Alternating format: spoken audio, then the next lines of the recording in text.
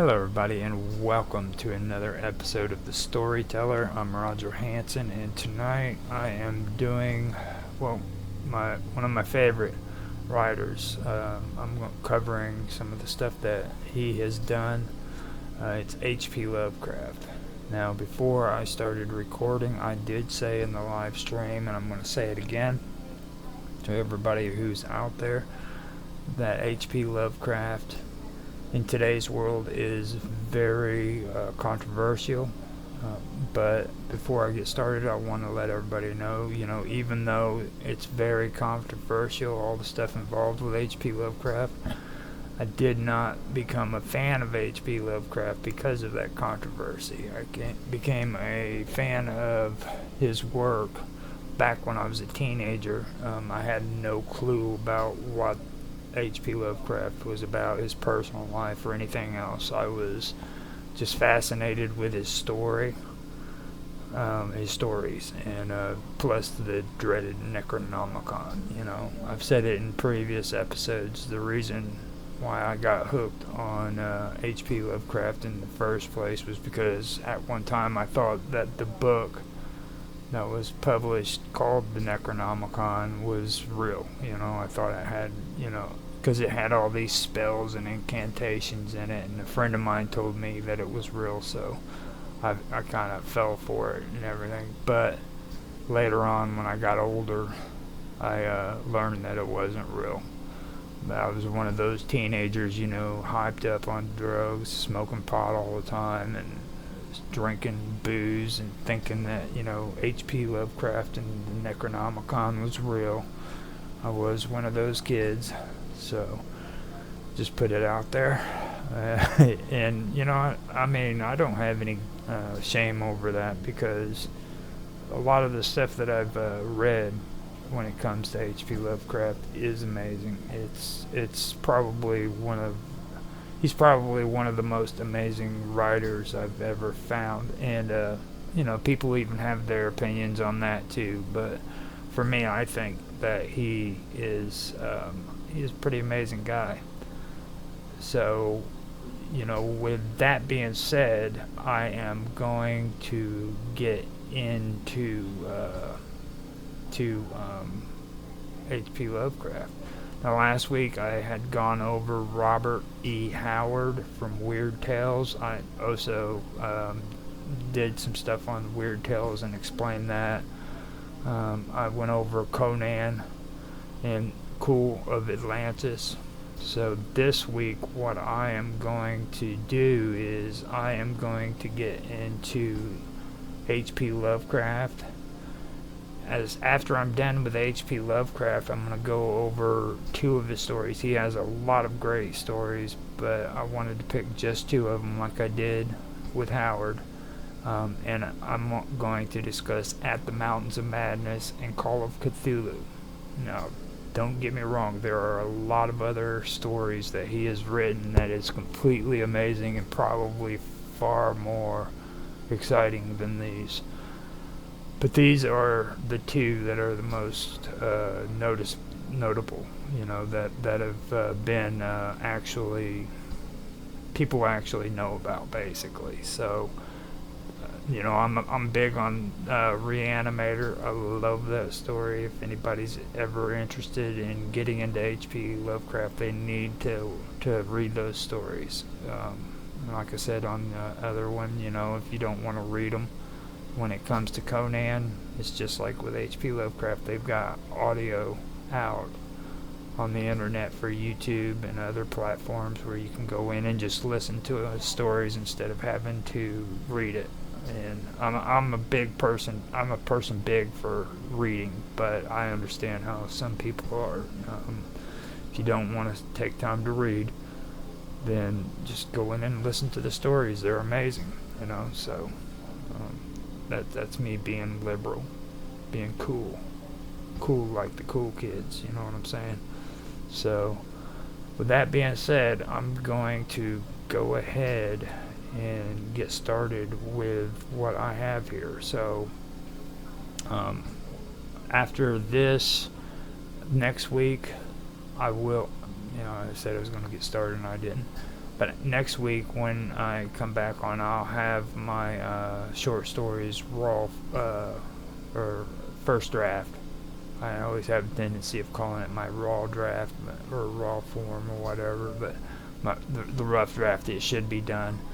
That'll also be my last episode for the storyteller until next year. So I just want to do 12 live streams and be done with it for this year. I want to get everything finished up for December so that I can say, I did this for the year 2024. This is the last, or one of the last things that I have to do. I've also been doing projects with music and stuff with a friend of mine, Mr. Robot, so I have to do that too. But this is the stuff I have to do for writing and get it done. So the next episode will be the rough draft of my story. But this week I'm going to do the Call of Cthulhu at the Mountains of Madness, and first, before I even get into those, I'm going to go over H.P. Lovecraft. Now, before I start reading, I'm going to let you guys know, yes, I did pull this together from content that I found, and what I did is I did my own copywriting.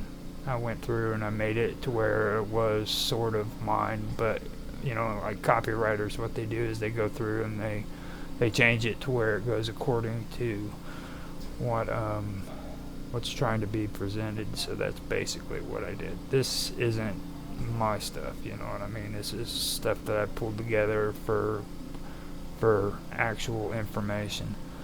And the controversial stuff is in there, but I want you guys to know that I have no part of that. Alright, I'm not for or against any of it whatsoever, but I did want to leave it in there because it's part of the story, so here we go. Few writers have had as profound and enduring an impact on the horror genre as Howard Phillips Lovecraft.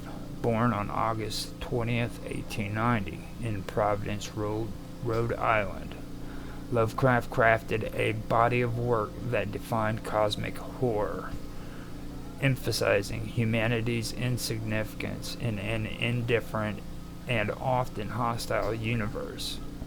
His stories introduced readers to a pantheon of ancient godlike entities and a philosophy of existential dread that has resonated across generations.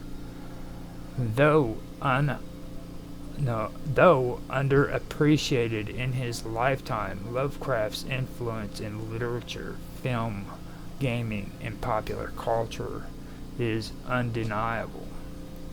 H.P. Lovecraft's life was marked by tragedy and isolation, factors that deeply shaped his worldview and literary themes.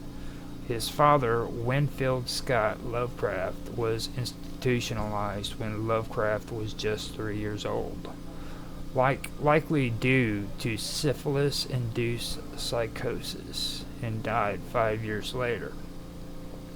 His mother, Sarah Susan Phillips Lovecraft, was an overprotective and emotionally unstable figure who instilled in him a sense of superiority alongside profound insecurities. From an early age, Lovecraft exhibited a prejudiced intellect and an insatiable appetite for reading. He was captivated by Greek and Roman mythology, the Gothic tales of Edgar Allan Poe, and the fantastical works of Lord Dunsey. His fascination with science, particularly astronomy, also played a crucial role in shaping his cosmic perspective. Lovecraft wrote amateur astronomy articles and often gazed at the stars, contemplating humanity's smallness in the vast cosmos. Frequently frequent illnesses and a nervous disposition prevented Lovecraft from completing formal education. However, his autodidactic nature allowed him to cultivate a rich literary and philosophical foundation. This self-guided education would later inform his unique blend of scientific curiosity and mythological imagination. Now, what I do want to mention in there, I'm not sure how much they get into this, but as a child and even into his adult life, H.P. Lovecraft he isolated himself. He really didn't like to leave his house. And you find that with a lot of writers, like Edgar Allan Poe, which was just mentioned. He had the same issue. He really liked to isolate himself and stay away from himself. And a lot of people who were into the Romanticism, or the age of Romanticism, that was into the more dark side of the stories, they were really they had a hard time socializing with people, and they wanted to stay away from people and isolate. So that was probably something that H.P. Lovecraft had, that he had a bond with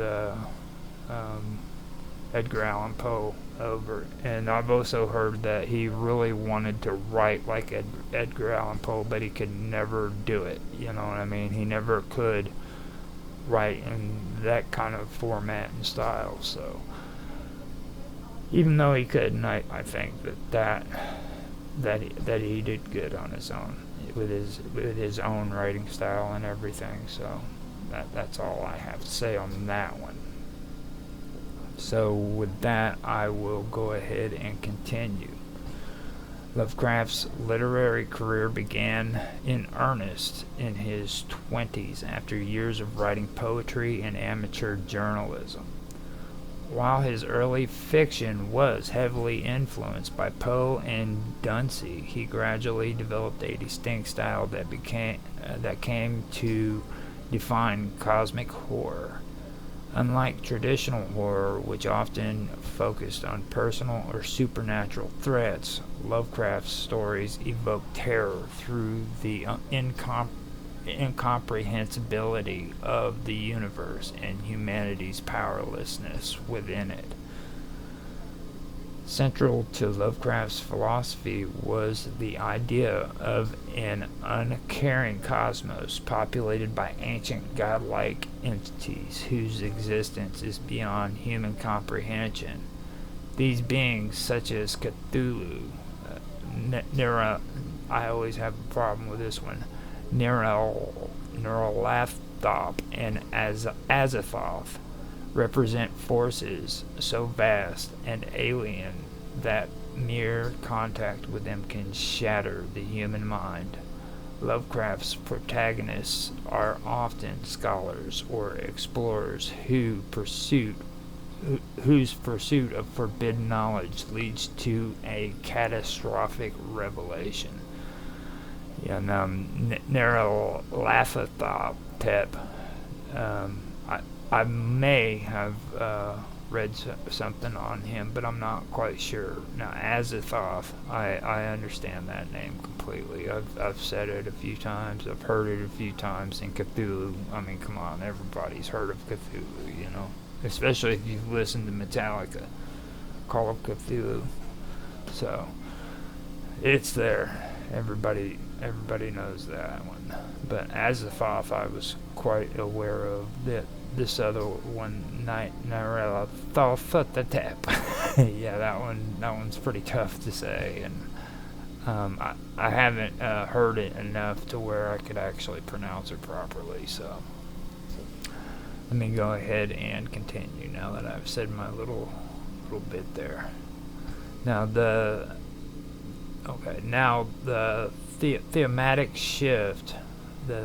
thematic shift from personal to existential terror marked a significant departure from Gothic horror's emphasis on individual morality and supernatural retribution. Lovecraft's tale instead highlights humanity's fragility and ignorance in the face of a universe that operates on scales and principles far beyond human understanding. The Call of Cthulhu was made in 1928. It was perhaps Lovecraft's most iconic story. The Call of Cthulhu introduced the titular entity, a monstrous, tentacled, godlike being that lies dormant beneath the Pacific Ocean. The story is told through fragmented accounts of journal entries reflecting Lovecraft's fascination with unreliable narrators and piecing together desperate clues. The narrative explores themes of forbidden knowledge, humanity's insignificance, and the fragility of sanity when confronted with cosmic truths. Cthulhu's enduring image, a grotesque amalgamation of cephalopod, dragon, and humanoid, has become a cultural icon representing Lovecraftian horror in literature, film, and gaming. The one thing I always had an issue with was Lovecraft's obsession with tentacles. And I've mentioned this about Japanese people too. I don't understand that when it comes to Japanese people and their obsession with tentacles. You know, that's, don't get me wrong, I love H.P. Lovecraft's stories and everything, but man, he's obsessed with stuff like tentacles and like roots in the ground that are growing and stuff, and things that grow, you know what I mean? That he had this one really cool story, and I forget what the name of it is, but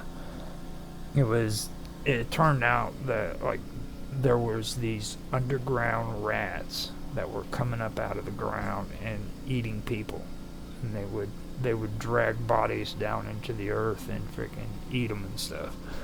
And I thought that was so weird. It was a good story, but it was one of those freaking stories that was really strange, you know what I mean? Like, you didn't know until the end what was going on until it was happening. So, but he always did. He had an obsession with those tentacles, and that really stuck in my head when it comes to it.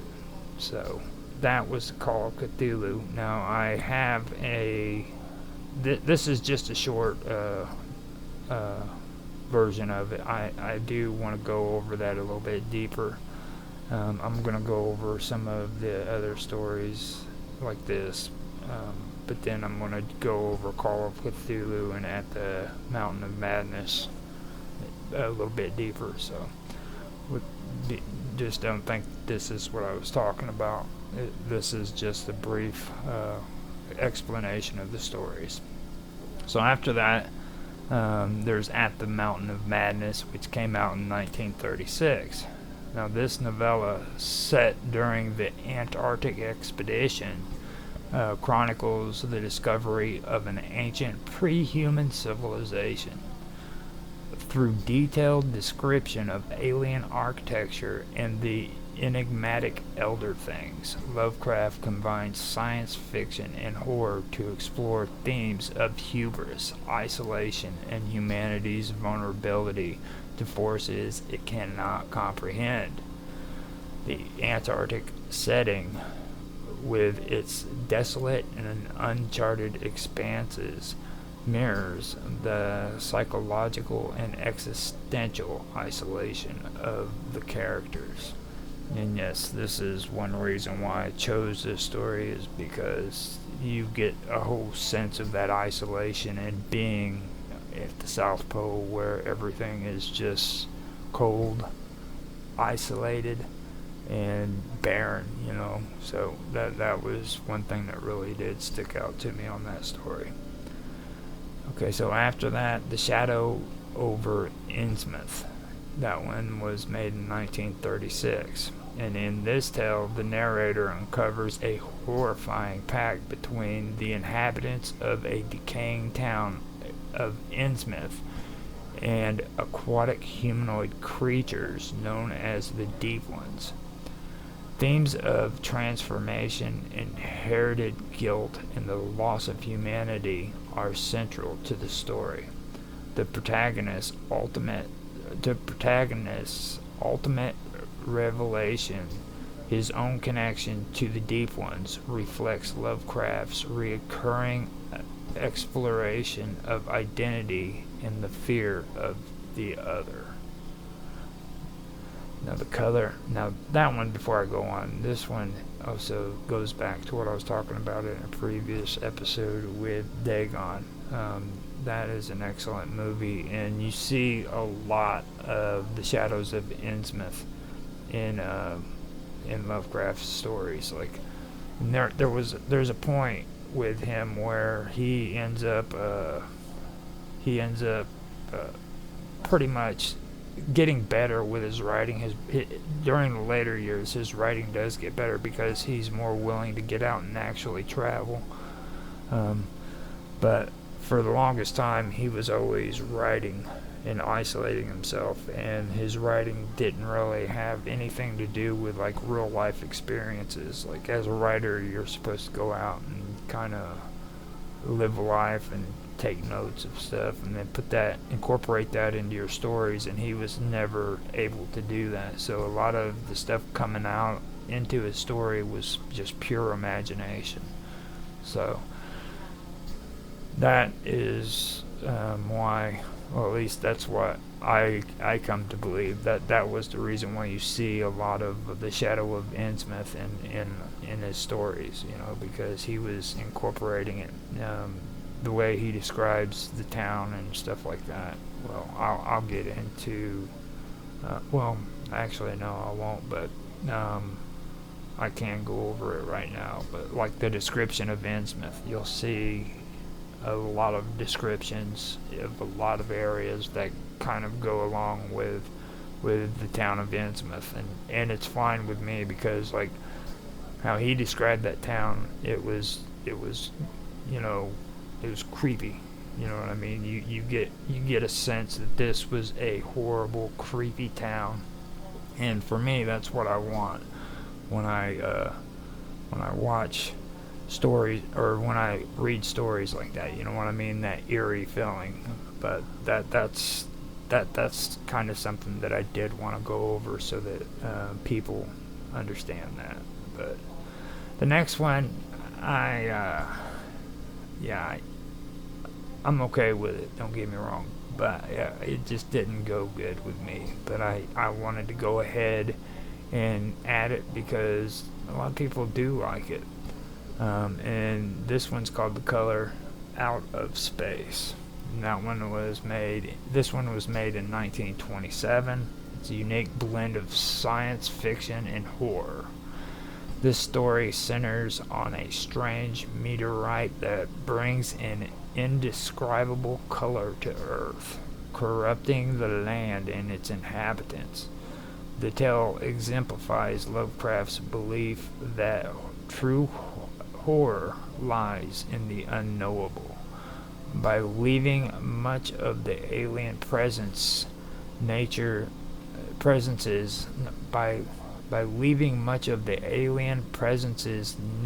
unexplained, Lovecraft heightens the sense of unease, allowing readers' imaginations to fill in the gaps. And this is kind of what I have been learning too, right there. And I did notice that about that story.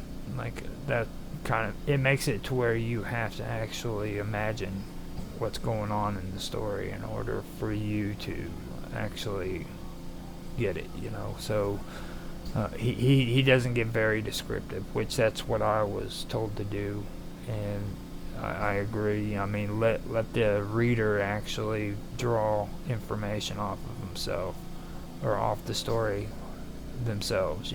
Don't try to describe every single detail in the story. So, and that's kind of a good example of that one. But I don't know. It's a little bit too. Um, it's hokey, basically. You know what I mean? The color of space. Like, and the evil is like nothing. Yeah, that's the best way for me to say it. It Go ahead and check it out and see what you guys think. You know what I mean? It's just my take on it. I apologize if you have read it and you liked it, but it's just my take. Now, Lovecraft's extensive body of work includes numerous short stories and novellas that expand on his cosmic mythos. Tales like Dunwich Horror, The Whisper of Darkness, and The Dreams of the Witch House showcase his ability to intertwine folklore, science fiction, and existential dread. These stories collectively contribute to the shared universe known as Cthulhu Mytho, a framework that has inspired countless adaptations and expansions by other writers. Lovecraft was really big on wanting other people to take his stories and expand on them, and then he would do the same with theirs. I've mentioned it in previous episodes, but I'll mention it again because this is about Lovecraft, But that's one of the things that I admired about the guy. He wasn't big on the whole, well, I want to put copyrights on this, and you're not going to be able to use it, and you're not going to be able to use it. I'll let you use it for this amount of money, and you can use it for this amount. He wasn't like that, He encouraged writers to work together and expand on their ideas and things of that nature, which that was pretty rare during his time, being honest with you. Not too many writers wanted to go that direction. They wanted to basically keep it to themselves, and what's mine is mine and what's yours is yours, kind of thing. So that was something that really caught my attention about him, and I did learn that earlier on too when I first started reading his stories and stuff. He was like that. So Lovecraft's prose is distinctive for its archaic language, elaborate descriptions, and an almost obsessive focus on atmosphere. His use of terms like eldritch, nameless, and blasphemous creates an aura of dread and mystery, rather than providing explicit details of the horrors he describes.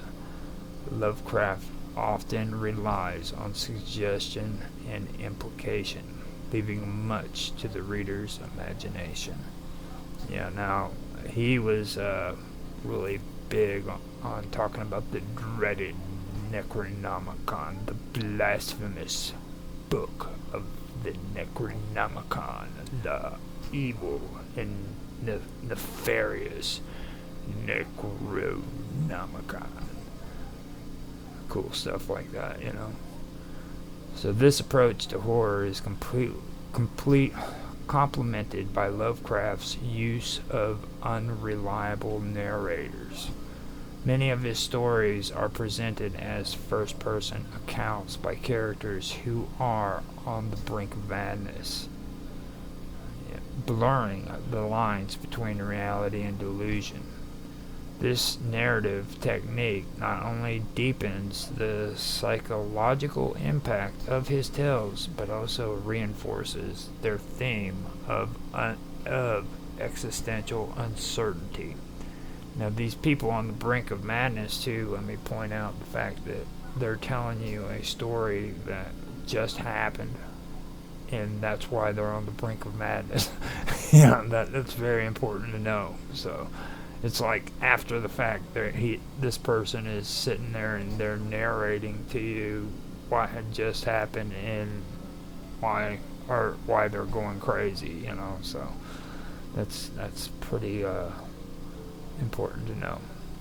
Now, Lovecraft's meticulous world building is another hallmark of his style.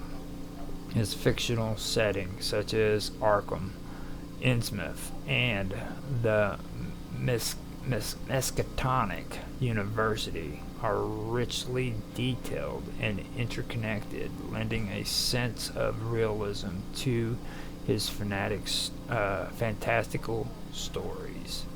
This immersive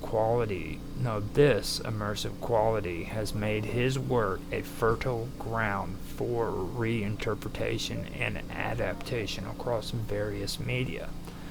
Now, the Miskatonic University is the coolest. So that's where the dreaded and immoral Book of the Necronomicon is stored. So if you want to learn about the secrets of the despicable and immoral Book of the dreaded Necronomicon, that is where you must go. That is where you must go. So that's the last time I'll talk like that. I'm sorry, guys. I love the book. I just love the Necronomicon and the way he uses it in his stories. It's just completely, it's cool. You know what I mean? That's the best way of saying it. Like out of nowhere, he just talks about this dreaded book, and it comes out in all of his stories. You know, the Necronomicon, and this is where all of the information of these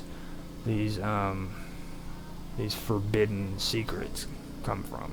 It's within that dreaded book of the Necronomicon, you know. And he has a way with churches too. I want to mention that. It's like if you pay close attention to his stories, like there's some universes that he's creating where they don't worship like Christianity or any kind of religion that we know. They're actually worshiping something different. You know what I mean? Like, and it's really strange that way. But sometimes you have to kind of pay attention to it when you're listening to the story. But I did pick up on that. It's not in all of them, but in some of them it is. So, and while Lovecraft's contribution to literature are celebrated, his legacy is complicated by his overt racism and xenophobia. Now this is the part there where I was talking about with the controversy. So let me go ahead. I'll go ahead and say this, read it out and everything, but let me go ahead and read it. The prejudices are evident in both his personal correspondences and certain aspects of his fiction. Lovecraft's fear of the other often manifests in his portrayal of non-Western cultures and immigrants as sinister or degenerate. Now, I do want to point out the fact that back during that time period, that was pretty much the general view of everybody here in the United States. And I'm sorry, but I've actually had other episodes where I've had to talk about this kind of stuff when it comes to the way people acted back then, and the reasons for stuff like immigration laws here in the United States. You know, if you really check into that and Staten Island and all that stuff, you'll find out that this was common among people here in the United States during that time period. Now, I've heard stories that he was anti-Semitic, and I also did research on it, and I also want to point out the fact that you really don't know why he was anti-Semitic, because the wife he had, which by the way he did get married, she was Jewish, so it's unclear if he was anti-Semitic before he got married to a Jewish woman, or he became prejudiced after she had left him. because she had left him and then later remarried somebody else. So that part of the story isn't really told too well, you know what I mean? So, I'm not saying that it's great that he was racist or not, you know what I mean? But I'm just saying, you know, he probably did become racist because of the bad relationship that he had with his wife.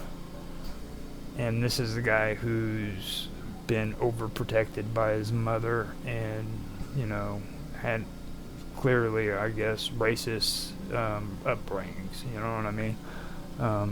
But he apparently did marry a Jewish woman. So there's a lot of things there that's really not told, you know. So I do not know exactly. And then I've heard people talking about he was racist against black people and stuff, but that's been recently that I've heard it. And before I heard it here recently, I've never heard of him being racist towards black people. But apparently something has been added to where now the characters in his stories are supposed to be racist in some way, you know. And this kind of goes back to some of the stuff that I've talked about before at different times in my older stories. Like people like to Walt Whitman is an example. Walt Whitman, everybody today likes to say, you know, Walt Whitman was the first gay writer in America, and like there's no evidence proving that he was physically in the real world a homosexual. Like in the real world there's no evidence he was even ever in a relationship. There's nothing that was said about by him or his sister, who was the only person that was really ever in his life, that said he was gay. You know what I mean? He did write about things that seemed to be homosexual, but there's nothing that straight out implies that he was homosexual whatsoever. But today, if you ask most people who talk about Walt Whitman, they will point blank tell you, yes, it's true. He was the first homosexual in American history, the first homosexual writer. And Hemingway, you know, was point blank 100% homosexual. You know what I mean? And he had no problem saying it, but everybody just makes the broad claim that Walt Whitman was homosexual, and he never said it. There's no evidence backing it up, but since he wrote the way he did, you know, he must be homosexual. And this is the same when it comes to H.P. Lovecraft too. Like there's certain things that really don't match up. Like they've taken this story, you know, I've heard a while back that he was anti-Semitic, but now they're adding to the story, you know what I mean? Now he's just a horrible freaking person who hates black people because, you know, this character represents black people, you know. So I'm not really big on the whole woke movement. And that's all I'm going to say when it comes to politics. I really didn't get involved with H.P. Lovecraft because of his beliefs or anything about him. Like I said, I actually knew about his stories before I knew anything about the man, and I just loved the stories, you know. So that's the way I am about the whole situation, and I'm going to leave it alone at that. I debated on even having this conversation beforehand because of it, but then I remembered, you know, I did discuss Walt Whitman, so why not discuss, you know, H.P. Lovecraft and maybe get into that a little bit more, you know. So why not just do it? and let it fall wherever it may and be done with it. So let me go ahead and continue with this because I really want to. I don't want to talk about politics on my storytelling channel. So modern readers and scholars have grappled with this troubling aspect of Lovecraft's work, leading to broader discussions about how to engage with art created by individuals with reprehensible beliefs. Some argue for a contextual approach, acknowledging Lovecraft's prejudice while still appreciating his literary achievements. Others have sought to reinterpret and expand upon his myths in ways that challenge and subvert his original worldview. H.P. Lovecraft's influence extends far beyond the confines of horror literature. His creation of the Cthulhu mythos has inspired generations of writers, including Stephen King, Ramsey Campbell, and Caitlin R. Kernan. Lovecraft's emphasis on cosmic horror has also found expression in films such as The Thing in 1982 and, just so everybody knows, there's an older version which I believe was back in the 1940s or 50s, and that had James Arness playing as a thing. James Arness off of Gunsmoke, for the older crowd who knows what I'm talking about. And The Mist in 2007, as well as in video games like Bloodborne and Call of Cthulhu. Now, Lovecraft's work has been both celebrated and parodied in modern culture. His distinctive prose style, with its verbose and antiquated language, has been mimicked by admirers and humorists alike. Writers like Neil Gaiman have paid homage to Lovecraft's themes while reimagining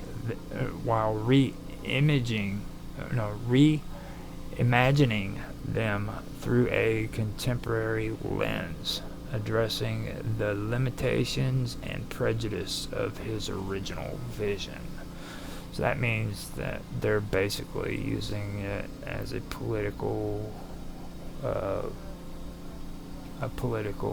freaking bullshit thing. We were talking about this on a friend of mine's show the other night, and I brought it up because I'd gone through this stuff, and I was like, why are people who are supposed to be against this kind of stuff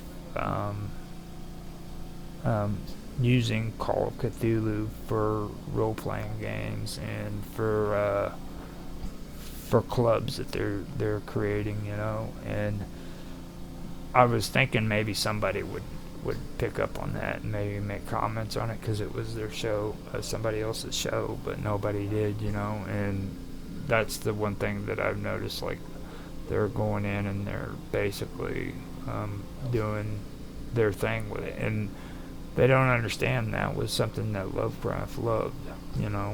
It was something that he believed in. Take his stuff and turn it into your own, and it doesn't deflate anything about Lovecraft whatsoever.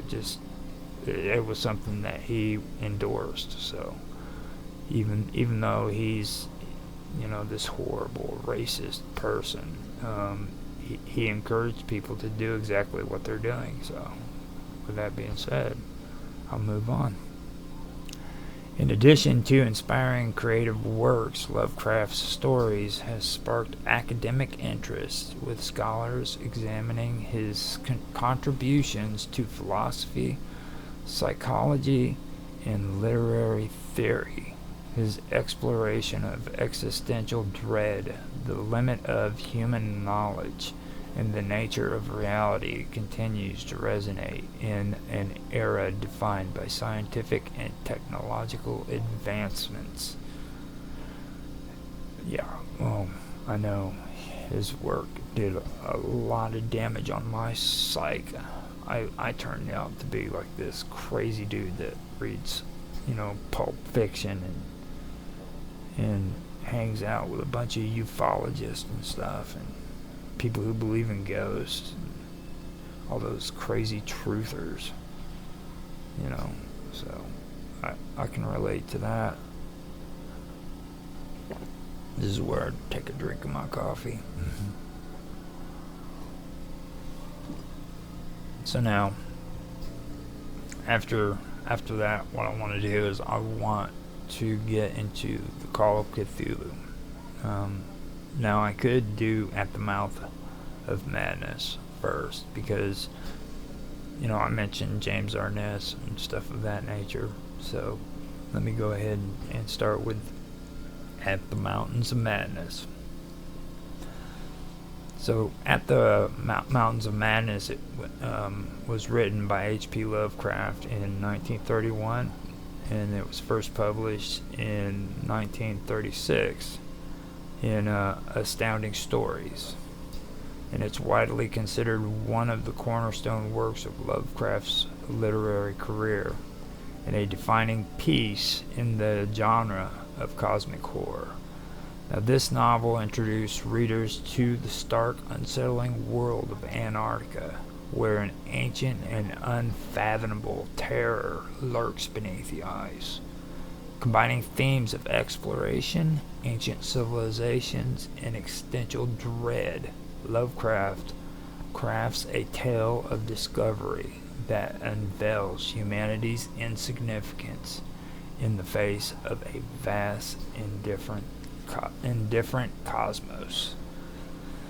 Lovecraft, often regarded as the father of cosmic horror, was not widely known during his lifetime, and his works were typically published in pulp magazines. At the Mountain of Madness is one of his longer works, and it demonstrates his signature style, a deep sense of dread, and emphasizes on forbidden knowledge, in the creeping realization that the universe is governed by entities and forces far beyond human understanding. The story is set within Lovecraft's Cthulhu mythos, a shared universe that includes several other works such as The Call of Cthulhu and The Shadow over Innsmouth, all of which explore the terrifying insignificance of humanity. The story was written at a time when exploration of the unknown, particularly in Antarctica, was a source of fascination. Lovecraft capitalized on this sense of mystery, using the remote, desolate setting of Antarctica as a perfect backdrop for his cosmic horror narrative. So this story was at the point where he actually started leaving his house and going out and exploring the world a little bit. I believe he didn't travel too far, but he traveled far enough to where he could kind of get a sense of, changes in the way things really were, things of that nature. He may have traveled farther. I'm not sure.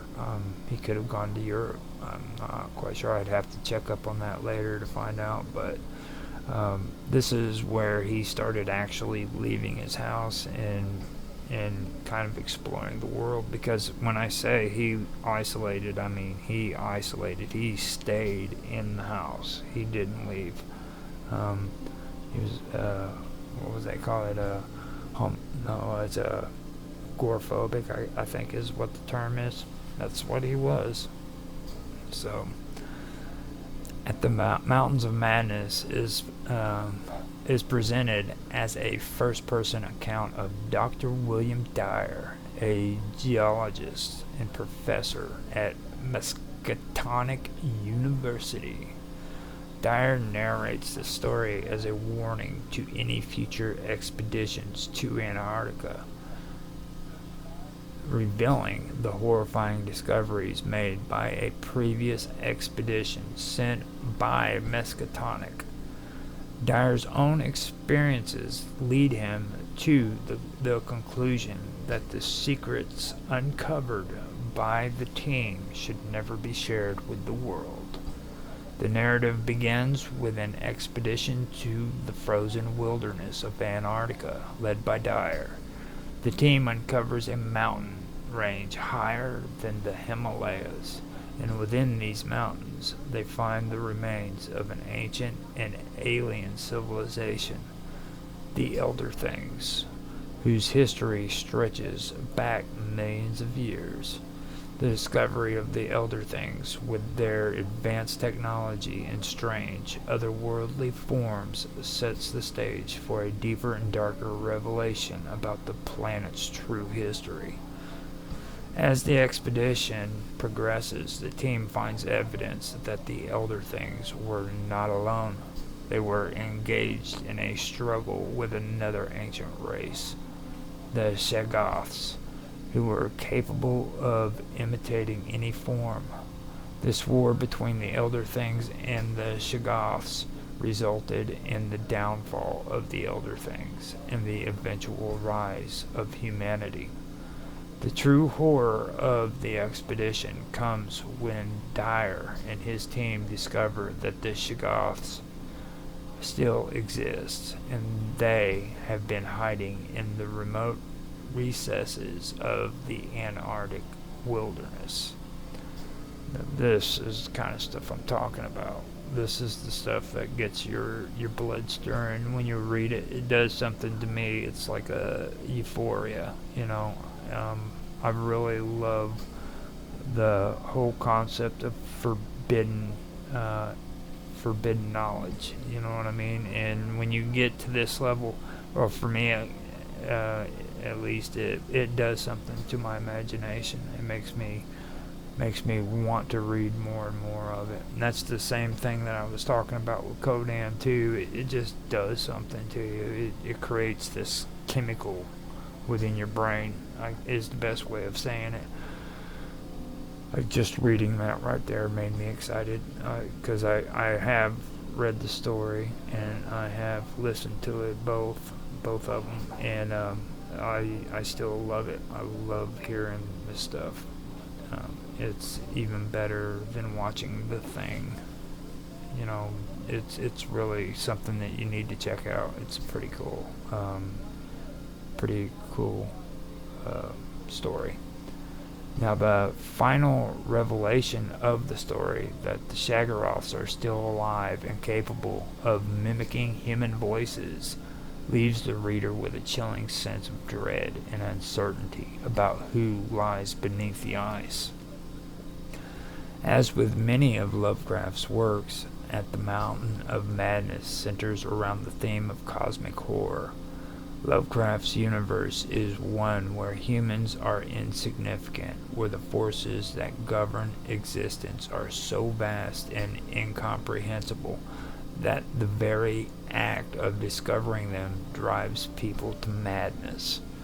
The ancient alien civilizations in the story, such as the Elder Things and the Shoggoths, are not concerned with humanity, and their conflicts are completely unrelated to the lives of humans. Humanity in Lovecraft's universe is a fleeting, insignificant blip in the grand scheme of the cosmos.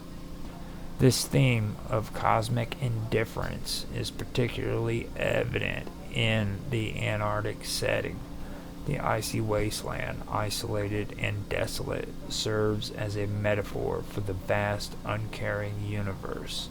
It is a place where human explorers are dwarfed by the forces of nature and ancient, forgotten gods. Lovecraft's use of the frozen wilderness amplifies the sense of existential dread, reinforcing the idea that the universe is an uncaring, indifferent entity that humans are powerless to understand or control. The discovery of the elder things in the ancient history of the earth represents a central theme in Lovecraft's work. The dangers of forbidden knowledge. As Dyer recounts the events of the expedition, it becomes clear that the more the team learns about the elder things, the more they descend into madness and despair. The ancient knowledge they uncover is not meant for human minds, and their exposure to it shatters their sanity. This theme is forbidden knowledge.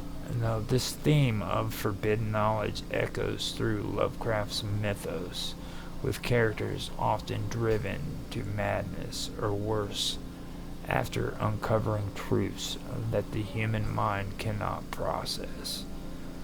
Dyer himself becomes deeply paranoid after learning of the true history of Earth and the existence of the Shoggoths, realizing that there are forces far older and more powerful than anything humanity has ever known.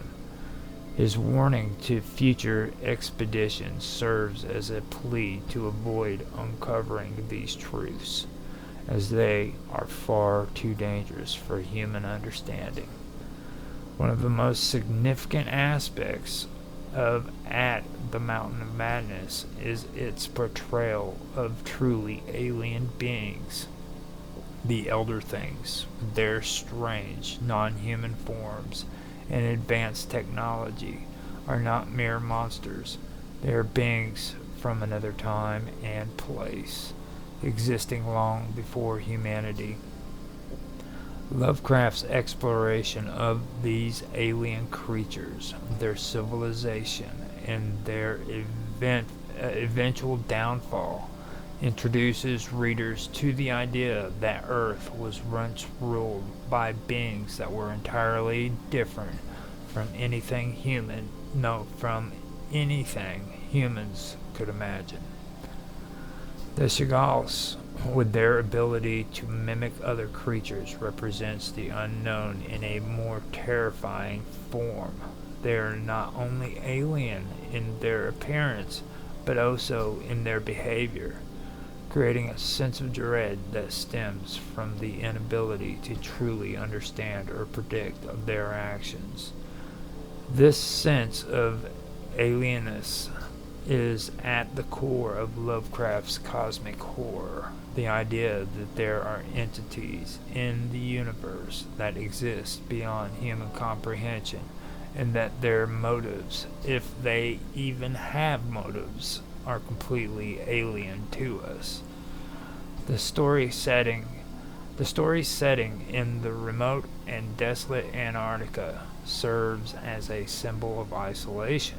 The vast frozen landscape is cut off from the rest of the world, just as the ancient civilizations discovered by Miskatonic expedition are cut off from human history. This isolation heightens the sense of dread, as the explorers are not only physically separated from the rest of humanity, but also spiritually and mentally isolated from any understanding of the world they have entered. Lovecraft often uses isolation as a way to amplify the sense of horror in his works.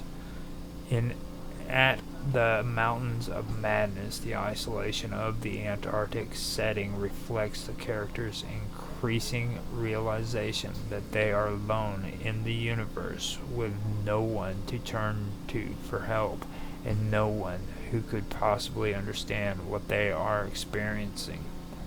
At the Mountain of Madness has had a profound influence on the horror genre in popular culture. The story helped to cement Lovecraft's reputation as one of the foremost writers in cosmic horror. Its themes of alien beings, forbidden knowledge, and human insignificance contributes to resonate with readers and creators alike.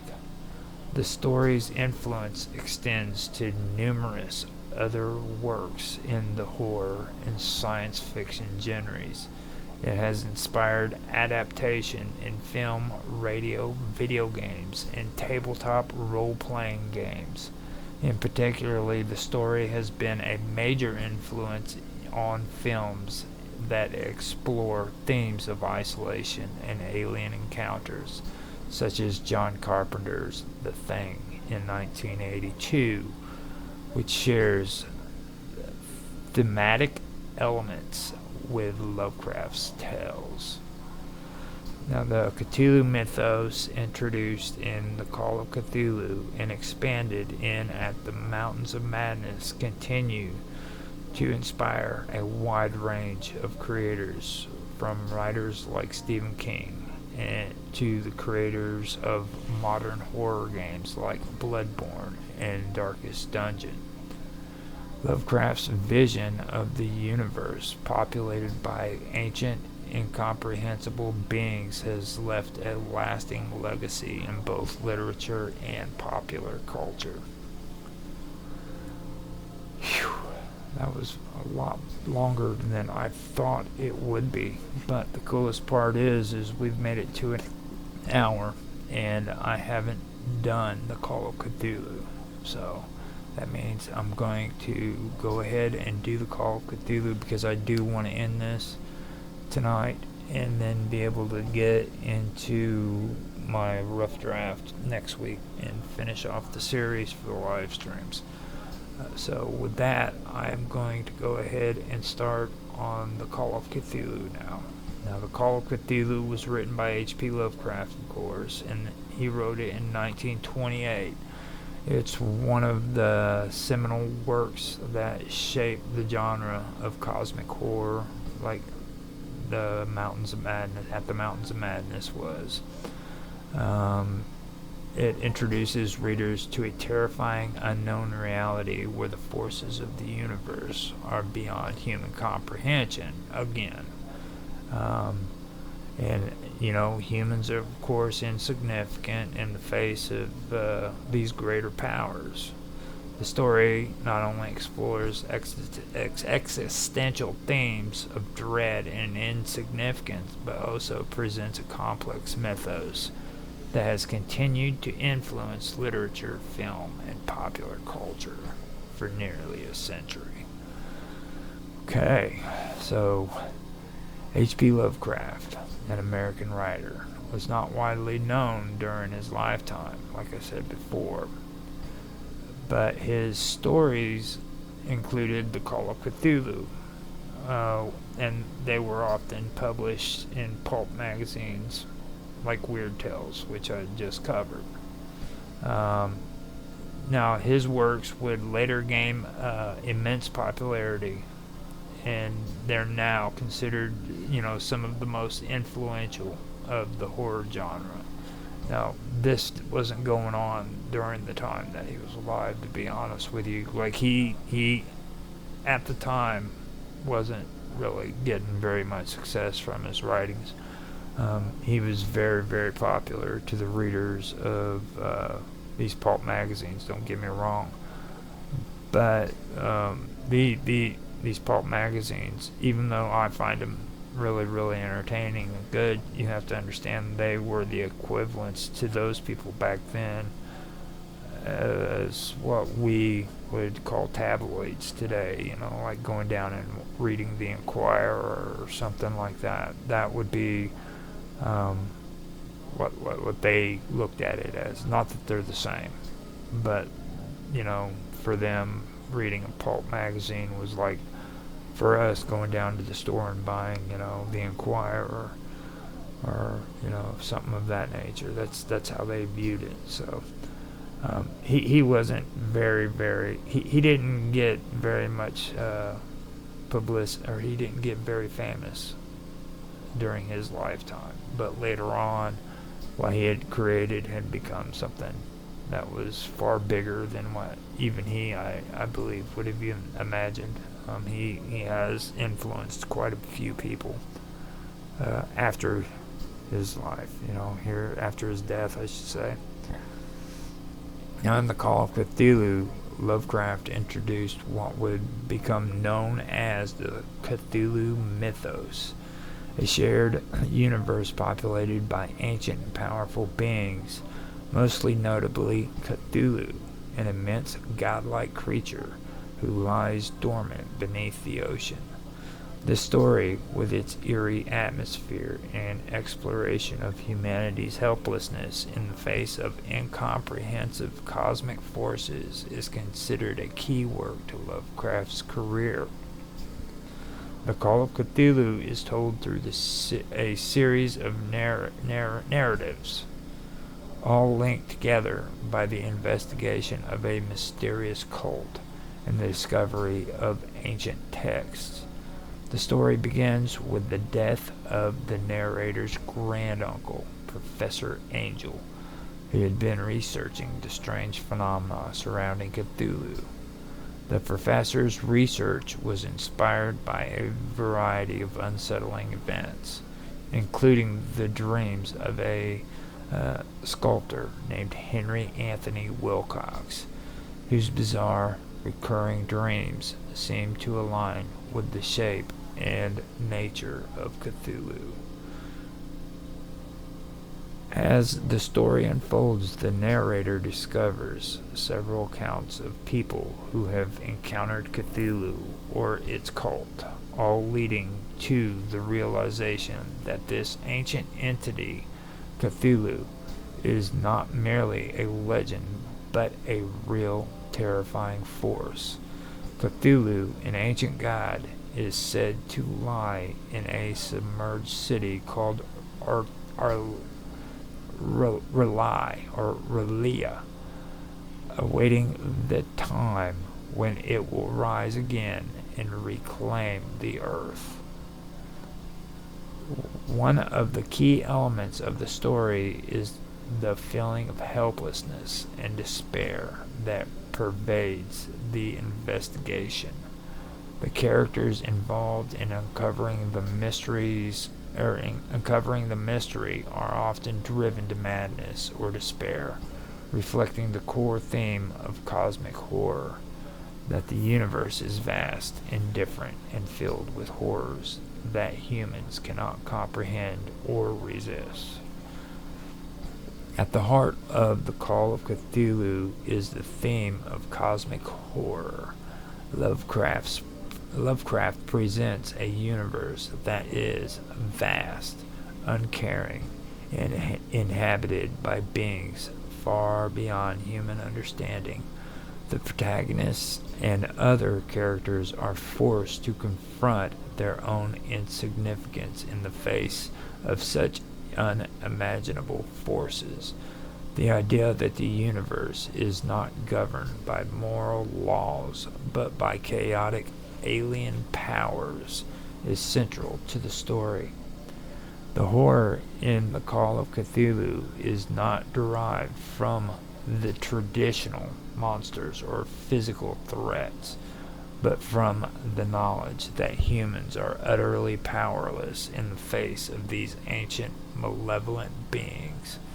The fear comes from the realization that humanity is not the center of the universe, and that there are beings and forces out there that are far older, more powerful, and completely indifferent to human existence. Another recurring theme in the Call of Cthulhu is the idea of madness. Many of the characters in the story who encounter Cthulhu or come close to understanding its true nature are driven by insanity, or are driven to insanity. The concept of forbidden knowledge, learning truths about the universe that the human mind is not equipped to handle, is a key element to Lovecraft's work. In the Call of Cthulhu, the pursuit of this knowledge leads to a breakdown of the character's mental stability, a recurring motif in Lovecraft's stories. And most of the time they end up in a hospital bed with mental problems, just so you guys know. Now, dreams play a central role in the Call of Cthulhu, particularly through the character of Henry Anthony Wilcox.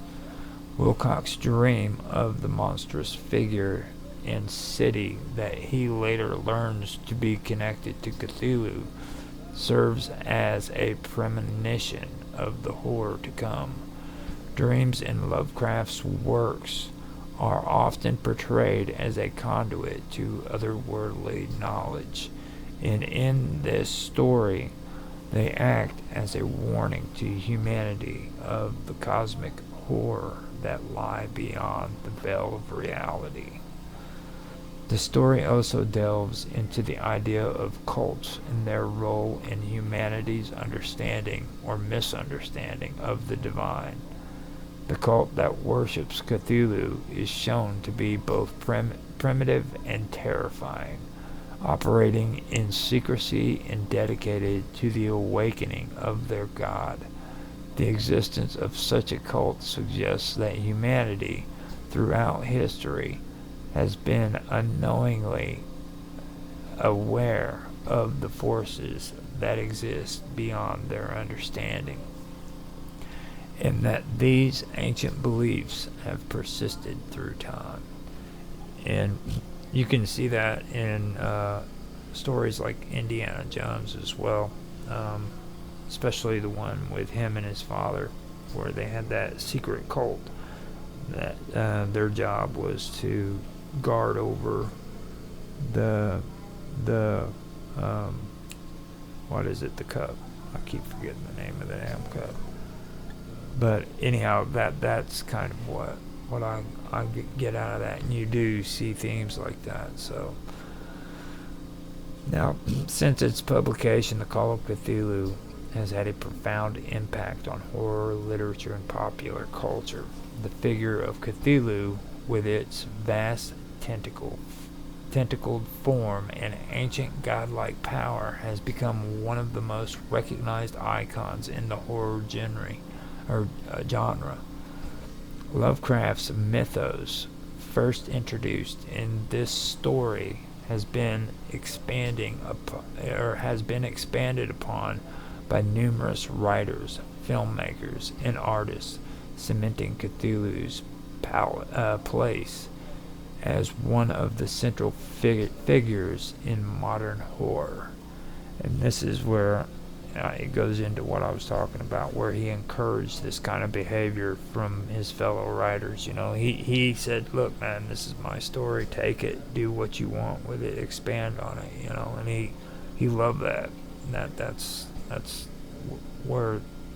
why Cthulhu has expanded and become more than what it once was. It's because over almost 100 years, over 100 years, I'd say it's well over 100 years, if I'm correct. Let me go and check that time out. It would be just short just short of 100 years. It was 1928. It's 2024. Wait, 4 years from now. 4 years and it'll be 100 years old. That's pretty cool. So within roughly 100 years, this story has evolved into what it's become today. So, and it's really weird, the tentacles. That's something that just blows my mind, and I still don't understand why people in the Orient are obsessed with tentacles. You know, I understand H.P. Lovecraft because he was obsessed with it, you know, but like I've noticed, like people in the Orient and Japanese, for most of them, you know, they're the ones that are really obsessed with it. So that really did stick out to me. So the story's influence extends beyond literature, with adaptations in film, video games, and tabletop role-playing games. Games like Call of Cthulhu, the role-playing game, and Bloodborne, of course, the video game, draw heavily on Lovecraft's cosmic horror themes, using them to create atmospheres of dread and existential terror. Additionally, the idea of Cthulhu has entered into popular culture, where it is used to represent an overwhelmingly, or any, no, which is used to represent any overwhelming, incomprehensible force or being. The image of Cthulhu has been a symbol for existential dread in the unknown. And I am so glad that's over, because I am getting tired of hearing the word existential. Okay. Now, before I finish this, I also want to say something too.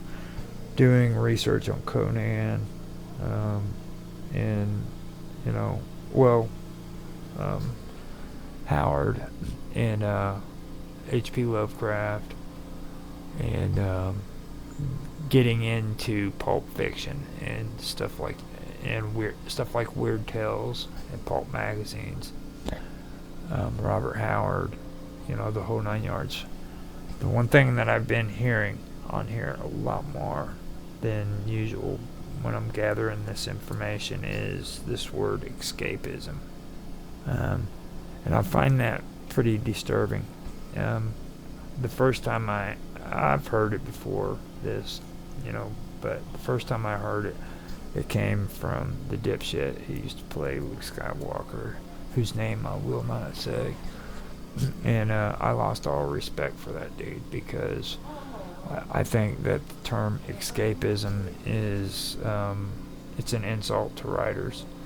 I believe that people who write stories that are fiction are writing stories that are fiction because they have an imagination, okay? And I don't care what kind of story it is. I think that needs to stop, and I find it disturbing. And I didn't start figuring stuff out about this until about 2 years ago, maybe 3, when I attempted to get involved with a group called NaNoWriMo. And these people were very, very, at the time I thought that they were very, very liberal, or very, very they're into censorship, you know what I mean? Like, they want you to write, but they don't want you to talk about anything that doesn't pertain to what they want, you know what I mean? They have their own agendas and everything. And it was very unsettling in that experience. After I did that and I walked away from it, that's when I started noticing stuff happening. Like, all of a sudden, Luke Skywalker's getting up on television and he's using words like escapism. And people who are writers are okay with the idea of censoring people.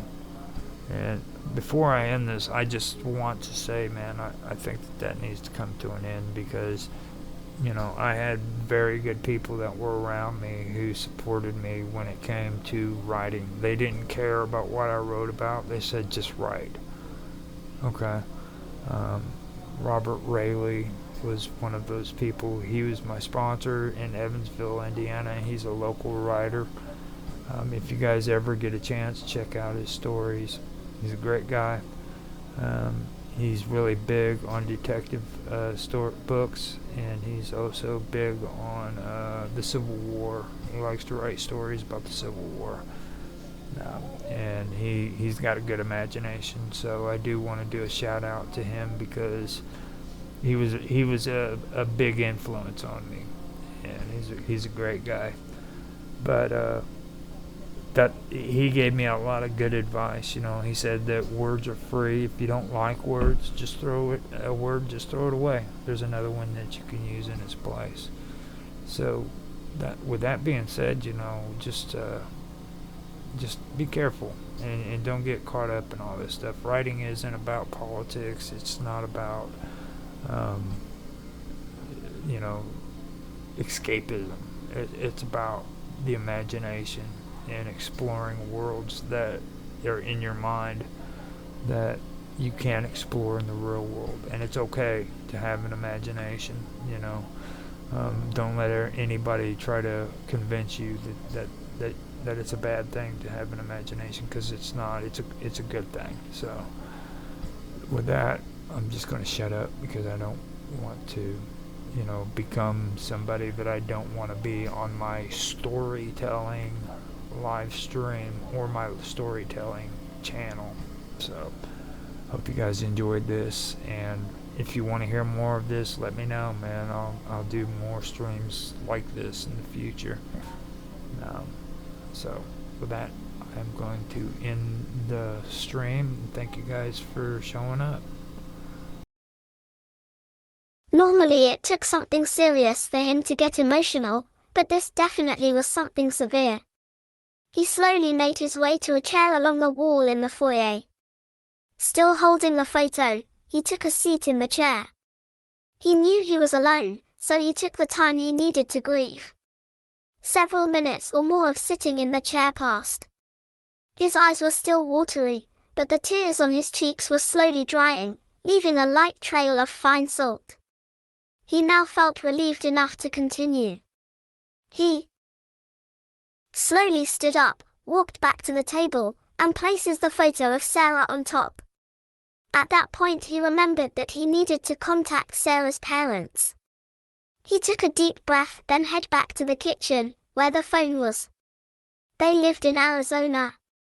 It was late enough in the morning that he likely would not get them out of bed.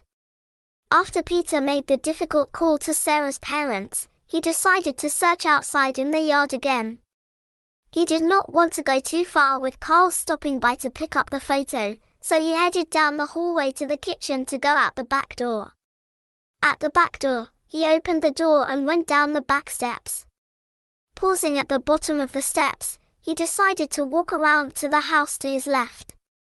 Not having been on this side of the house much, he was curious what he would find. He had not even mowed the lawn in the house yet. There was a large evergreen bush next to the house at the corner of the house. Looking at the side of the house, nothing really appeared strange to him. He scanned the windows and the eaves, but noted nothing strange. He kept making his way around the outside wall of the house. His right foot struck something solid. After almost tripping on the obstruction, Peter took a step back and looked down to see what his foot had hit. It was a rectangular slab of concrete extending about 5 feet from the concrete house foundation. Not seeing any sign of a doorway or anything else that would require a concrete slab, he was puzzled as to why the slab existed. It looked well worn, with some of the edges crumbling slightly and the larger stones were exposed. Also, the surface of the slab was uneven and unprofessional, with visible trowel marks. He knelt down and rubbed his right hand over the slab. Not sure why he felt compelled to do this, he paused and pulled his hand slowly away from the slab. It occurred to him that the slab almost looked as if it was intended to cover something up. He remained in the crouched position for a few seconds, and then got up to continue to search around the house. As he walked toward the front of the house, he did catch himself glancing back to the slab once more. He shook his head and made it to the front of the house. He noticed Vernon in the front yard next door. Vernon put down the clippers he had in his hand, and walked over to Peter. "Hello, Peter, sorry to hear that your wife is missing," Vernon said, stopping a few steps in front of Peter. "Thanks, Vernon. How did you hear about it?" Peter asked. Vernon looked down, then out toward the street for a moment, and replied, "I saw the article in the paper this morning and, well, I did talk to the police yesterday too." "Were they asking you questions?" Peter asked, a bit puzzled. "Some. Not sure why though. I don't figure I'm much help at my age," Vernon replied. "So you didn't see anything strange Friday night or Saturday morning around here, I take it?" Peter asked. "No, I was in bed that night, and I didn't even hear you two coming home," Vernon replied. "Well, thanks for your thoughts, Vernon," Peter replied. Vernon sighed and looked back into the street. Peter could tell he had something else to say. Looking back toward Peter, Vernon commented, "I wish you two had listened to my warning about that house." Peter was again stunned. He watched Vernon slowly shuffle his feet around toward his yard. As Vernon walked away, Peter did manage to say, "Right now, I wish that we did too." Vernon paused for a moment, and turned his head slightly over his left shoulder. But then faced forward again and continued on to his yard work. Peter took a deep breath, and walked around to the front of his house to look for more possible clues. Later in the backyard, after looking through the garage, Vernon's comments weighed heavily on his mind. Maybe there could have been something going on with the history of house. Since he was finding nothing on the outside of the house, he decided he would go back inside and search the office to see if he could find any clues. Sarah had been looking through the office. He wanted to find what it was that she wanted to tell him about from the office, before she disappeared. He grasped the railing on the steps to the back door and stepped toward the door. At the top of the steps, he passed through the screen door open, then the back door. In the hallway, he closed the door behind him. He then headed to the office. The door to the office was partially open, so he pushed it the rest of the way until it contacted some boxes full of papers on the floor. He took a seat in the desk chair and paused for a moment to think. Rotating the chair right then left, he decided to start with the drawer that Sarah said that slammed shut. He reached down and pulled the wooden handle. The drawer slid open. The drawer was stuffed with very old folders and cut-out newspaper articles. Peter slowly moved his hand toward the drawer. The scent of the old papers permeated the room. Feeling the top of the items in the drawer, he stopped on a folder resting on the top. This may have been one that Sarah had been looking at a few days earlier. He picked up the old folder and set it on the desk. He opened the folder. It was full of yellow and brown newspaper articles. As he read the article on the top, he saw that it was an article about a missing person. The name of Oliver Croft was circled. It was familiar to him. He then remembered that the previous owner's last name was Croft. Scanning the article, he could see the name of Mildred Croft as the spouse of the missing person. He had heard that Mildred's husband was missing too, but this article could reveal more details. The paper's date was printed on the corner of the page. It read January 17, 1988. He now remembered that Carl had mentioned he disappeared somewhere in the 80s. Continuing to scan the article with interest, Peter read more details. The article just explained the circumstances for Oliver's disappearance. He noted that Oliver was last seen by Mildred in the house one evening a few days before the article was written. After he completed reading the article, he set it to the other side of the open folder. The next article appeared to be about Oliver's disappearance. From the date, it was printed a few days later. The article mentioned a few leads, but nothing seemed to really help him out much so far. When he was about halfway through the article, the phone rang in the kitchen. Peter got up and exited the office to answer the phone. He walked over to the counter and removed the cordless phone from the charger. "Hello?" Peter asked, as he answered. "Hello, this is Sheriff Gordon Hughes." "Is this Peter?" Gordon asked. Yeah, this is Peter." "Do you have any news on Sarah, Gordon?" Peter asked. "Well, that's why I'm calling, Peter. We may have a lead that we are following. I can't sugarcoat this, but we plan on having the river searched," Gordon said carefully. Peter gasped and closed his eyes for a moment. With his eyes still closed, he asked, "The river? Why would you need to search the river?" "We had someone call in a tip. This person said that they noticed the two of you this past Friday on the 3rd Avenue bridge over the river," Gordon responded. "Yes, we did talk on the bridge, but I don't know why that would lead to having to search the river," Peter replied, with his eyes open again. "Well, normally it wouldn't, but the person mentioned that Sarah seemed to be staring at the river intently for quite a while, Gordon explains. Peter's mind flashed back to Friday on the bridge. He did remember now that she was gazing into the river when they talked. Damn, Gordon, I remember that, but I didn't think that much about it until now. You think she may have jumped into the river or something? Peter asked. We don't know, Peter. That's why we are conducting the search. The diver team should be there about now, and I'll be heading over when I finish this call, Gordon replied. Can I watch the search? Peter asked. Yes, but I would recommend coming only if you feel you are ready for it, Gordon answered. Peter sighed.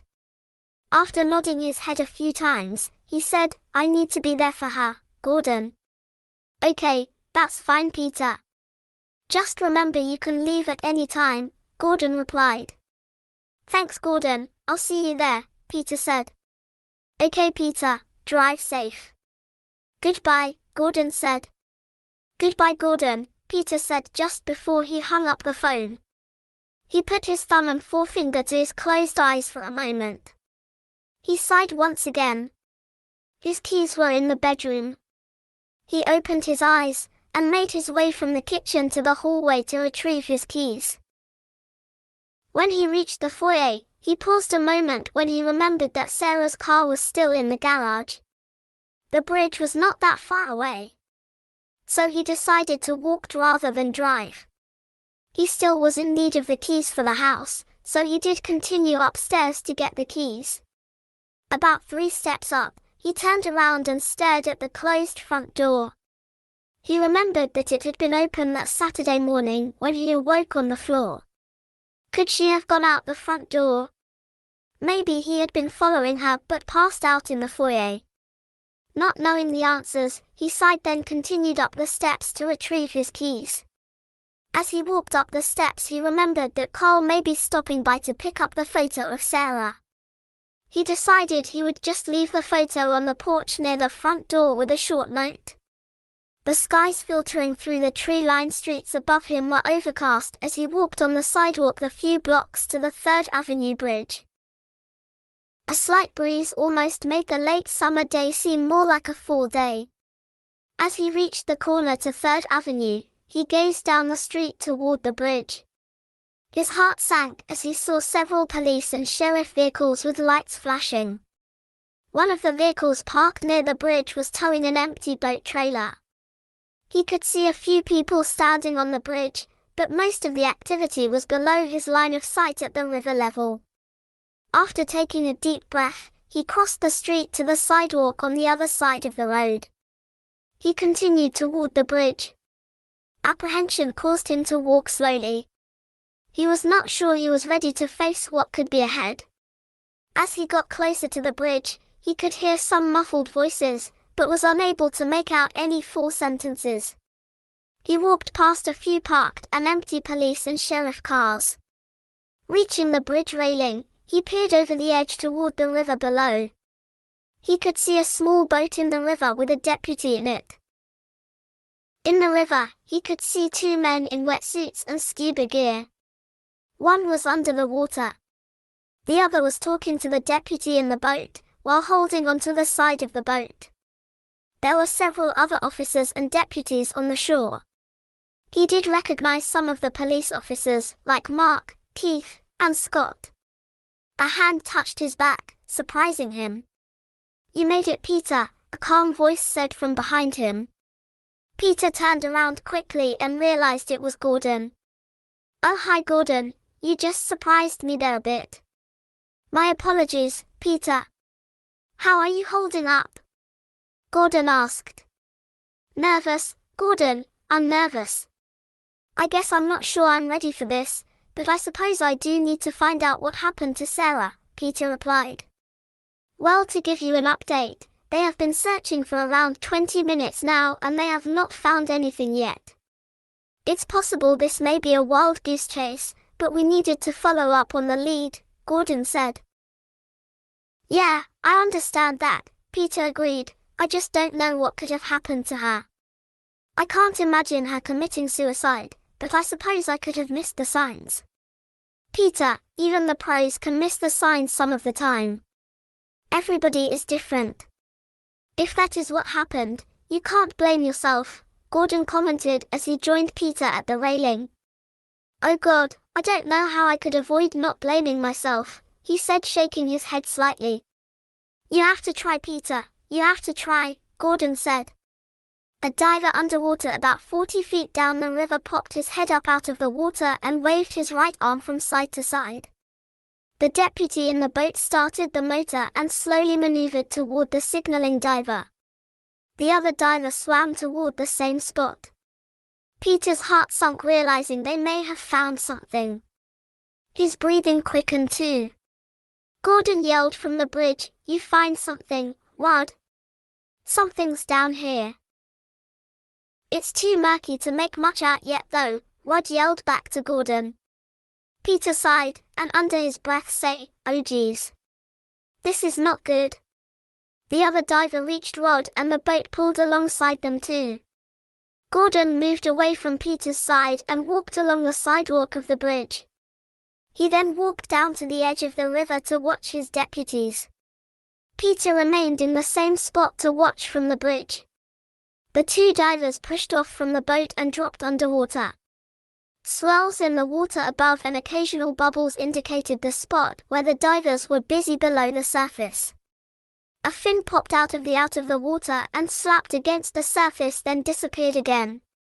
About a minute passed with only the sound of a few muffled voices and the water slowly flowing underneath the bridge.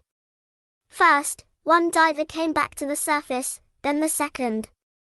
They appeared to stand on the bottom of the shallow river, which allowed the water level to reach their shoulders. Facing each other, they struggled to lift something out of the water. The dark waterlogged object reached the surface. The two deputies then lifted the sagging object out of the water and into the boat. Water dripped off of the object. Peter stared at it intently. His first impression was that it really did not resemble anything like a body, but he realized that he could be wrong. To him it almost appeared to be a garbage bag. He took a deep breath and continued to watch closely. The deputy in the boat examined the object.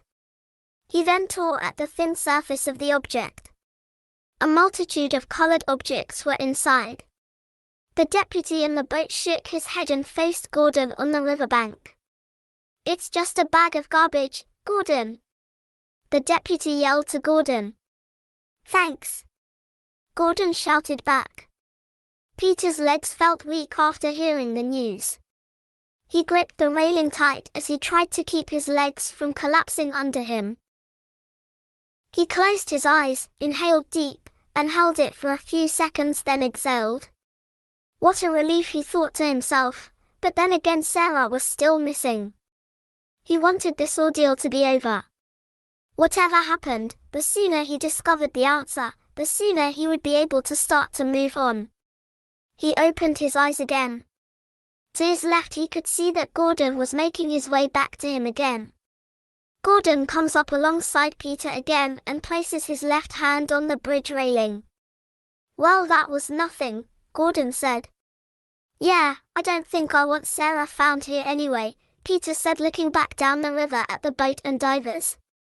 "Well, it may turn out that way. We'll keep looking for her, Peter," Gordon said. "I know that you and your team are doing the best they can," Peter commented. "Thanks, Peter. We all want to find Sarah," Gordon replied. They stood together on the bridge watching the divers continue the search around the bridge. Other than a few more pieces of trash and a few other objects, the team found nothing. After about an hour more, the search was halted. The police returned back to duty, and the sheriff deputies pack up their gear. Peter was relieved that nothing was found in the river. He felt that he was ready to return home. "Well, Gordon, I think I'm going to head back home. Just give me a call if you find anything else," Peter said to Gordon. "Thank you for coming by, Peter. Again, I hope that we will find her soon, and I'll contact you as soon as we discover any new clues. Take care, Gordon replied. Thanks, Gordon, I will, Peter said as he took his hands off of the railing and began walking along the sidewalk off of the bridge. He then made his way back to their house. He found himself noticing his surroundings as he walked along the streets. Maybe he was trying to take his mind off of missing Sarah. Where was she? He knew that he could not answer that question at the moment. He wanted to know the answer, but then again, maybe he really did not want to know. The cool air did manage to refresh him on his walk back to the house. As he approached the house, he heard the voices of young girls playing. Soon after hearing the voices, he saw 3 girls playing in front of the house next door. He recognized one as a girl who lived next door. And the others must be her friends. They were jumping rope. 2 of them were swinging the rope around and the other jumped in between in a rhythmic pattern to keep from becoming entangled in the rope. As they performed this, they sang together in a rhythm with the jumping. Peter smiled to himself, since they do not notice him. The sight was something he really had not seen since he was a kid himself. He continued walking up the front walk to the front of the house. As he made his way up the stairs to the porch, he could see that the photo he had left for Carl was propped against the door along with the note. Seeing her photo again caused him to pause mid-stride. He closed his eyes and tried to take a deep breath. His stomach began to churn and feel tight. The sight of Sarah's image had triggered a reaction he was not prepared for. He opened his eyes and continued toward the door. Stopping in front of the door, he fumbled for the keys in his pocket. Feeling even more nauseous, he managed to unlock the door. He pushed the door open. The photo and note fall from the leaning position to the floor. Peter reached down to pick them up. It was more difficult than he anticipated with his uneasy stomach. He did pick the photo and the note up, but his head felt light as he rights himself again. He managed to place the photo and the note on a table. Pausing for a moment, he turned and pushed the door shut. His forehead began to throb from his pounding heart. A lump formed in his throat, and he realized he was going to be sick. Thinking quickly, he headed down the hallway toward the kitchen. He rounded the corner and headed directly to the sink. Making it just in time, the vomit was expelled into the sink. With his eyes closed, he holds his head over the sink as a strand of saliva hung from his mouth into the sink. It quickly narrowed enough to break. Peter turned on the cold water and cupped his hands together under the water stream to collect it.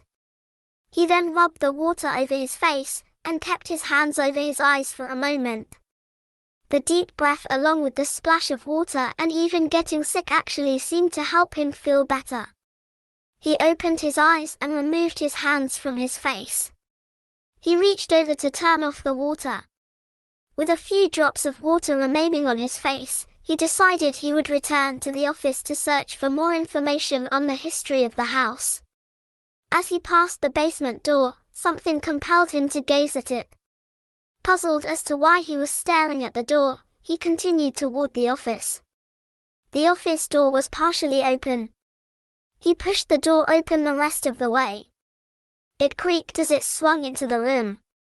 As he entered the room, he tried to remember where he left off in his search. He then saw the open folder on the desk with the article he had partially finished on top. After he took a seat in the chair, he picked up the article again and started to read it. He scanned the article until he locates the last part he remembered. He slowed to read the rest of the article about Mildred's missing husband, Oliver. The article contained more of the details. Near the end of the article, one line jumped out at him. It read that a couple disappeared in 1967 from the same house. Peter's jaw dropped. So this house really did have a bad history with disappearances. His hands began to tremble as he tried to continue. Slowly, he was able to read the few remaining lines in the article. He learned that the couple's names were Russell and Clara Hanford. The names began to run through his mind. As he thought about the new knowledge, he tried to think what to do with the information. Would it help find Sarah? All he can do was hope that it would. Should he tell the police? Probably so, but hopefully they would already have known about Russell and Clara, though they had not mentioned it. Then he remembered that Vernon had warned him this place was cursed. Maybe this was what he meant with his warning, and maybe he could tell him more. Talking to Vernon sounded like a good idea to him. It was possible that he could be outside. He stood up from the chair and faced the open office door. As he made his way to the doorway, the doorbell rang. He paused for a moment, then continues walking through the door. He passed the back hallway and went through the kitchen. From there, he walked down to the foyer. He could see a shadow in through the sheer curtain covering the front door window. When he reached the door, he pulled the door open. Carl was standing on the porch with a friendly smile. Peter noticed that he had a plastic food container in his hand. "Hello, Carl. Thanks so much for stopping by," Peter said. "How are you doing, Peter?" "I'm just stopping by to pick up the photo so I can make up the flyers," Carl replied. "I know that'll help immensely. The more people we can make aware that Sarah is missing, the better the chances are that she'll be found," Peter commented. "I agree.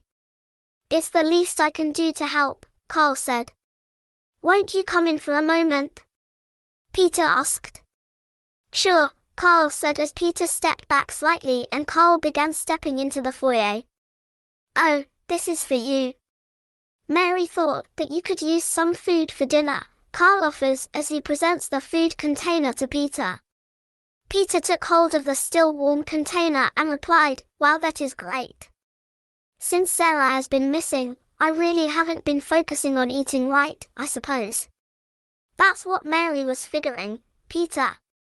We both know that you have plenty of other things on your mind now," Carl agreed. "That's for sure." "Oh, let me give you the photo," Peter said as he set the container on a side table and picked up the photo of Sarah from the same table. He left the note on the table. "Here's the photo, Carl."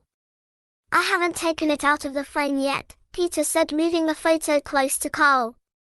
As Carl took the photo, he said, "Oh, I can handle getting the photo out of the frame, Peter. I'll make sure you get the photo and the frame back too." As Carl cradled the photo in his hands, he looked at the image of Sarah.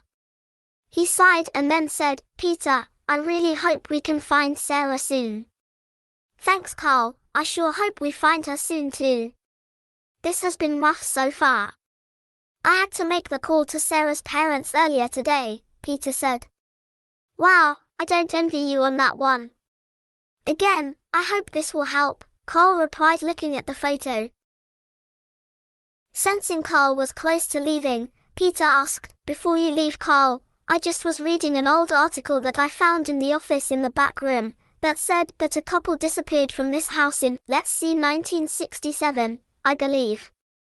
Do you remember anything about the case?"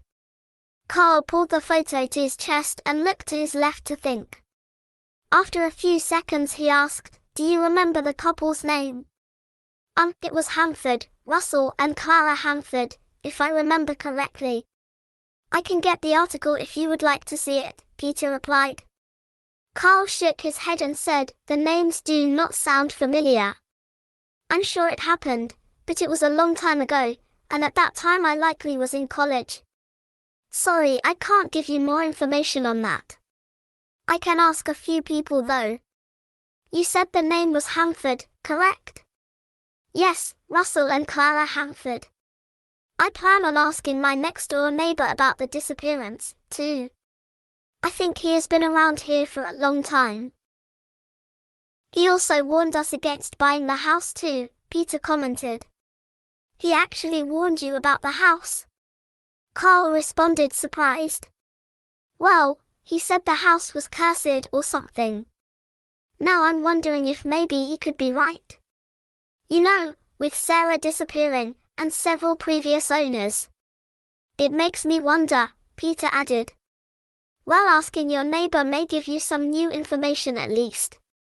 Living next door, he likely would be a good person to ask, Carl replied. That's what I figure too. Well, I'd better let you take the photos so you can make up the flyers. Thanks again so much for helping with them. I will enjoy the dinner too. Please give Mary my sincere thanks as well, Peter said. I will tell her, Peter. You take care, and give me a call if you can think of anything else I can help with, Carl said as he extended his right hand toward Peter. Peter shook Carl's hand and said, Thanks, Carl, I'll keep in touch.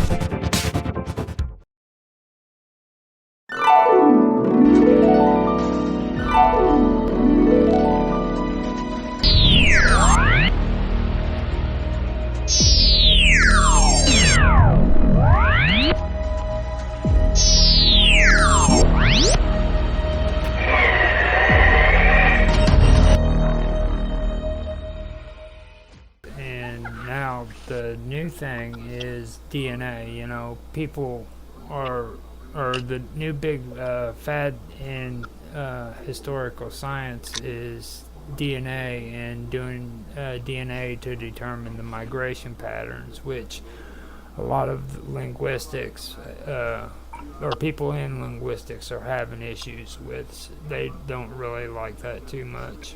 Yeah, because DNA can be altered. I mean, you can genetically mutate things into certain stuff, influenced by humans, influenced by my natural occurrences. There's different things that can cause DNA to shift and can manipulate findings. Yeah, I know. I've been a privy. I believe we were talking about Chuniatheon. Okay, yeah. And then we got to Tawatus. And Tawatus is actually a pretty interesting topic too, because Tawatus is the Phoenician name for Toth. Yeah, I remember that. I said Toth under my breath, but I didn't want to say it wrong, and I'm just pulling up my notes to make sure, because okie dokie. Yeah, because we were talking about Neoplatism, and yeah, I remember now.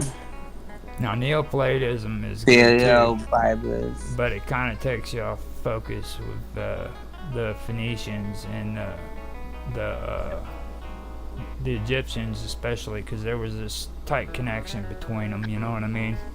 Mm-hmm. And with the Egyptians, you can see where that connection is with the Phoenicians, and even later on with the Hittites, because they basically had the same beliefs when it comes to the Toth. And there was a big bond there. Don't get me wrong, they had wars and battles. I think they had one of the biggest battles in history too, but they also had a real tight bond. They considered each other brothers, you know what I mean?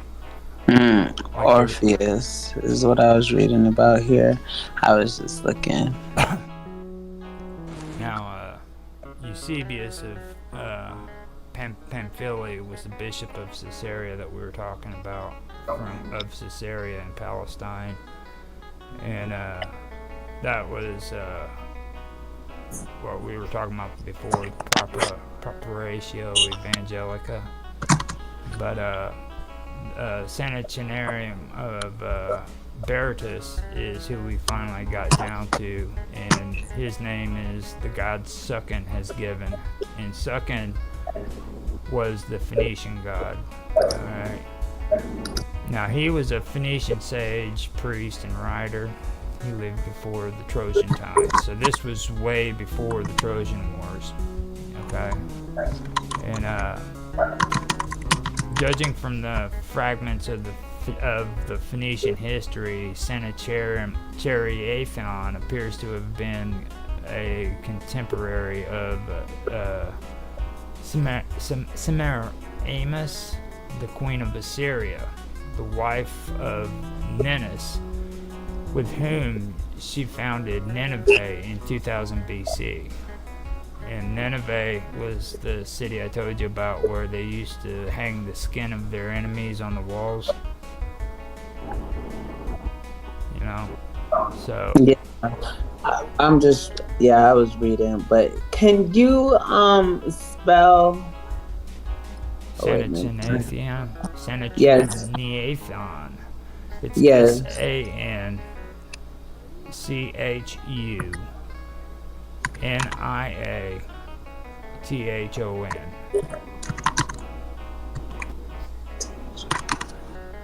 Okay. Now, Berytus, that just means Berytus just means Beirut. So he's from Beirut. I thought I had this already. I must have closed that tab because I remember reading this. Philo Biblis. No, that's not it. Now, okay, go ahead. I apologize. This is something I had. Yeah, I thought I had this already. This Sennacheribon, but maybe I closed it out and I didn't save it because I remember reading some of this stuff, but maybe not. Now, what it says is his book goes back into fabled antiquity.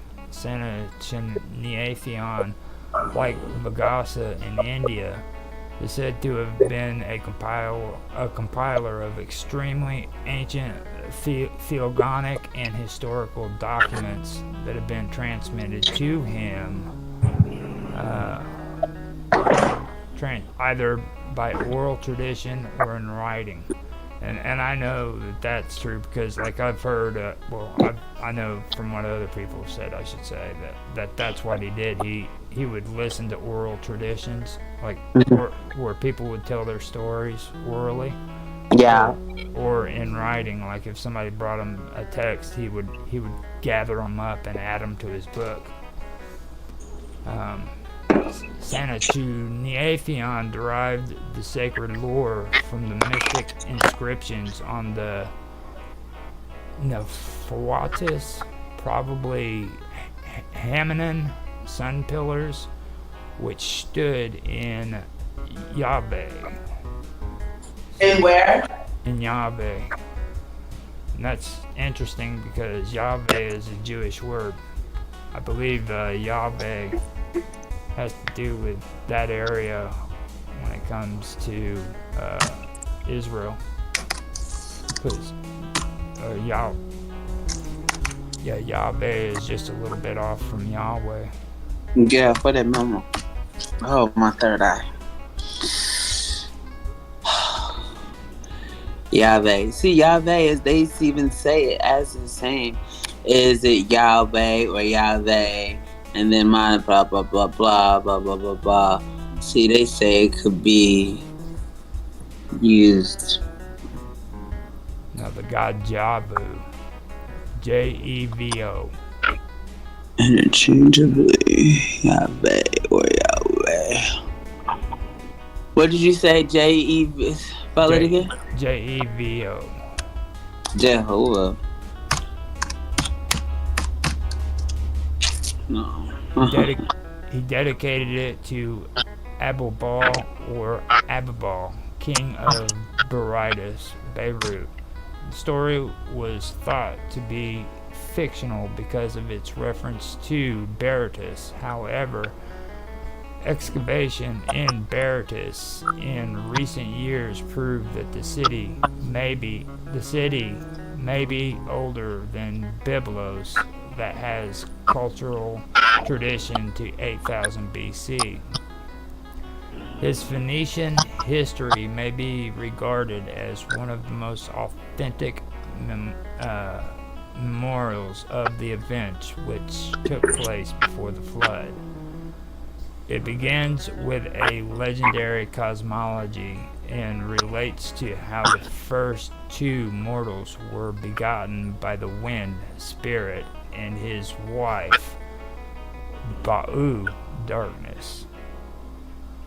It refers to the fall, the production of fire, the invention of huts and clothing, the origin of the arts of agriculture, hunting, fishing, and navigating, and the beginning of human civilization. Atheon gives a curious account of descendants in the line of Cain. His history of the descendants of the line of Seth reads like the record in Genesis. So that is Chuniathon, and that's pretty interesting. And that's the area that I was just here recently getting involved in and researching because of Tawatis. And the story that I'm getting from it is like Senechuniathon wrote of Tawatis being mortal. He wasn't a deity. He was a intelligent human who actually first developed writing, and then he migrated from Beirut and that area in the Phoenician area down into Egypt, and he taught them how to write. At least that's what I've made out of it. Now, Tawatis came from Bablos, which is Beirut, Phoenicia, that shows a continuous cultural tradition to 8000 BC. He played his flute to the chief deity of Bablos, the moon goddess Ba'alat Nikal. Wait, say the name again. Does the moon goddess say it again? The moon goddess Ba'alat, B-A-A-L-A-T.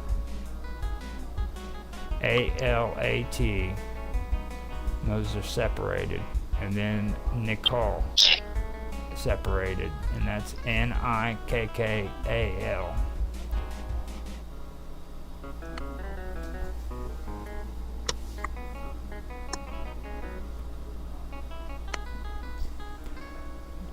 Ta'atus was called Thoth by the Greeks and Jehuti by the Egyptians. Mythology of Ta'atus is echoed in the god Dionysius, or Njurth, the snake priest, who was the consort of the moon goddess. The snake priest was also represented by the symbol of a pillar, a wand, or a caduceus. The Greeks equated Thoth with the widely traveled Hermes. According to the Egyptian tradition, Osiris traveled the world with Thoth. Asclepius, aka Eshmun, is responsible for carrying on the teachings of Ta'atus on snake priesthood. Yeah, the Brotherhood of the Snake, the Brotherhood of the Dragon, they say Lucifer is the one true God, symbol represented by the Caduceus, and devoted to guarding the secret of the ages. But that's something separate that I was learning about. It was just funny because you mentioned that, and I had notes on it, the Caduceus, and which is the medical field symbol as well. Which definitely not coincidental at all. Well, see, that breaks down even into the Bible with the Christians and Jews too, because when Moses came out of Egypt, the staff. Yeah, he had the staff, and like snakes would bite the Jews, and he told them to not have fear of the snakes because as long as he had that staff, they wouldn't harm him. They left him alone. And now it goes on to say, in the early ages of Christianity, some monks such as Pachamulius was a seraphic priest before he became a monk. Similarly, Ormus is said to have been a seraphic priest before being converted by Saint Mark. He fused those mysteries with Christianity and established a school of Solomonic wisdom. Herewith, Phoenician mythology and Christian theology are explored and analyzed through the pens of two major icons of both faiths, Eusebius of Caesarea and Philobiblos. Yes, that's who I have here. And I was reading about him here.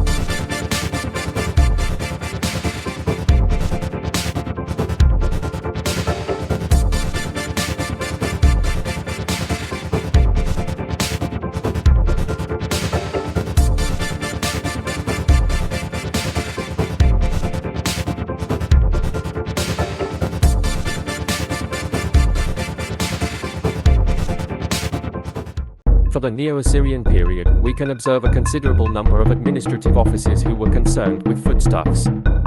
I distinguish here between kitchen managers, who presided over food-related professions, chief cook, food managers, who were concerned with a specific foodstuff, wine master, and grain managers, who were in charge of storage facilities for grain and grain products. From among these officials, it is primarily the kitchen managers who, as their titles reveal, were attached to a specific institution or administrative sphere.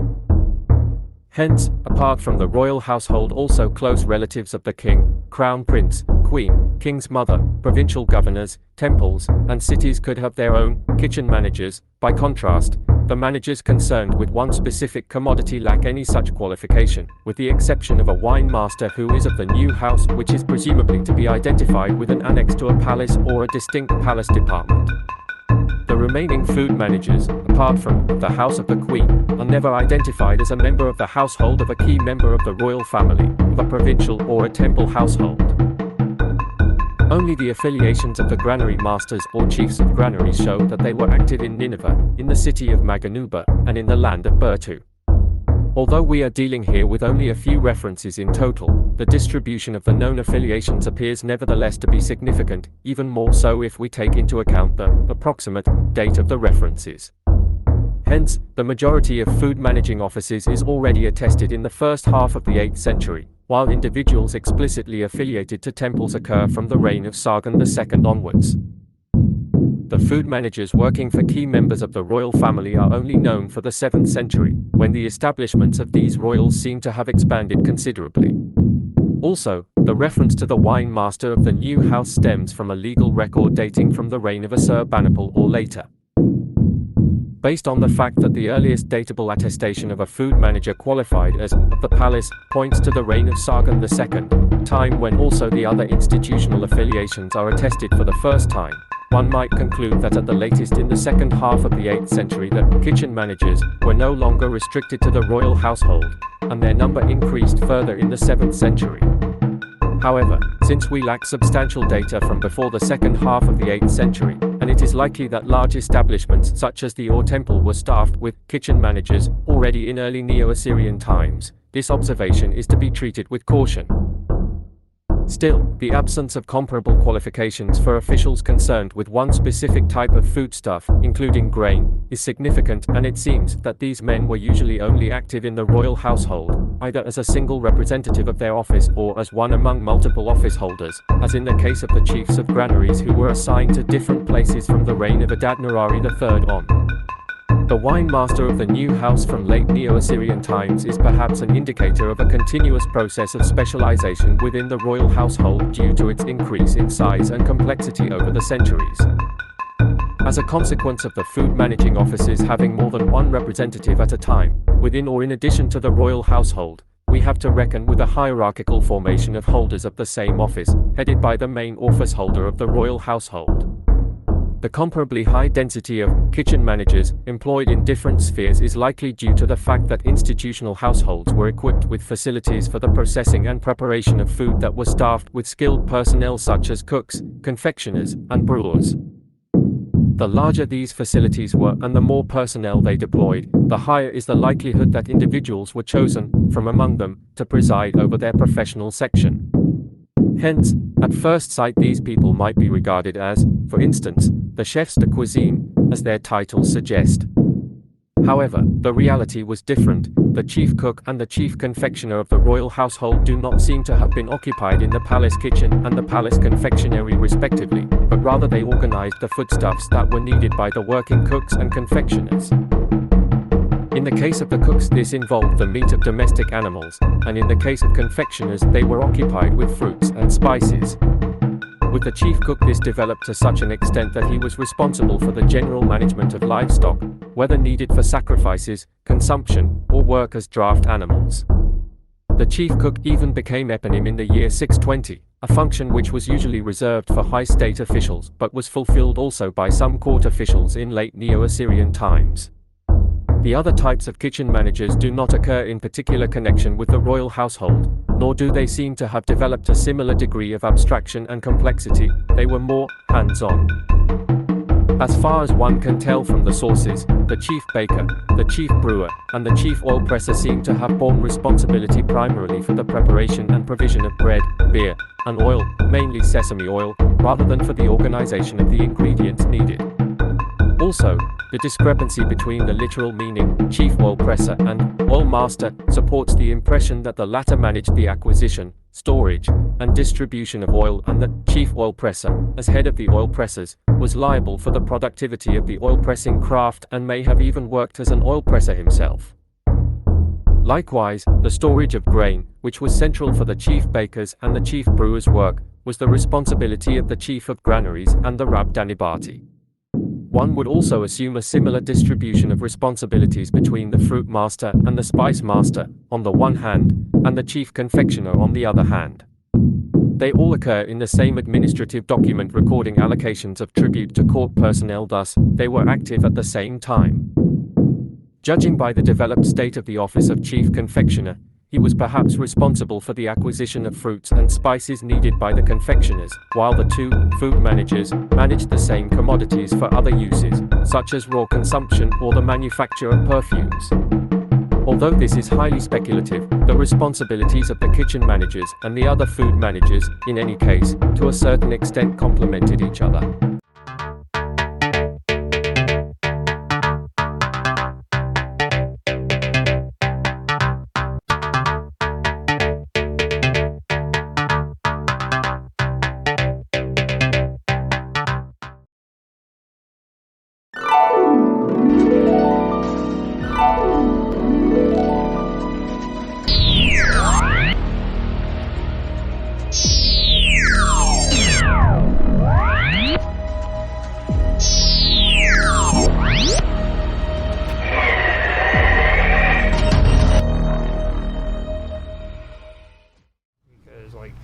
That's a part of experimentation. I mean, you have to look at stuff like that. I forgot what the astronomers are real big on it too. It's I forgot what it's called. Shit. But the guy that's on Ancient Aliens, his name I keep forgetting it. But he's one guy that I was referring to earlier, and we're talking about Crazy Hair, or could it be Aliens? Which one? Ancient Aliens. You're talking about. I'm talking about David Childress. Okay. Childress, yes. Now David Childress is a freaking rocket scientist, okay? Now, how many times have you heard people tell you it doesn't take a rocket scientist? Well, you know what? It's a rocket scientist telling you he believes in freaking aliens. You know what I'm saying? Well, and then, as I was saying, then the quantum physics instructor, he says that neuroscience is a lot more difficult than rocket science, which I know enough about neither. I'm just learning quantum, so I think it's funny you use that example. And literally, the instructor, he just said something about that. Anyway, go ahead. I got a rocket scientist story for you if you want to hear it. It's kind of off topic, but it's hilarious, and it puts rocket scientists in a whole different perspective for me. That's fine. I like to laugh. Tell the story, please. So when I got hired at NASA, and there was actually like a month and a half or 2 months between getting hired and going in there. You know, that government jobs. And when you first start, you have this yellow tag you have to wear with your badge, meaning you haven't fully been cleared yet. You don't have your full security clearance. So my job was to work on the serial networking stuff, the RS-422, that sort of things. That there was a lot of serial networking because the shuttles were built in the 70s. But I had to run around with the NCS group at first, which was networking computer systems. This is regular desktop guys for the most part, but they were in our shop. Now, regular desktops at the time were alpha workstations and what have you. That's what we were calling regular desktops. But never mind that. The very first call I went on, we got a printer call. And I jumped in with the NCS group because, you know, there wasn't anyone from my group around at the moment. Ran off to this printer call, and we go to the trajectory. So trajectory, obviously, these are rocket scientists. They are the ones who determine how much fuel to spend over how much time, out of which nozzle, etc., to keep the station positioned, and they also work on shuttle traj for launches. So we're in traj. We go to traj, and the printer won't print. And I'm nervous. I'm like, man, I don't know if I'm up to this. I know I'm a good tech. I'm a real good tech, but I don't know if I'm a NASA level tech. And yeah, this is the first call I'm on, so I run over there, and the printer won't print, and we start, okay, well, let's do some diags, make sure everything's plugged in good, make sure there's, everything's in order. There's no paper. The rocket scientist call the mechs on the third floor. The printer won't work, and there's no paper. What? Because that's the problem with extremely intelligent people. It has to be complicated. It's never a simple solution because they're looking for the extreme. That is so funny. Oh my God. There's reams of paper right next to this printer. Imagine being the one. What happens when you tell them? What happened when you told them? What were their faces priceless? They really don't care. They just kind of shrug it off. Oh, okay, yeah, that would explain why it wouldn't print. Okay. Wow, yeah, right. I'd have just been looking like, are you serious right now? That's pretty good. That's why I'm not a tech in NASA. That's so funny. I had a lot of stuff like that go on there. But you tend to get at a government jobs of the era. And this was Bush the W era. It's hard to get fired from a government job. At least it was during that era. And what tends to happen is if you hire someone to do a job and they're not really up to a task, you hire another person to do the job. And you keep the first guy and you get the second. And eventually you just get a whole bunch of people, one guy carrying the whole group. And then you get a whole bunch of people riding his coattails. And that's the way a lot of things work. Sounds like a group project in college. Yeah, no. That's exactly what it is. I've actually heard that with just the documentaries on the space team, the ones that send out these satellites. Exactly what he just explained is what it is. You have an entire team following 2, maybe 3 people that's actually doing the work. And I survived, I think it was 9 rounds of layoffs when the Obama era layoffs came around. And they finally got rid of me. And I have strong reason to believe it because of demographic check marks. I'm straight, I'm white, I'm male, And even though I carried my team on occasion, there was one guy on my team that was actually better than me. He was ex-Navy and he worked on all this equipment in the Navy, and he came over. Nobody else was going to touch that guy. But, I was pretty damn good. What was the reason? If you don't mind me asking, what was the reason? Because you said you believe that it was this reason, but what was the reason that they gave you? They didn't. There was layoffs. I survived about 9 rounds before they got to me.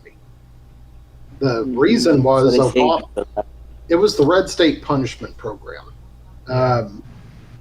During the Obama was pretty open about supporting those who supported him.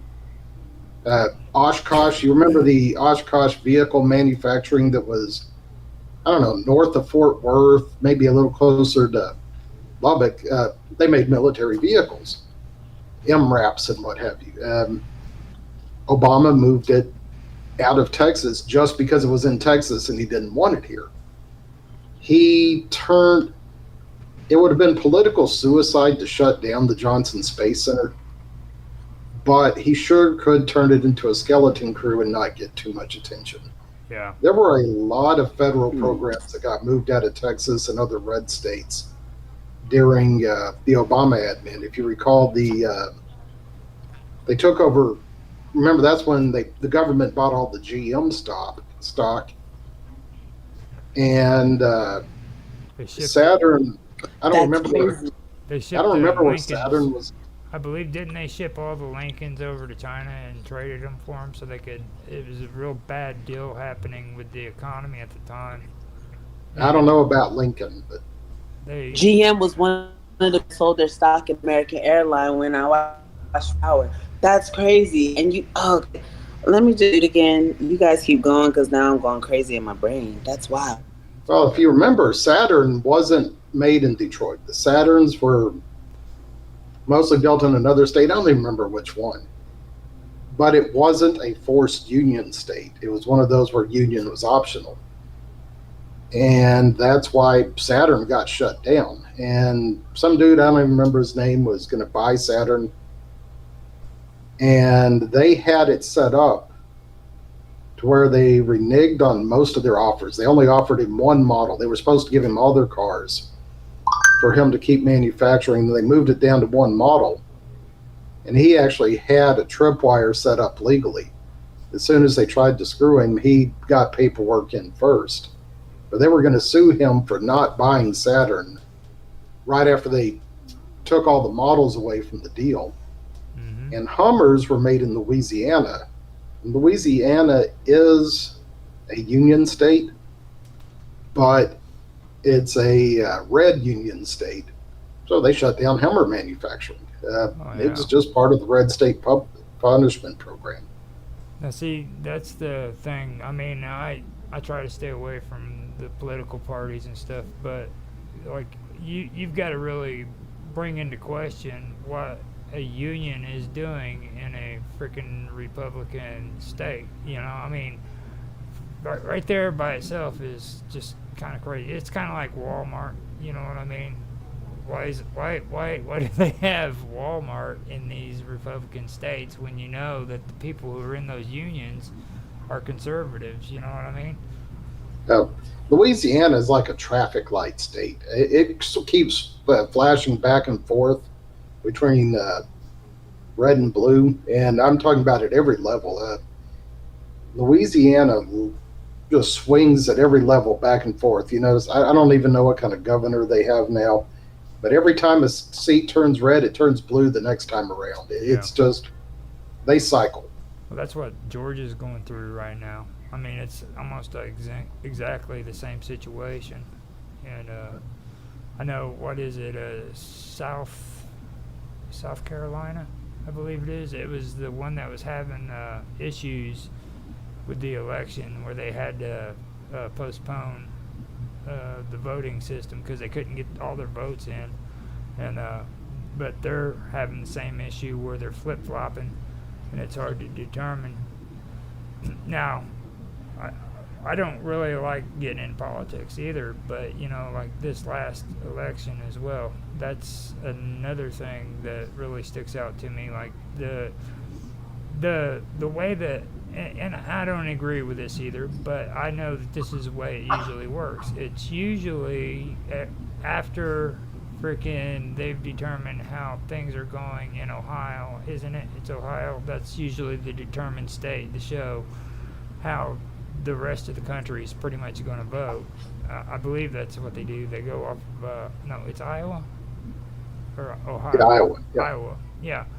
Well, that's usually the way it usually goes. Like once those votes have been tallied in, that's when the rest of these states just basically fall. You know what I mean? One right after the other. But I've never seen any election where Georgia and Las Vegas determine the freaking, in Arizona, you know, those three states determine the elections for that period, and that just blew me out of the water. Well, I'm going to tell you a little bit about myself for a second. I'm an objective realist. I am into politics a little bit, but I tend not to open my mouth in a public forum unless I know something for certain. And that's part of why I talked about the Obama Red State Punishment Program. I mean, Obama said so himself. The media covered for him, but there were interviews where he talked about who was going to get rewarded and who wasn't. And he outright said to the cameras, if you don't like it, try winning some elections. Well, the problem is, right now, the elections are rigged. Yeah. I'm in Harris County, Texas. Well, I don't live in Harris County at the moment, but I did live in Harris County, Texas. I was at a poll watcher at one of the central polling facilities. I'm telling you straight up that was rigged. The election machinery is broken in many parts of the nation. I lived in Phoenix for a year and a half after high school. Arizona was notoriously conservative during the 90s when I moved there. Yeah. I mean, it was, at the time, I think it was the only constitutional carry state. Montana might have been also, but yeah, Arizona was constitutional carry. I mean, if you were 18, you'd walk around with a pistol on your hip. Yeah. And that was in 1996, 1997, before everyone else jumped on board. There's no way Arizona went blue for the governor or the president. Georgia, I mean, how is it 5 states stopped counting all at the same time, shut down for the same amount of time, and came back with almost exactly identical results, when never once in the history of this country has a state ever quit counting until they were done? Oh, everybody go home and take a nap. We're going to count later. When does that happen? Yeah, it's when they do the mail-in ballots. You know, that's another thing that they were discussing, is like that's the leniency on those mail-in ballots was just so outrageous. I mean, I could understand like elderly not being able to get out of the house, and they want to get a ballot sent to them in the mail. You know, I watch over my mom and dad and take care of them, you know, and I understand when it comes to the elderly, but if you're too lazy to get your ass up and walk down, at least drive down to a freaking voting ballot, which for me, I can walk there, you know what I mean, then that's on you. There should be no excuse for you to have to sit and wait to freaking get a ballot and then mail it back.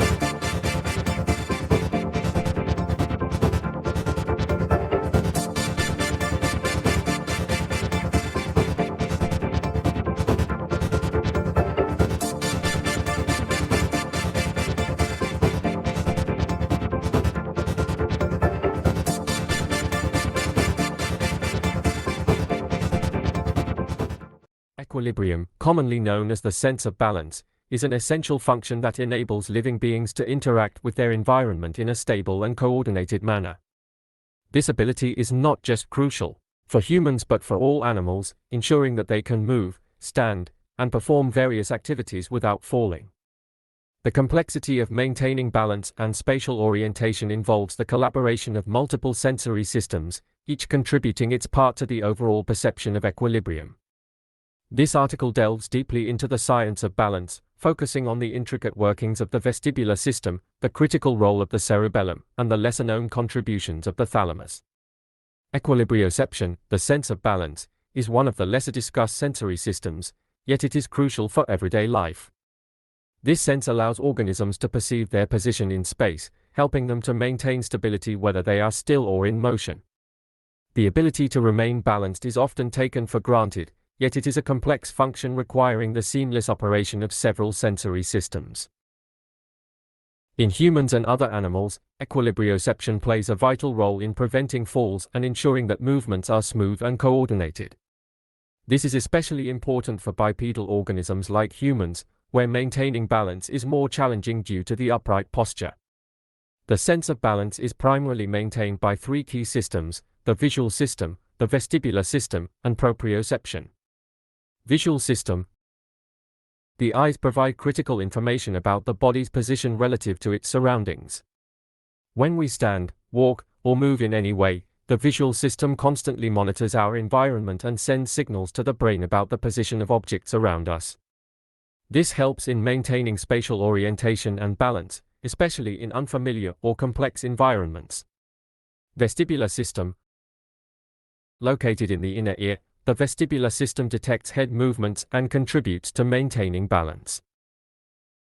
It senses changes in head position and sends signals to the brain, which in turn adjusts the body's posture and movements to maintain stability. Proprioception. This is the body's internal sense of its position in space. Proprioceptors are located in the muscles, tendons, and joints, and they provide the brain with information about the position and movement of different body parts. This sense is crucial for coordinated movement and maintaining balance. The integration of these systems is necessary for maintaining equilibrioception. If any of these systems are impaired, it can lead to balance disorders, making it difficult for an individual to stand, walk, or perform other activities without losing balance. The ability to maintain balance and spatial orientation is not the result of a single system, but rather the outcome of the integration of multiple sensory inputs. The brain acts as a central processing unit, receiving and synthesizing information from the visual, vestibular, and proprioceptive systems. The process of integration is complex and involves several neural pathways and feedback loops that ensure the body remains upright and balanced. When the body is in motion, the visual system continuously provides the brain with information about the environment. For example, when you walk down a flight of stairs, your eyes gauge the height of each step, allowing you to adjust your foot placement accordingly. Simultaneously, the vestibular system detects the angle and speed of your head movement, while proprioceptors in your legs and feet inform the brain about the position of your limbs.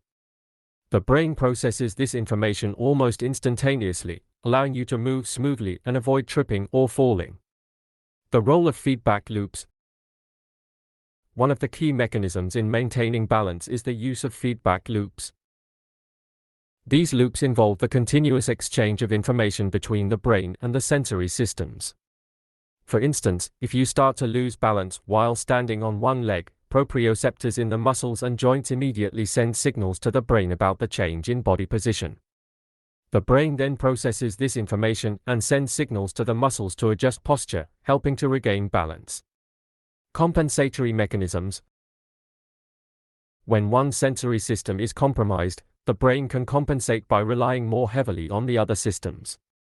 For example, if someone has impaired vision, their brain may depend more on the vestibular system and proprioception to maintain balance. This compensatory mechanism is evident in individuals who are blind. They often develop an enhanced sense of proprioception and vestibular function to navigate their environment.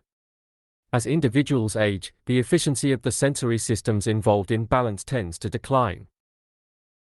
This is a significant factor contributing to the increased risk of falls in older adults. Age-related changes in vision, such as cataracts and macular degeneration, can impair the visual system's ability to provide accurate information about the environment. Similarly, the vestibular system may become less sensitive, leading to difficulties in detecting head movements and maintaining balance. Proprioception also deteriorates with age, as the sensitivity of proprioceptors decreases.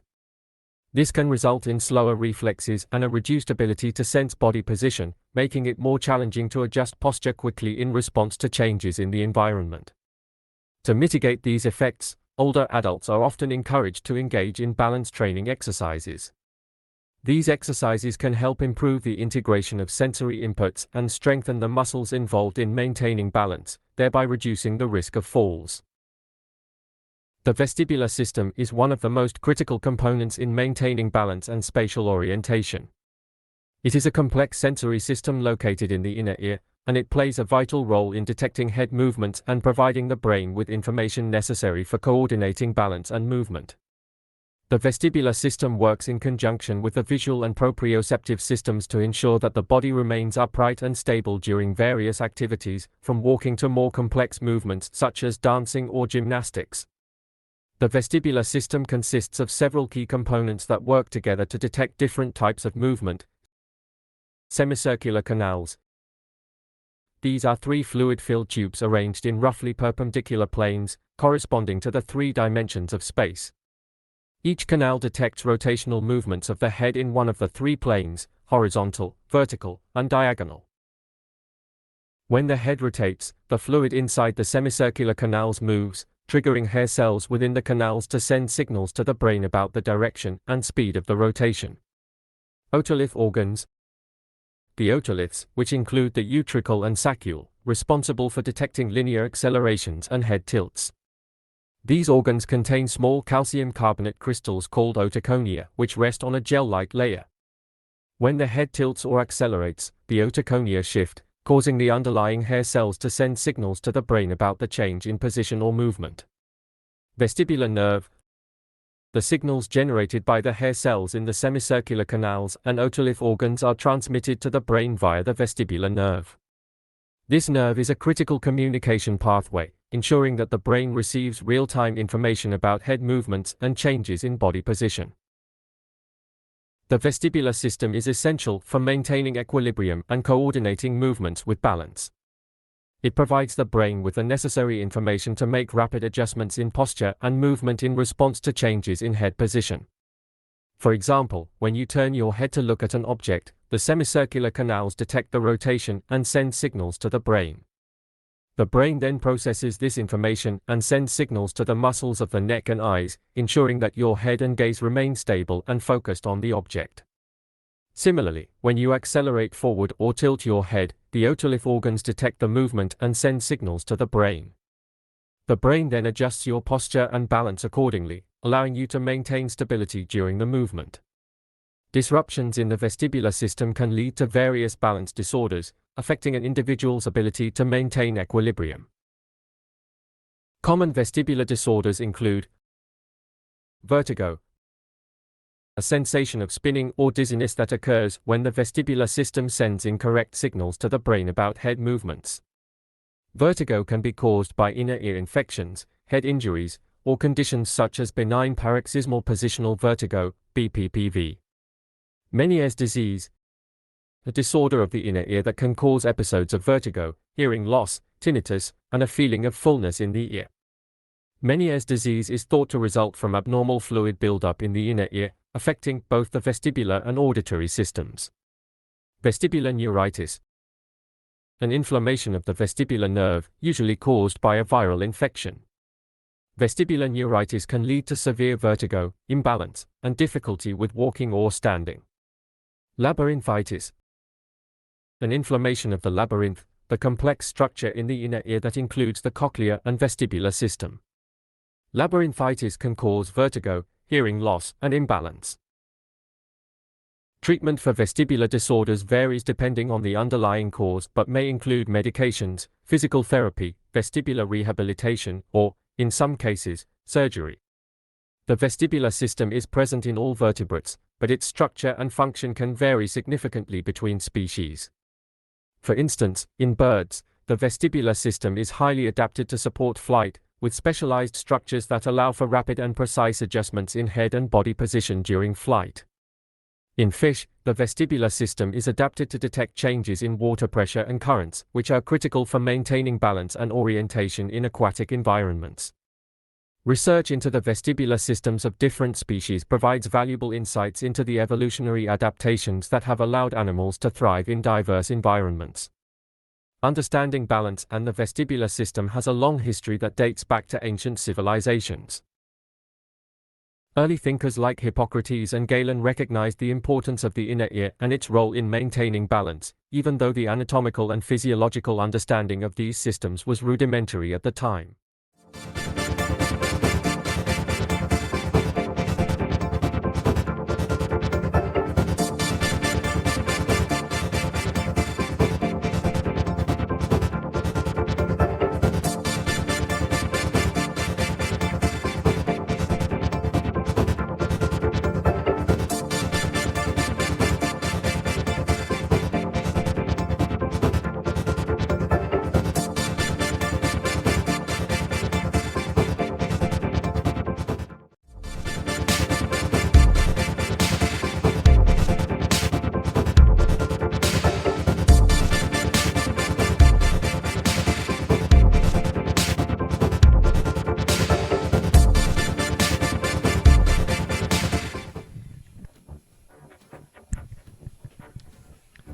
It is reported then that Phoenicians and Egyptians were the first of all mankind to declare the sun and moon and stars to be gods, and to be the sole causes of both the generation and decay of the universe, and that they afterwards introduced it into common life, the deifications and theogonies, which are matters of general notoriety. Before these, it is said, no one made any progress in the knowledge of the celestial phenomena, except the few men mentioned among the Hebrews, who with clearest mental eyes looked beyond all the visible world and worshipped the Maker and Creator of the universe, marveling much at the greatness of his wisdom and power, which they represented to themselves from his works. And being persuaded that he alone was God, they naturally spake only of him as God, Son of Father, successively receiving and regarding this as the true, the first, and the only religion. The rest of mankind, however, having fallen away from this only true religion, and gazing in awe upon the luminaries of heaven with eyes of flesh, as mere children in mind, proclaimed them gods, and honored them with the sacrifices and acts of worship, though as yet they built no temples, nor formed likenesses of mortal men with statues and carved images, but looked up to the clear sky and to heaven itself, and in their souls reached up into the things there seen. Not here, however, did polytheistic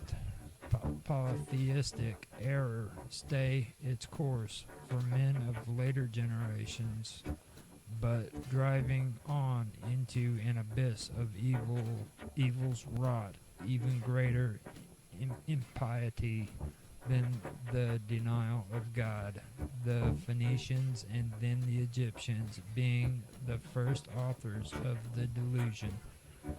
For from them it is said Orpheus, son of Oeagrus, first brought over with him the mysteries of the Egyptians, and imparted them to the Greeks, just in fact as Cadmus brought to them the Phoenician mysteries, together with the knowledge of letters, for the Greeks up to that time did not yet know the use of the alphabet. First, therefore, let us inquire how those of whom we are speaking have judged concerning the first creation of the world. Then consider their opinions about the first and most ancient superstition found in human life. And thirdly, the opinions of the Phoenicians. Fourthly, those of the Egyptians. After which, fifthly, make a distinction in the opinions of the Greeks. We will first examine their ancient and more mythical delusion, and then their more serious and, as they say, more natural philosophy concerning the gods. And after this we will travel over the account of their admired oracles, after which we will also take a survey of the serious doctrines of the noble philosophy of the Greeks. So when these have been thoroughly discussed, we will pass over to the doctrines of the Hebrews. I mean of the original and true Hebrews, and of those who afterwards received the name Jews. And later, all these we will add our own doctrines, as it were a seal set upon the whole. The history of all these we must necessarily recall, that so by comparison of the doctrines which have been admired in each country, the test of the truth may be exhibited, and it may become manifest to our readers from what opinions we have departed, and what that truth is which we have chosen. But now let us pass to the first point. From what source then shall we verify our proofs? Not, of course, from our own scriptures, lest we should seem to show favor to our argument, but let Greeks themselves appear as our witnesses, both those of them who boast of their philosophy and those who have investigated the history of other nations. Well then, in recording the ancient theology of the Egyptians from the beginning, Diodorus the Sicilian leads the way, a man thoroughly known to the most learned of the Greeks, as having collected the whole library of history into one treatise. From him I will set forth first what he has clearly stated in the beginning of his work concerning the origin of the whole world, while recording the opinion of the ancients in the manner following.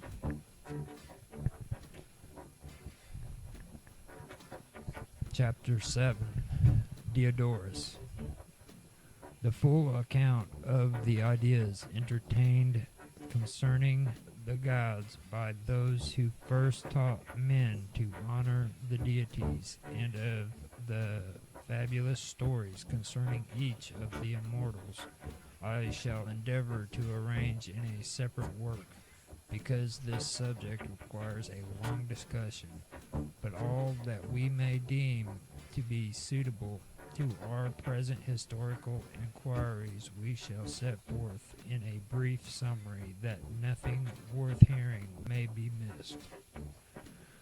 But concerning the descent of the whole human race and the transactions which have occurred in the known parts of the world, we shall give as accurate an account as may be possible about matters so ancient, and shall begin from the earliest times. With regards then to the first origin of mankind, two explanations have been held among the most accepted. physiologists and historians. For some of them, on the supposition that the universe is uncreated and imperishable, declared that the human race also has existed from eternity, their procreation of children having never had a beginning, while others who thought the world to be created and perished said that, like it, mankind were first created within definite periods of time. For according to the original constitution of the universe, heaven and earth, they said, had one form, their nature being mixed.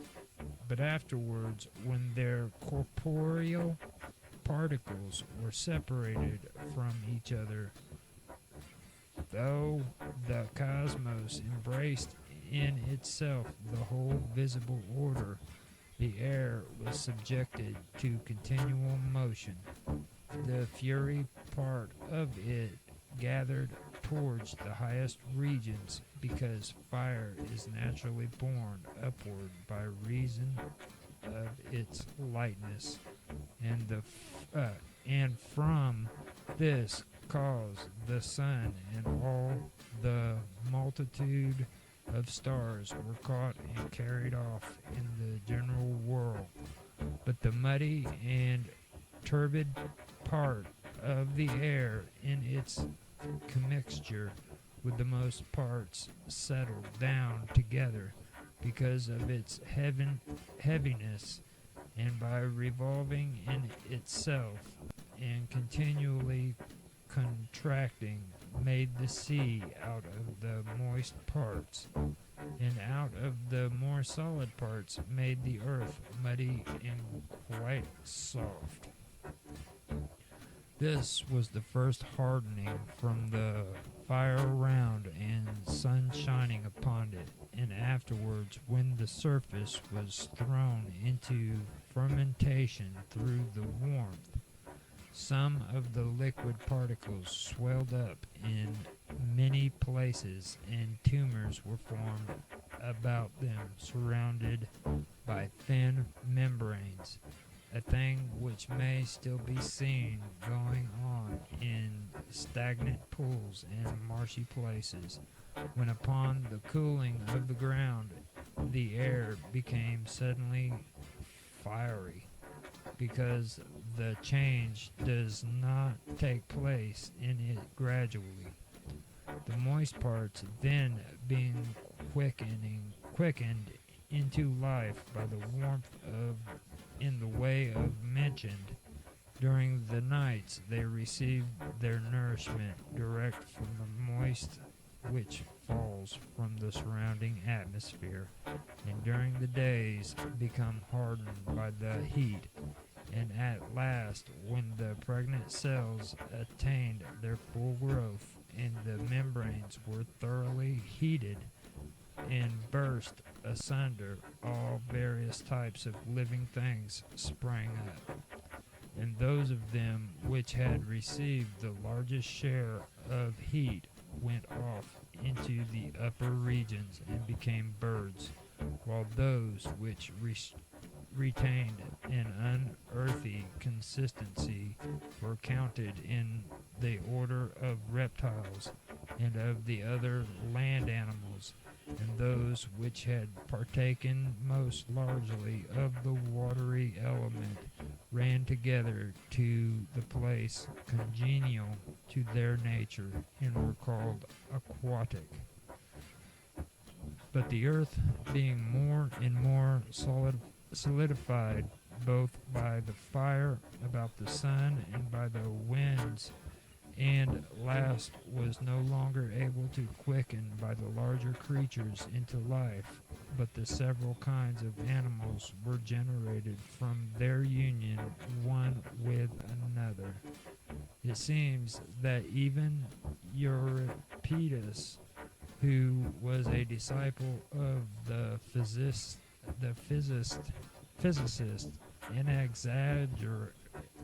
Anaxagoras, does not dissent from what has been now said concerning the nature of the universe. For he thus writes in the Melanite, so heaven and earth at first had all one form, but when in place dissevered each from another, dissevered each from other, they gave to all things birth and brought to light trees, birds, the beasts, and all the salts, seas, brood, and race of mortal men. Such are the traditions which we have received concerning the first beginnings of the universe, and they say that the primitive generations of mankind living in a disorderly and savage state used to go wandering out over the pastures and procure for food and tenderest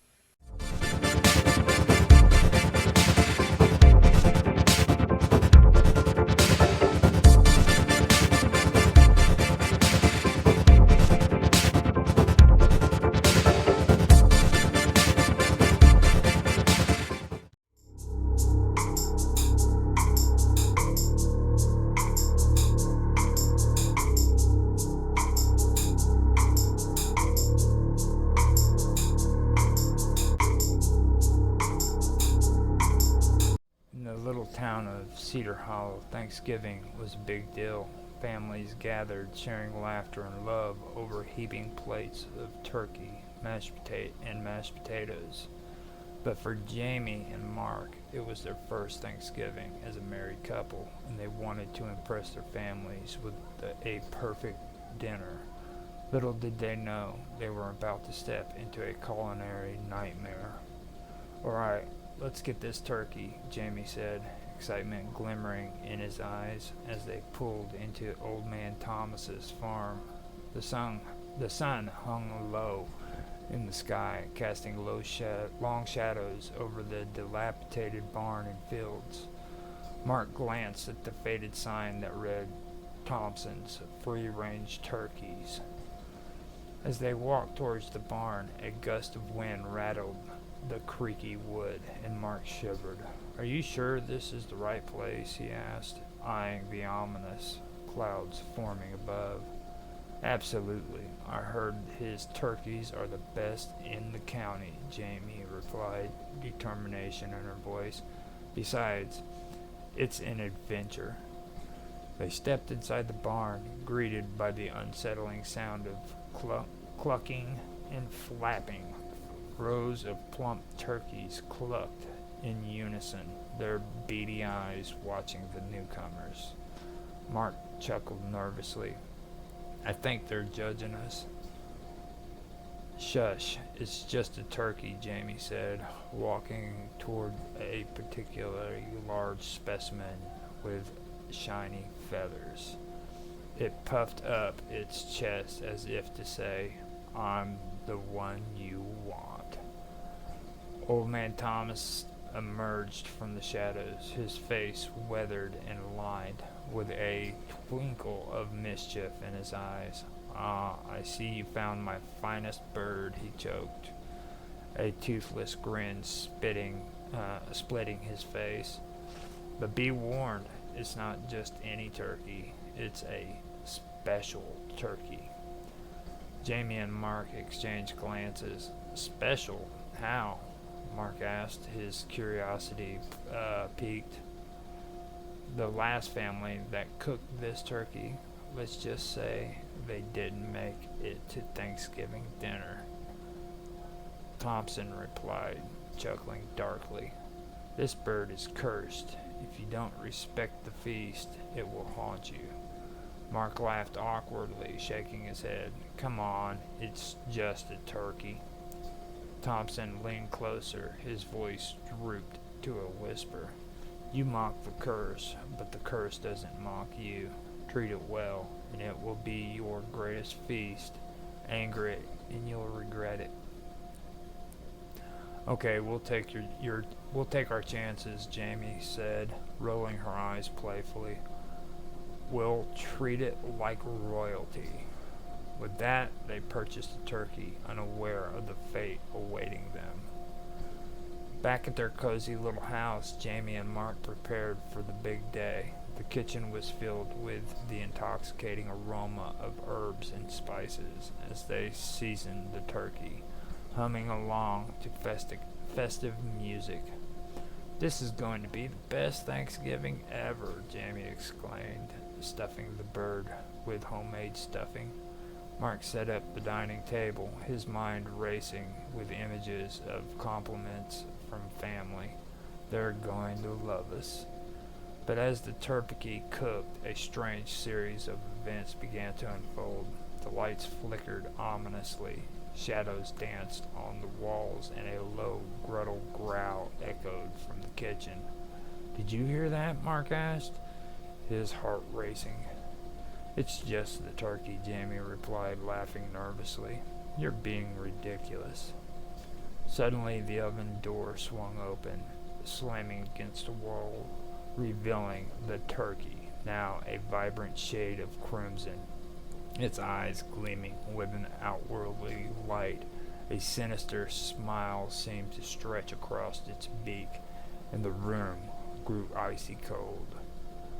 Jamie, I think the turkey is alive, Mark stammered, backing away slowly. Don't be silly, Jamie shouted through her, though her voice trembled. It's just an old oven, and we've had too much wine. With a flick of its wings, the turkey launched itself from the roasting pan, landing on the kitchen floor with a loud thud. It waddled towards Mark, feathers bristling, the sound of its footsteps echoing like a drum. Mark grabbed a spatula, holding it up defensively. Stay back, you cursed bird. The turkey hissed, revealing sharp, glistening teeth. It lunged at him, and Mark swung the spatula widely. The kitchen erupted into chaos as Jamie screamed, trying to capture the rogue turkey. What do we do? She shouted, her eyes wide with terror. Run! Mark yelled, bolting out of the kitchen, the turkey hot on his heels. The couple dashed through the house, the crazed turkey chasing him like a feathered demon. They skidded into the living room, where Jamie grabbed a broom, brandishing it like a weapon. Get back, you foolish beast, she yelled, swinging at the turkey, which deftly dodged, squawking in anger. The turkey retaliated, pecking at Mark's leg.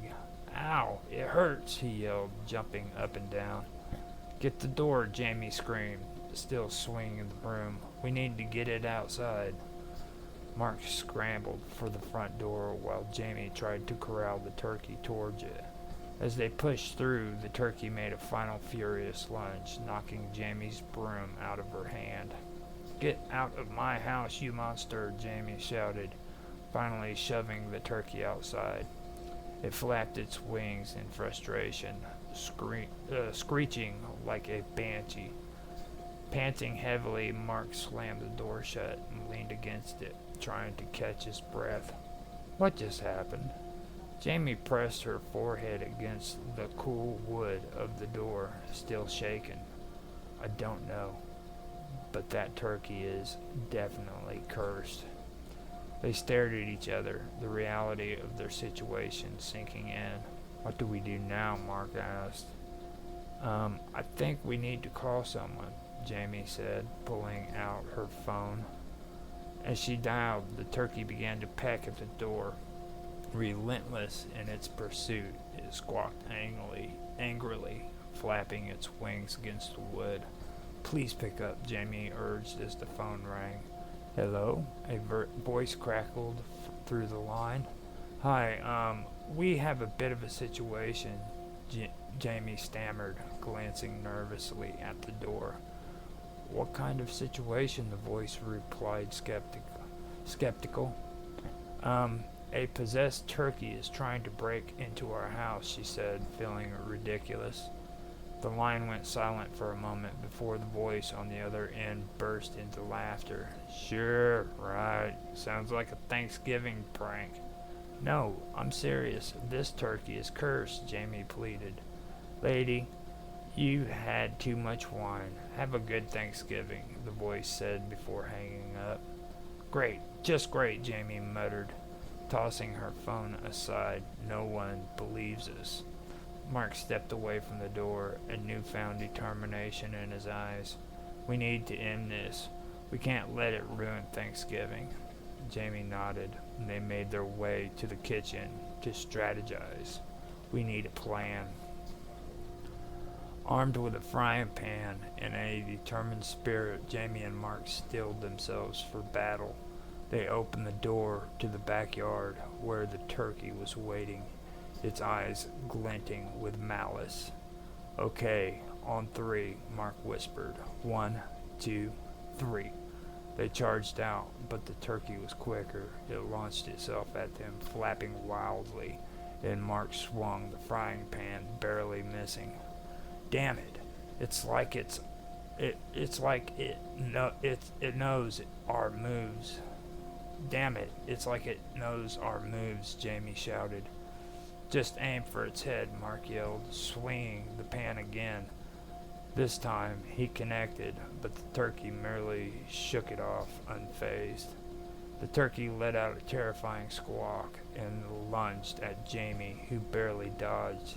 This isn't working. We need a new plan. Just then a loud honk echoed from the side of the house. It was their neighbor, Mr. Jenkins, the old farmer known for his gruff demeanor and stubbornness. Hey, what in tarnation is going on over there? He shouted, approaching them with his shotgun in hand. We have a cursed turkey that's trying to kill us, Jamie exclaimed, waving her arms. Mr. Jenkins raised an eyebrow. Cursed, huh? You kids and your nonsense. Then as he stepped closer, the turkey turned in its attention to him, squawking angrily. See, it's real, Mark shouted, pointing at the furious bird.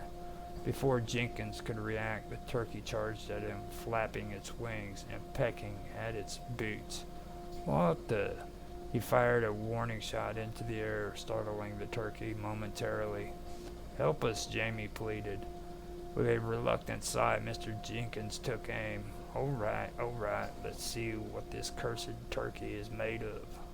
He fired, but instead of a solid hit, the bullet ricocheted off a tree, and the turkey merely seemed to laugh, its beady eyes glimmering with dark amusement. Are you kidding me? Mark exclaimed, watching the bird dance around them. This thing is invincible. Let's trap it, Jamie shouted. We need to use its own weight against it. They quickly devised a plan, setting up a makeshift trap using the old barn door. With Jenkins providing cover, they lured the turkey towards the door. As it charged, they pulled the door down, slamming it shut just in time. But the turkey was relentless. It battered against the wood, cawing and screeching, trying to break free. Keep it down, Jenkins yelled, looking unnerved. This thing is more than a turkey. Mark and Jamie exchanged nervous glances, realizing the gravity of their situation. What do we do now? Jamie asked, biting her lip. Get some rope, Jenkins ordered. We need to bind it before it breaks loose. They scrambled to find more rope in the barn, their hearts racing. Mark returned, tying the turkey's wings tightly. Just as they felt a moment of triumph, the turkey let out a spine-chilling screech. It was then they noticed the dark mist rising around the ground, swirling ominously around the bird. The turkey's eyes glowed, and it let out a growl that rattled the very air around them. "Oh no," Jamie gasped. "It's summoning something." The mist thickened, swirling around the turkey like a spectral shroud. Shapes began to materialize in the fog-twisted, shadow forms, the lost souls of previous Thanksgiving dinners, trapped and hungry. "Run!" Jenkins yelled, shoving Jamie and Mark as they fled the barn. The turkey, now a harbinger of dark spirits, began to rise, its form becoming more monstrous as the shadows enveloped it. It hissed, and the spirits wailed, their ghostly faces contorted in agony. "What have we done?" Mark cried, glancing back at the horror they had unleashed. "We need to break the curse," Jamie shouted desperately in her voice. Thompson mentioned respect. "We need to honor it somehow." But how could they honor a bird that had come alive to destroy them? They recalled Old Man Thompson's warning, "Cook it with reverence." Mark yelled, piecing it together. "We need to prepare it as if it were a royal feast." Jenkins, still clutching his shotgun, nodded. "I've got spices in a pot in my truck. Let's make this happen." With a newfound urgency, they rushed back into the house. They gathered ingredients, tossing herbs and spices into a large pot, hoping to appease the malevolent spirit of the turkey. As they prepared, the turkey's furious squawking echoed outside, the spirits swirling menacingly around the house. The air grew thick with tension, and the lights flickered ominously. "Quick, we need to cook it now," Jamie urged, pouring the mixture into a large pot over a fire in the backyard. "Quick, we need to cook it now," Jamie urged, pouring the mixture into a large pot over a fire in the backyard. They placed the turkey in the pot, chanting the words Thompson had mentioned, trying to summon the spirit of the feast. As they did, the turkey screeched, and the spirits howled in anger. But Jamie and Mark pressed on, mixing their concoction with fervor. "Please, great spirit of the feast, we honor you," Mark shouted, his voice carrying over the chaos. Suddenly the wind picked up, howling around them, and the dark mist began to recede. The turkey's monstrous form shrank, returning to its original size, now just a regular turkey once more. With a final screech, the spirits dissipated, leaving the air eerily still. Mark and Jamie collapsed to the ground, gasping for breath. "I think we did it," Jamie whispered, her eyes wide with disbelief. As the sun set, the skies cleared, and the dark clouds faded away, leaving a serene view of Cedar Hollow.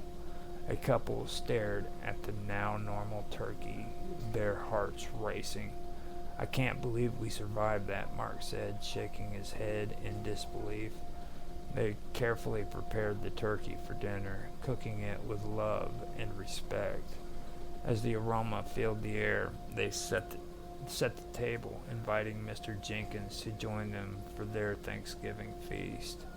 When their families arrived, they marveled at the spread, unaware of the horror that had unfolded earlier. Jamie and Mark shared a knowing glance, a silent agreement to keep the turkey's dark past a secret. As they sat down, everyone raised their glasses to toast the couple's first Thanksgiving together. Jamie couldn't help but feel a sense of triumph and relief. "Here's to love, family, and the best Thanksgiving ever," Jamie declared, smiling at everyone. As they dug into the turkey, Jamie noticed a glimmer of something in the corner of his eye, a shadow passing by the window. She shivered, but brushed it off as a trick of the light. After dinner, as laughter and chatter filled the air, Mark leaned closer to Jamie. "Do you think it's really over?" She smiled, though a flicker of doubt crossed her face. "I hope so, but maybe we should avoid turkeys from now on." Just as they relaxed, a loud thud echoed from the kitchen.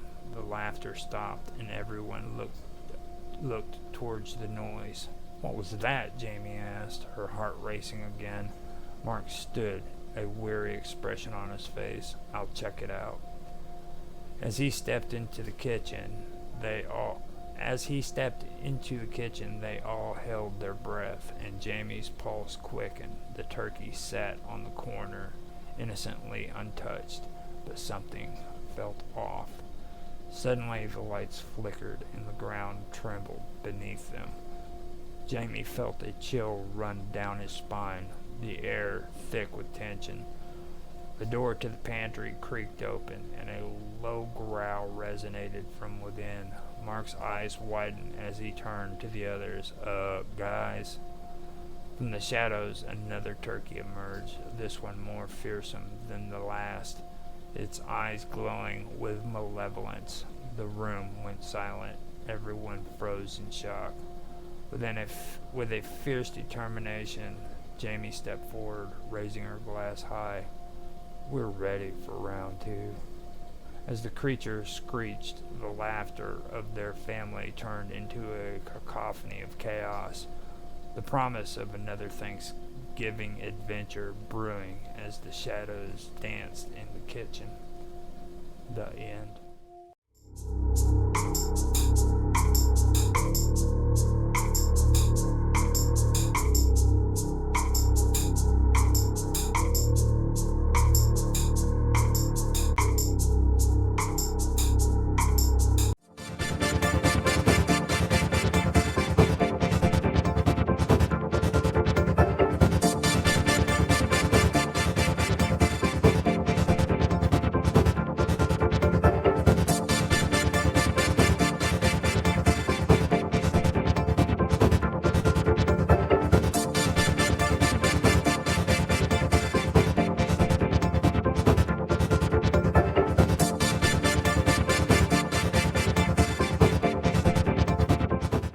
In the vast reaches of the cosmos, where the interplay of energy and matter created the very fabric of existence, the mossy fibers played a unique and vital role. They were not mere entities, but rather the conduits of order and structure, threads of consciousness woven into the tapestry of the universe itself. The mossy fibers moved with a precision that was unparalleled in the cosmos. Their journey began at the edge of perception, where the raw signals of the universe were first born.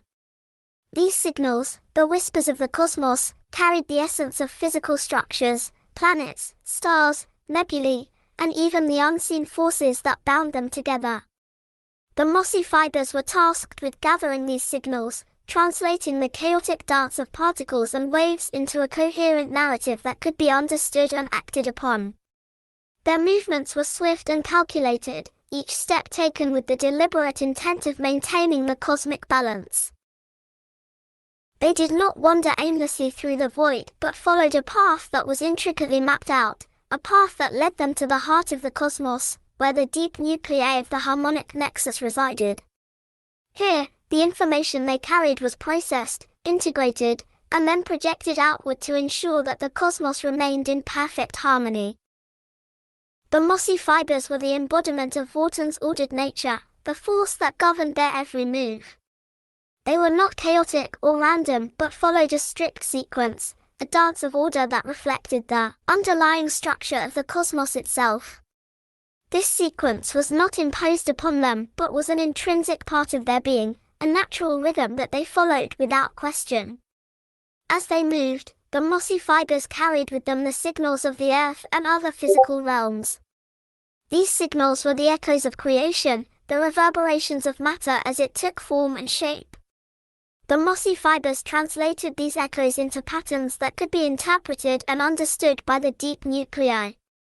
Each signal was a piece of the cosmic puzzle, and the mossy fibers ensured that these pieces fit together perfectly, maintaining the integrity of the cosmic design.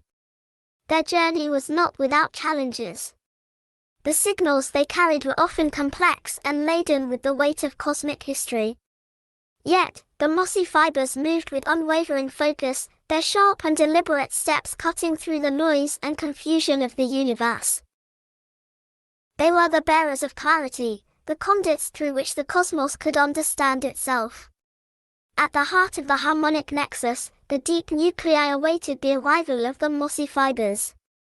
These nuclei were the core processors of the cosmos, the places where the raw data of existence was transformed into knowledge and action. The mossy fibers, with their agile movements and precise calculations, delivered their signals to the deep nuclei, ensuring that the universe remained in sync with its underlying principles. The deep nuclei did not merely receive the signals passively, they actively engaged with the mossy fibers, decoding the information and integrating it into the broader cosmic narrative. This interaction was a dance of its own, a complex exchange that required the utmost precision and timing. The mossy fibers played their part with unparalleled expertise, guiding the signals to their destination and ensuring that they were interpreted correctly. The role of the mossy fibers was crucial to the maintenance of cosmic order. They were the guardians of structure, the keepers of the pathways that ensured the universe remained in balance. Without their precise and deliberate movements, the signals of the cosmos would be lost in the noise, and the deep nuclei would be unable to fulfill their role. In the grand design of the cosmos, the mossy fibers were the threads that held everything together. They were not flashy or overtly powerful, but their importance could not be overstated. They were the silent workers, the unseen forces that ensured the universe continued to function as it should. The mossy fibers knew no rest. Their journey was eternal, their dance unceasing. As long as the cosmos existed, they would continue to move through it, gathering signals, translating them into patterns, and delivering them to the deep nuclei. Their task was never complete, for the cosmos was ever-changing, ever-evolving. Yet, in their eternal vigil, the mossy fibers found purpose. They were the embodiment of order in a universe that was constantly on the edge of chaos. Their precise, calculated steps were a testament to the power of structure, the importance of maintaining the delicate balance that allowed the cosmos to thrive. The mossy fibers were more than just conduits of information, they were the heartbeat of the universe, the rhythm that kept everything in sync. And so, they continued their dance, agile and quick, moving through the cosmos with a purpose that was as old as time itself.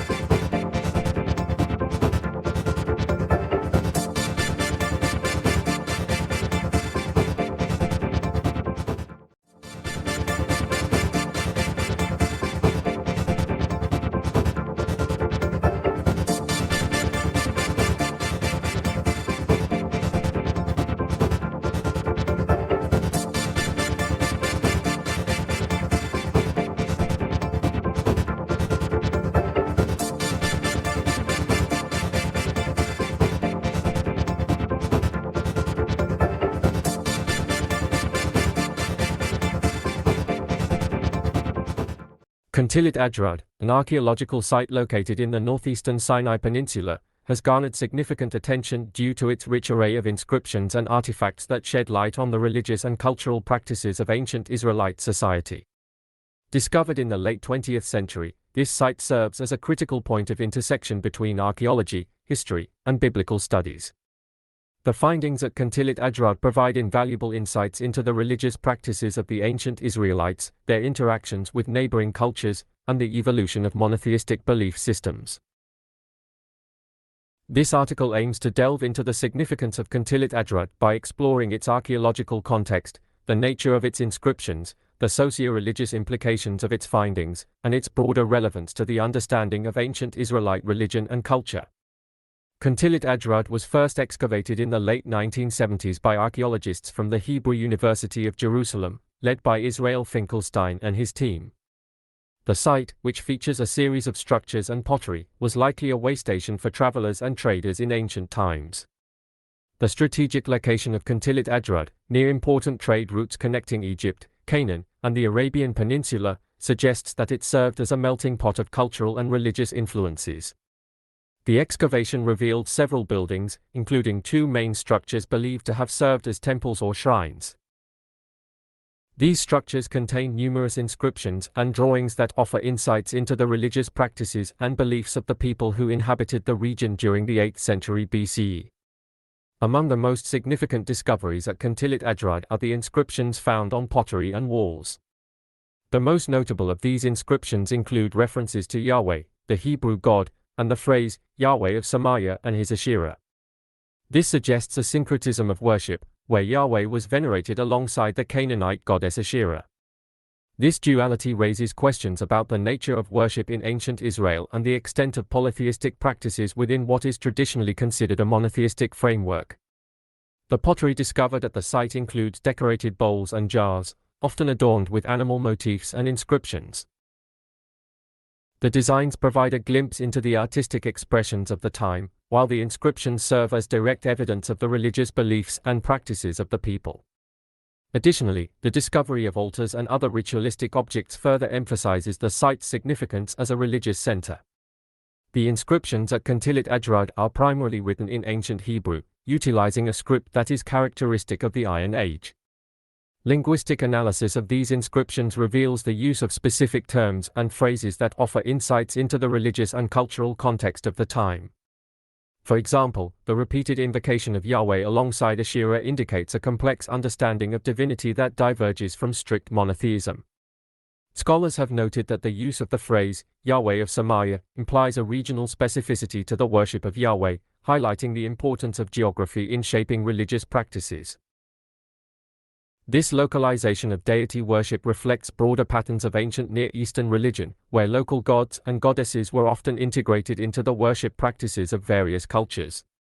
The symbols depicted alongside the inscriptions, such as the image of a standing figure, likely represent a worshipper or a deity, contributing to the interpretation of the religious practices at Kuntillet Ajrad. The presence of these figures raises questions about the nature of worship and the role of visual imagery in the religious life of the community. The artistic motifs found on pottery, including depictions of animals such as lions and gazelles, may carry symbolic meanings associated with fertility, strength, or protection. These motifs not only reflect the aesthetic values of the time but also serve to convey deeper cultural and religious significance, illustrating the ways in which art and religion were intertwined in ancient Israelite society. Comparative analysis with inscriptions from other archaeological sites in the region further enriches the understanding of Kuntillet Ajrad's significance. Inscriptions found in places like Khirbet el-Kom and Tel Arod exhibit similar themes of syncretism and the integration of Canaanite deities into Israelite worship practices. These comparative studies highlight the fluidity of religious identity in the ancient Near East, emphasizing that the boundaries between monotheism and polytheism were often porous. The evidence of syncretism at Kuntillet Ajrad suggests that ancient Israelite religion was not a rigidly defined monotheism but rather a dynamic system of beliefs that evolved over time. The coexistence of Yahweh and Asherah indicates that the worship practices of the Israelites were influenced by surrounding cultures, including the Canaanites, whose pantheon included multiple deities. This syncretism raises important questions about the nature of religious identity in ancient Israel.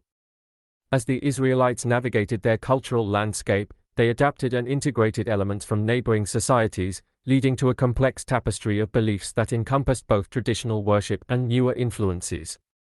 This adaptability suggests a degree of theological flexibility within ancient Israelite religion, contrasting with later, more defined notions of monotheism that emerged in the post-exilic period. The political context of the time also plays a crucial role in understanding the inscriptions at Kuntillet Ajrad. The 8th century BCE was marked by significant socio-political changes in the region, including the rise of the Assyrian Empire and the fragmentation of the northern and southern kingdoms of Israel. This tumultuous period likely influenced the religious practices at Kuntilit Ajrud, as communities sought to assert their identity in the face of external pressures. The inscription's references to Yahweh and Asherah may reflect an attempt to solidify a distinct religious identity amidst changing political realities. By incorporating local deities into their worship, the people of Kuntilit Ajrud could navigate the complexities of their environment while maintaining a connection to their cultural heritage. Moreover, the practice of communal worship, as suggested by the site's layout and findings, underscores the importance of religion in fostering social cohesion. Rituals and gatherings at Kuntilit Ajrud likely served not only religious purposes but also reinforced community bonds, providing a sense of stability in uncertain times. The findings at Kuntilit Ajrud offer critical insights into the evolution of monotheism within ancient Israelite religion.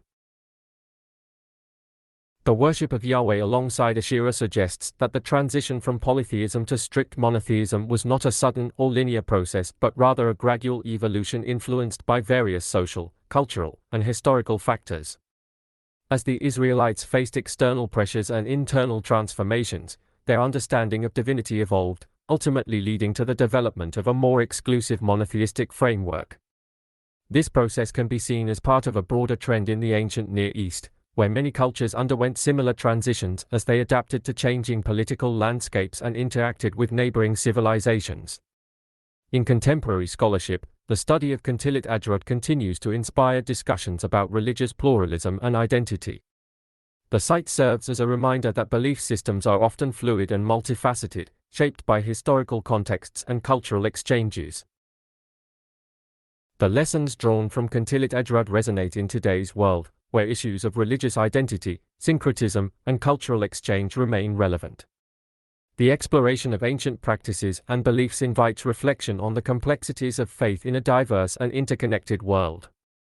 Kuntilit Ajrud stands as a testament to the intricate tapestry of ancient Israelite religion and culture.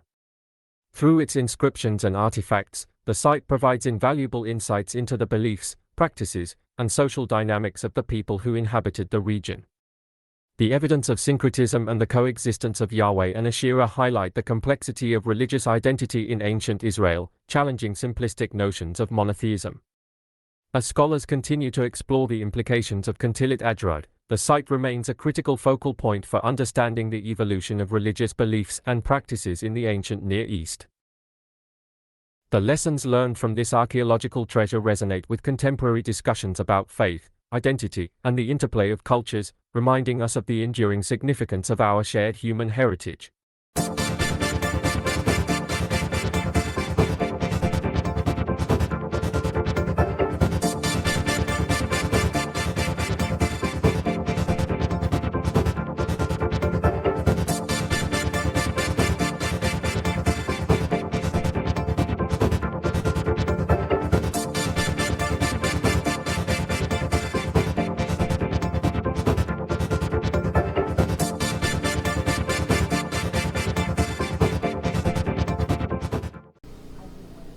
Hi, this is Summer Todd. I've been gone for a while, so we're getting back into my show now in the fall. And tonight, we're kind of just talking about curses or maybe cursed objects, if anybody wants to call in and has had experiences with that. And then, my son is on the show, Austin, and then we have Mark, and Roger will be in and out. So we have, and we're open for people to call in and discuss things. So we can kind of kick it off. I was thinking maybe about talking about Robert the Doll from Key West. In Austin, my son was with me when we visited the museum and saw the doll. And you tell them a little bit about that, Austin. You're better than I am about the details. It was we were down in Key West and we were getting ready to fly back home, and the museum that Robert the Doll is in is right next to the airport there.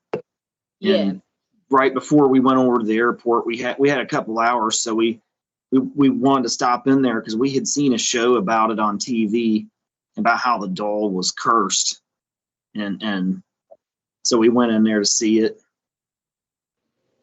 And the thing is you're not supposed to take pictures of him, or if you do, you're supposed to ask his permission. And then but people always disregard that. So they'll take pictures of him, and then a lot of them, I don't know if they imagine it, but they swear that their life just starts to go to pieces. Like they'll have all kinds of bad things happen, and it's so bad that they'll send letters down to the museum to Robert the doll. And I guess, I don't know if the museum people read them or whatever, and then usually things get better for them if they do that. So, it's kind of weird. It's a creepy doll. It really is. I'm not sure what it was made out of. Also, what was it? Burlap and some kind of. I believe it was made out of maybe wood and canvas. It was one of those old dolls from the 19th, I want to say late 19th, very early 20th century, I think. Yeah, it's kind of brown and but he's just creepy looking. Yeah. Now, do you remember the story behind him? I don't remember the story about the whole thing. There was a man, it was that had some mental issues, didn't he? And he would get in trouble at his home in Key West, and he would tell his parents that Robert the doll did all these things, that it was actually him. I can't remember his name, but yeah, was it Otto something? And and then I think he died, but then he left a doll in that house in the attic, and when somebody else moved in and found it, and that's how it ended up in the museum. That Maritime, is that a Maritime Museum, I think? Yeah. I think so, yeah. Yeah, it's kind of interesting. And it's a very small museum. You would think, when we say museum, people think it was a really big one, but it was actually a very small building and everything. Right, not very big, maybe like a smaller bedroom almost, Kind of, yeah. Yeah. It was kind of tucked away, you would almost miss it. Right. Right. If you didn't know what you were looking for down there. Yeah. But I definitely was not going to test it and take his picture. Because, Me either. No. And that's just one thing. There's a chair. Where was that chair? I watched Unsolved Mysteries, I think, and you might have watched that with me, Austin, where there's a chair in a restaurant. Yeah. It's in a pub, and it's in a pub in the United Kingdom somewhere. Yeah. And during World War. Go ahead, Austin. Oh, during World War II, I guess a lot of soldiers and stuff used to go there and sit in it because it was cursed, and supposedly all the soldiers that sat in it never came back. Mm-hmm. Where they were. So it was like a cursed chair at this pub. It was an old Unsolved Mysteries episode about it, but it was over in the UK somewhere. I don't know if it was in England or if it was in Wales or if it was in Ireland or Scotland. I'm not sure what part of the UK that pub was supposed to have been in. Did you ever watch? They put it. Did you ever watch us? Huh? Well, it got so bad they took the chair off the floor and put it up on the like on chains, and so people couldn't sit in it, didn't they? Yeah, because so many people who sat in it were dying and stuff.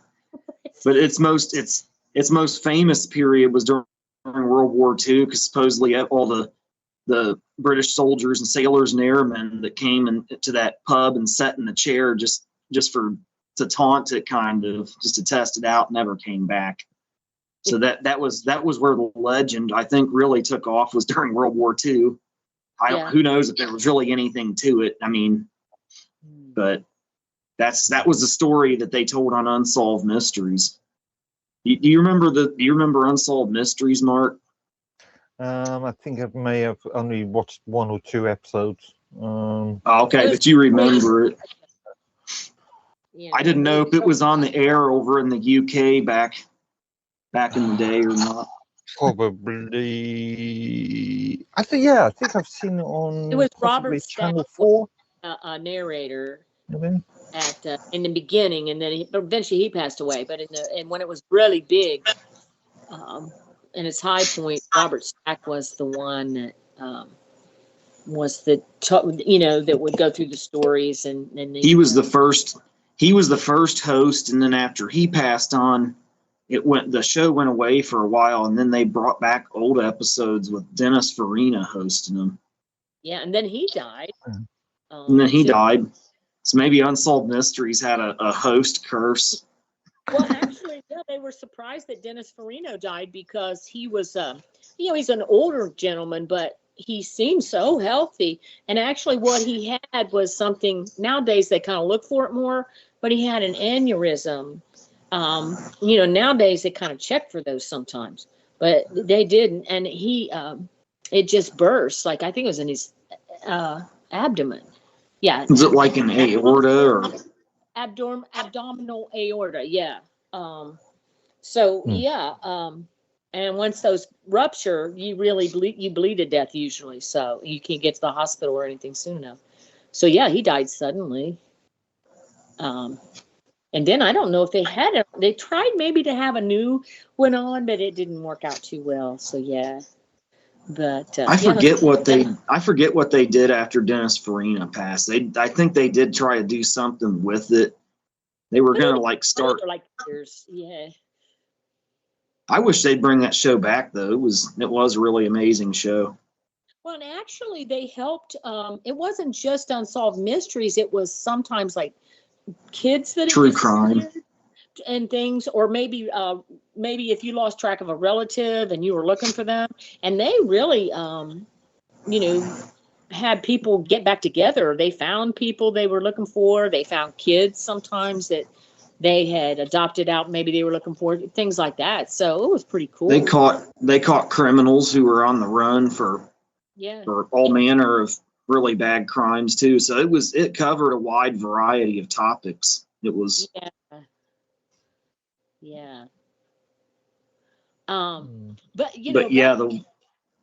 on.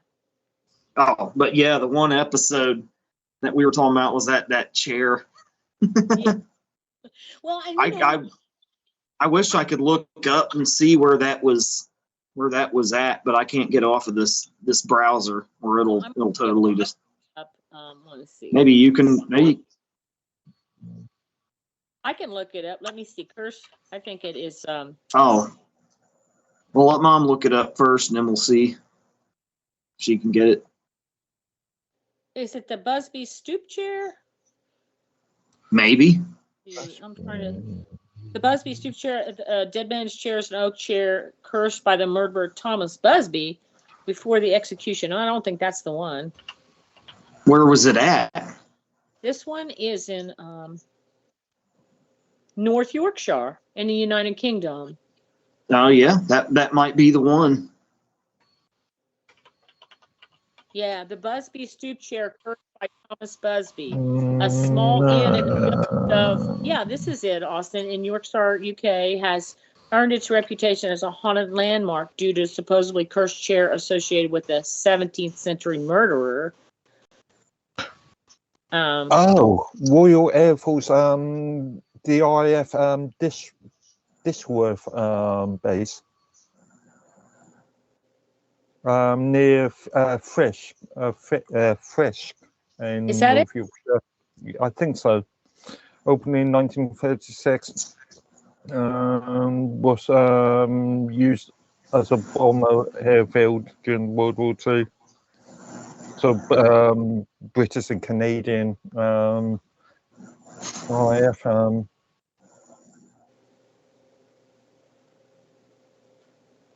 Yeah, I'm looking to see.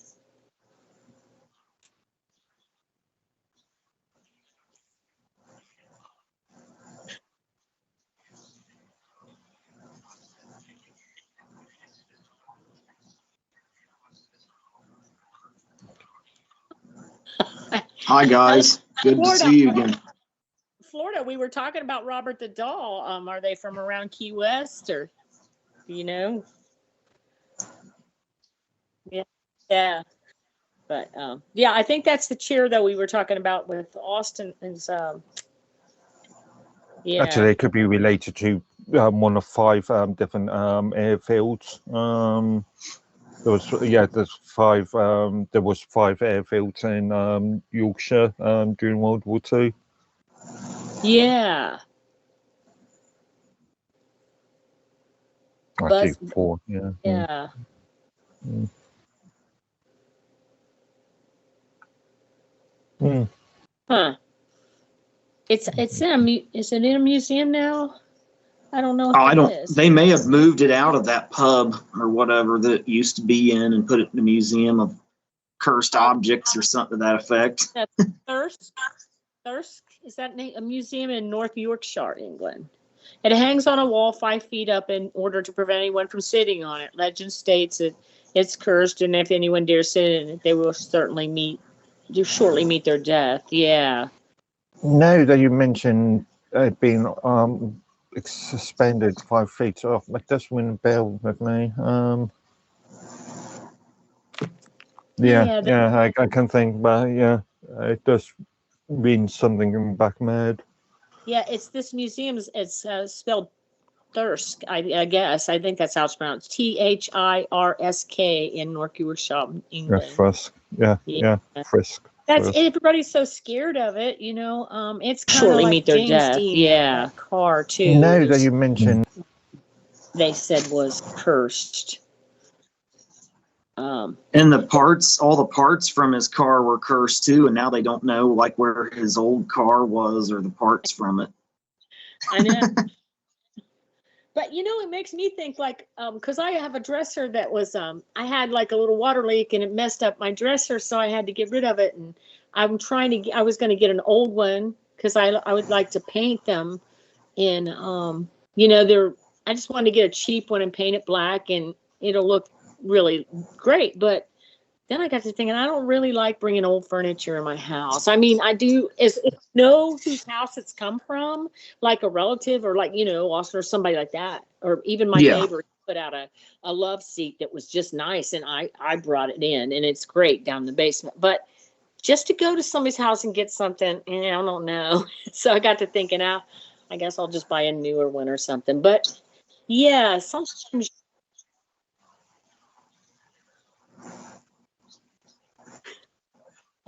Really?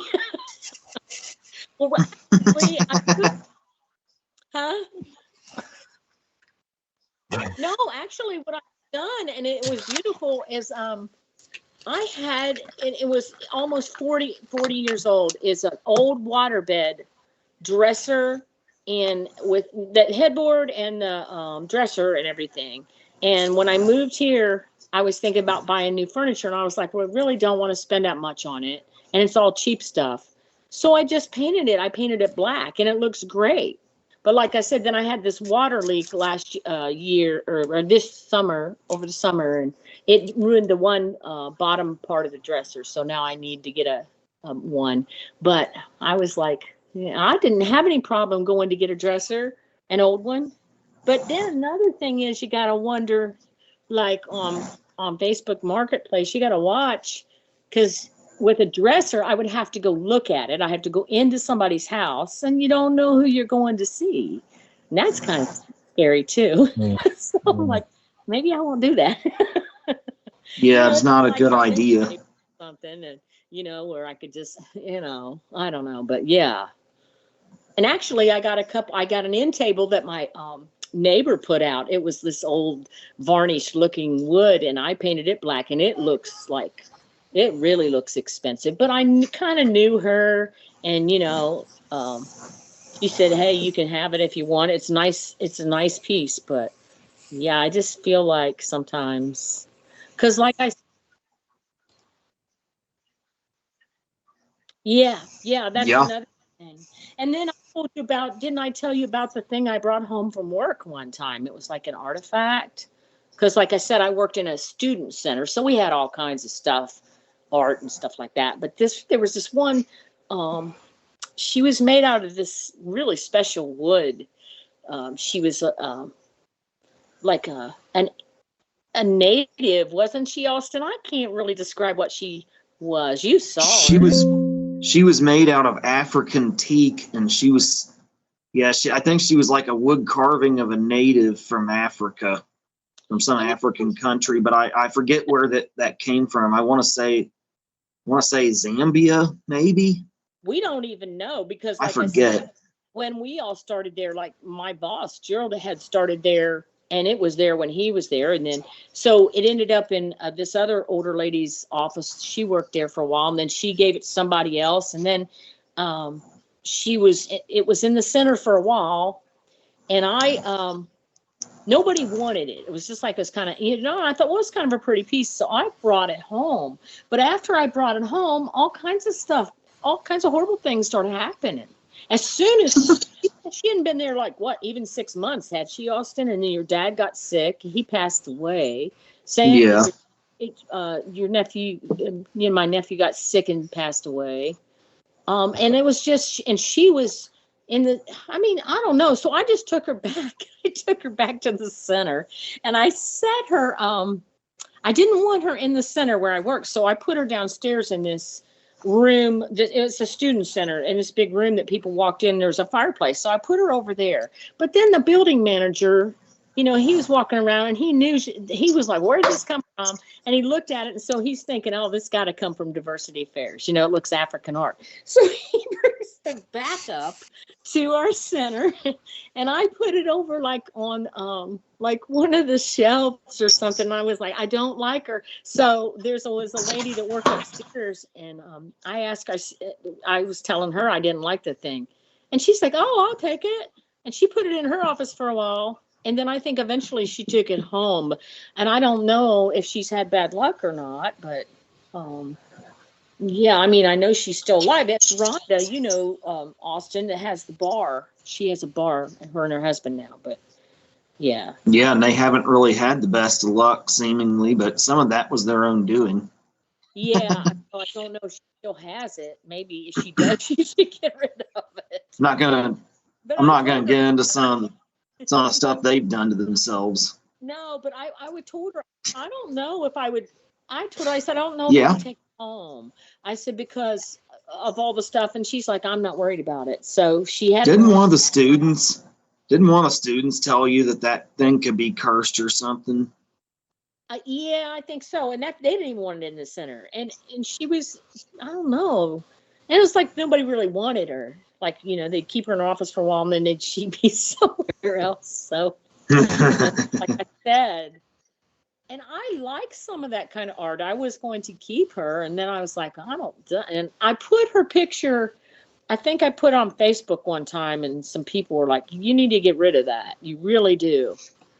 I forget what somebody said to me. They thought it was some kind of ancient art or some kind of tribal thing. Yeah, that's what it was. It was a tribal. It was like a tribal sculpture. Yeah. So I was like, okay. So I didn't do that anymore. But yeah. So that's different.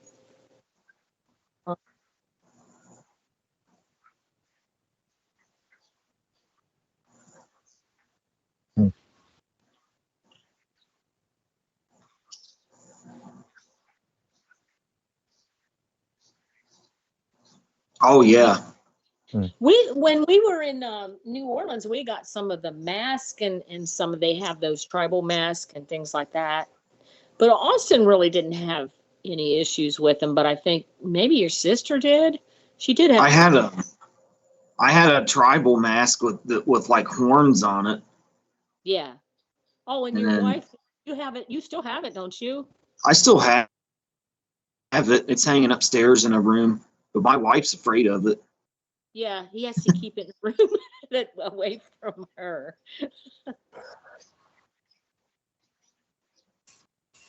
It's black. It's like it's a dark brown mask with that appears to have like a carvings like a Pacific Islander kind of carvings on it, and it has horns. Yeah, she just gets really creepy vibes from it.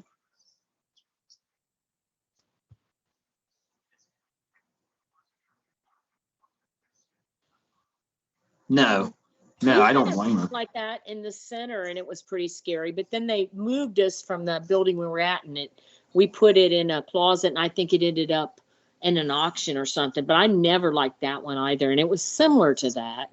You know, like it was on this thing with this dried grass around it, and it was kind of. But Now, my grandfather brought home, he was a Seabee in the Navy during World War II, and he was stationed in Borneo, New Guinea. He brought home an old wooden cup and a wooden comb that the natives over there used. And he brought another pole looking object, but none of those appear to have been cursed. But I thought your sister. And she had some of them, and she got creeped out by them, and then just let me have them. That's why I got them today. But I mean, as far as them being cursed, I don't know. But they did scare her. You guys have somebody that made a comment in YouTube. Say, I hear it echo. Somebody's echoing. We all are now. So, hold on. Did you? Man, you said 15. What happened? Everybody is cutting out real bad on me right now. Now that's better. Yeah. Hold up now. You muted real quick. So. But Roger, you're like, go ahead and say something. Okay. I'm kind of. So it's not me. I bet you it's some kind of cursed item. We're cursing the show. You real quick. What? You real quick. Just mute your chat. Your mic. Do what? Mute your mic. Okay, hold on.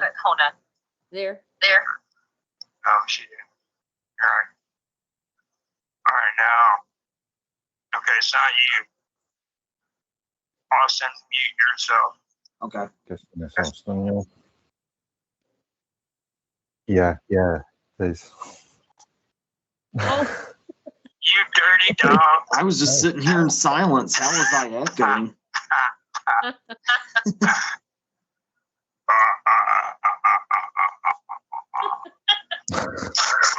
am Satan.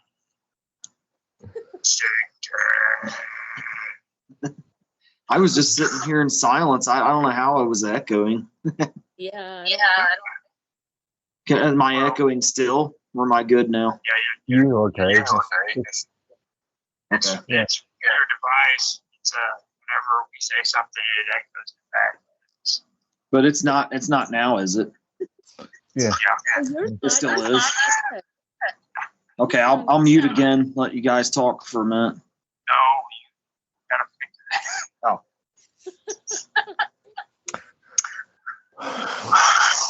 If you guys want me to say anything, I'll unmute and say something, but I can stay muted while you guys. We can hear you. Okay. Skip. We can hear you good. It's just Okay, I'll just mute while you guys are talking, and then let me know when you want me to say something, and I'll unmute. There you go. or say something. Stop talking. Okay. All right, I'm gonna mute. Just let me know whenever you want me to unmute. Okay, but you can hear that. Yeah, I can hear you guys. Okay. All right, I'm muting. Hmm.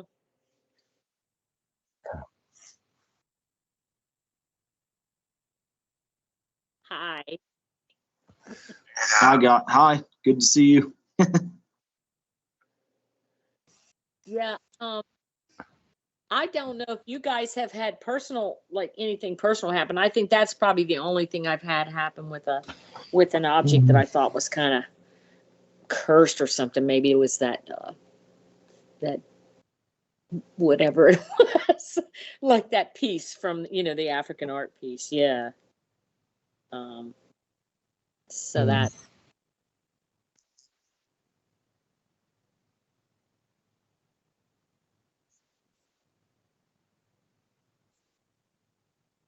Oh yeah. Then you want to bring back that? Do you hear? Okay. All the I was talking about those artifacts my grandfather brought back from World War II. The tribal looking wooden cup and then the tribal looking totem pole thing, and then there was another comb that like the natives had brought back from Borneo, New Guinea, but I don't know if those were cursed or anything. My sister used to have them, and then she just got really creeped out by them. But I don't know for sure if they were cursed. And then of course I had that mask I brought back from New Orleans years ago that looks kind of like a Pacific Islander mask. And then my wife got creeped out by that. And we did hear like weird noises over in the room I hung it up in, but I don't know if that mask has anything to do with it or not. But you had your room for a long time. Nothing happened. What? You had it in your room for a long time. When you My lived bed. Oh, when I lived at the old house, yeah. Yeah. And so I didn't experience. I don't remember experiencing anything then. So it may have been the room itself in this house, and maybe not the mask itself. Right. I'll have to take some pictures of that and some of those things and put them up on Discord for Roger and Mark to see. Yeah, I can take a picture of that artifact I have. I have a picture somewhere.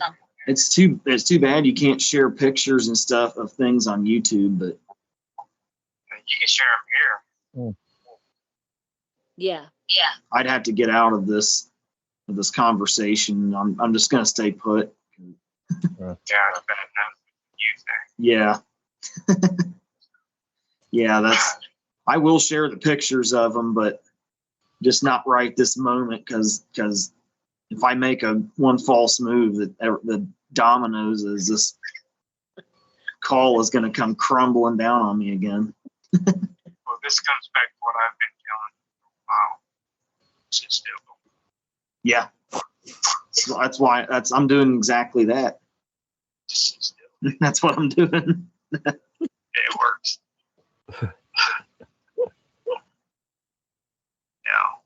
I don't know if objects actually cursed or if you know about it. You bring it on yourself. You know. Are you guys there? Yeah, I'm there.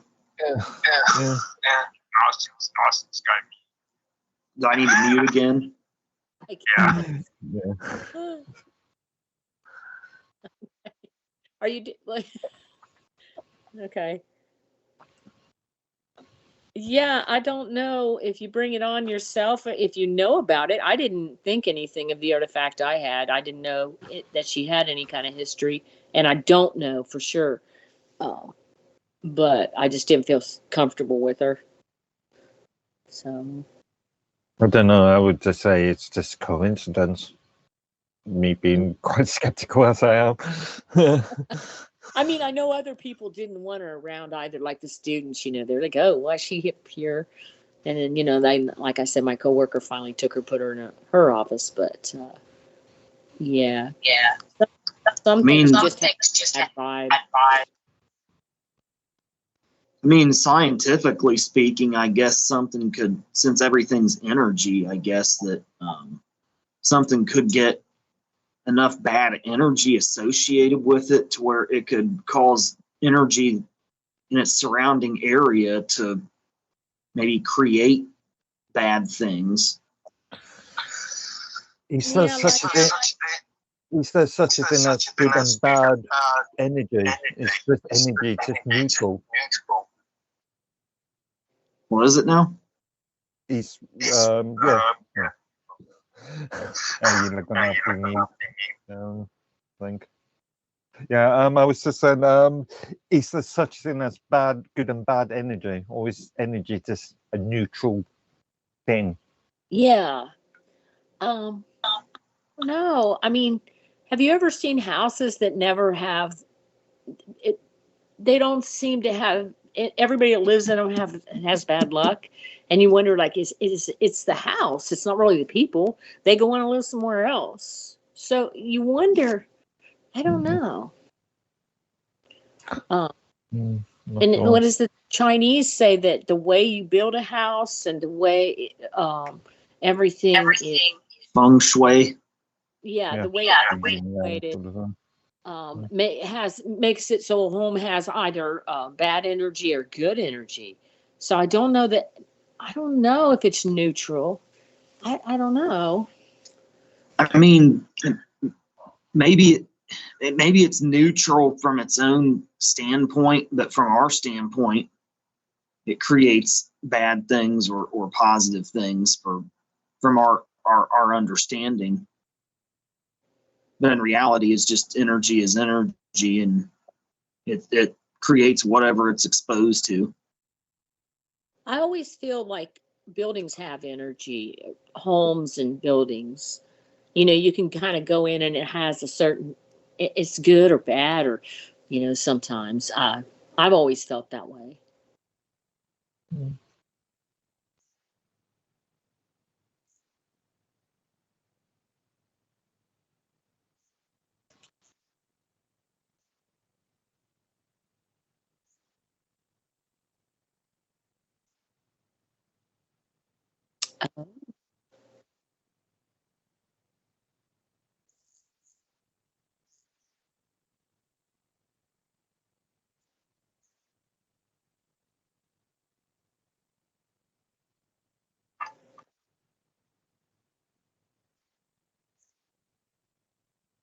Okay.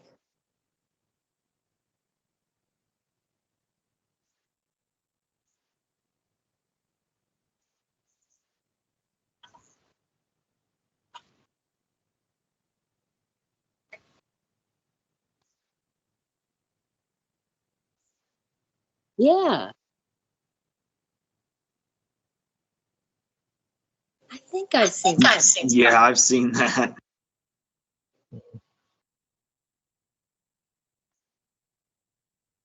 Has to do with that.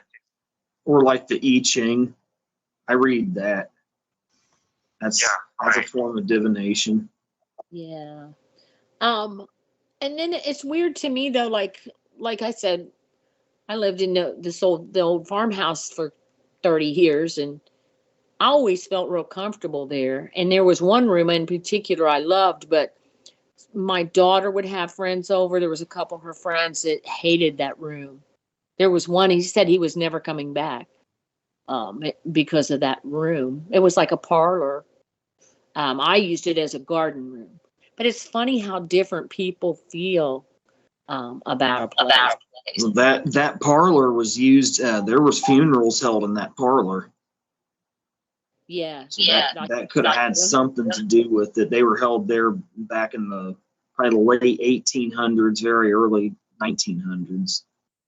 Right. But I loved that room. I always thought it had good energy. So I think you did too, Austin, didn't you?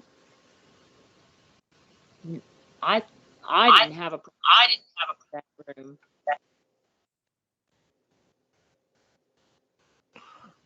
There is That was one of my favorite rooms. Huh? I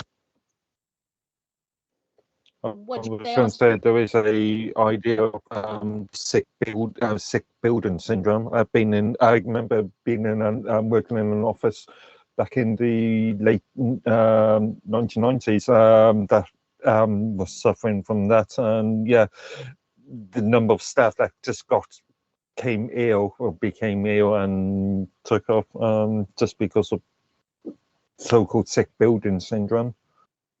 Okay. So you think was it like something that was going on in the building? Was like there was some toxic stuff, or it just had a bad energy? Was it? I suppose it was really related to air conditioning and just the structure of each Well, of the officers. Yeah. yeah, there's some of that too, especially when they started first building those self-contained buildings, that maybe didn't have enough, that the air was just all inside the building, and maybe it wasn't, there was some toxic stuff going on. In our old house, I think it was just energy. And then where I worked, they built a new student center, and I never liked that. It's a brand new building, but everybody I talked to didn't. It just had bad energy. Something about that. Maybe where they built it or the way they built it. I don't know.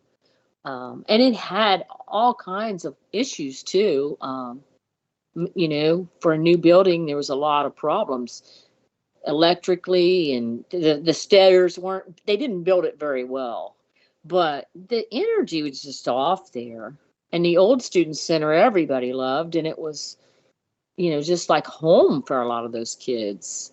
Some people are like, oh, I don't know. It's funny. I think it's like buildings have their own personality and energy, or like human beings or something. It's funny. They're endowed by people, by the energy people lay down in them over the years and decades, I think. And it kind of shapes them. Yeah. Like that bar in Wilder, Kentucky. I don't know if you guys have ever heard of that. Bobby Mackey's. Yeah. But they're tearing that down. It's really old. And like I said, it was supposed to be haunted and everything. They're tearing it down and rebuilding something right there. But gosh, it was on a lot of shows about, it used to be, what was it? Did they butcher pigs or something there? I can't remember. All this It was, I think it was a butcher shop at first, and then it became a bar later on. But there was some pregnant woman who was there, and her husband cut her head off and dumped her body there on the site of the place, and they say her ghost still haunts it. And there's a well or something on that building too, where I guess all these satanic cults were attracted to the place when it was a butcher shop, because there was all this animal blood there, and they'd use it in rituals. So the place was kind of, if energy can be tainted, at least from our point of view, it would appear that maybe it was tainted there. Well, and they had all these people, shows there, and try to, film things and things like that. It got really kind of commercial there for a while. I was there at that bar because my husband went down there to play. He played in a band and he went down there a couple times. And it's just really a dark old bar. But I didn't feel like I was scared or anything. But I knew then, its reputation. But I didn't see anything. But yeah, it had kind of a weird feel to it. So, yeah.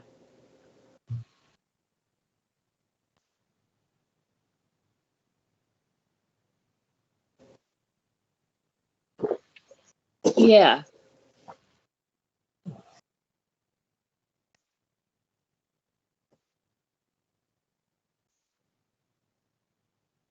Okay.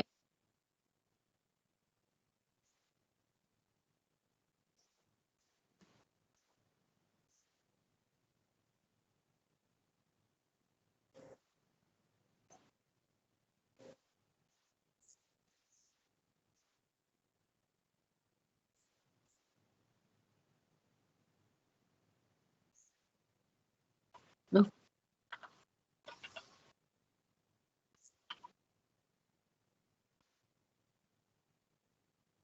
Okay.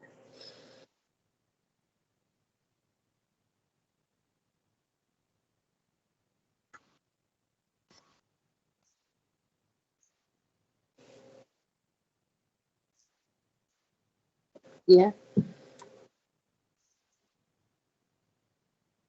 Yeah. Yeah. Huh.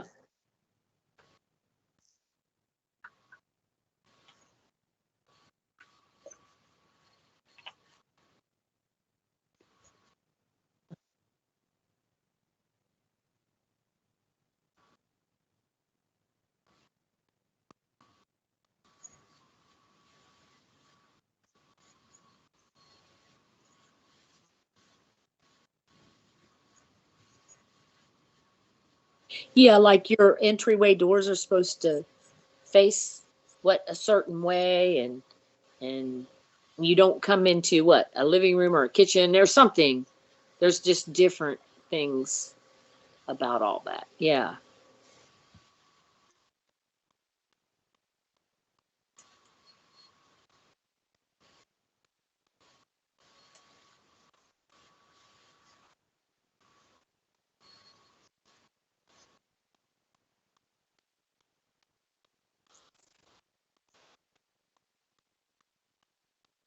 Oh, yeah. Yeah, I think I've heard stuff like that. Yeah. Huh.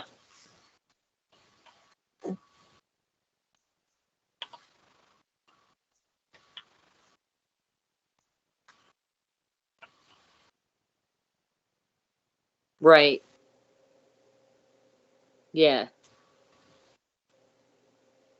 But I've seen like around just in the area I've lived in, it's like there'll be a business that'll come and into a place, and it's like they never survive there. And it's not like it's a bad place. There's businesses around there that are thriving, but nobody seems to be able to make anything work in like this building or a house or something, you know?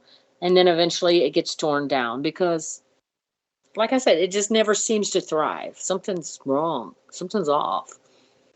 So I always think that's weird.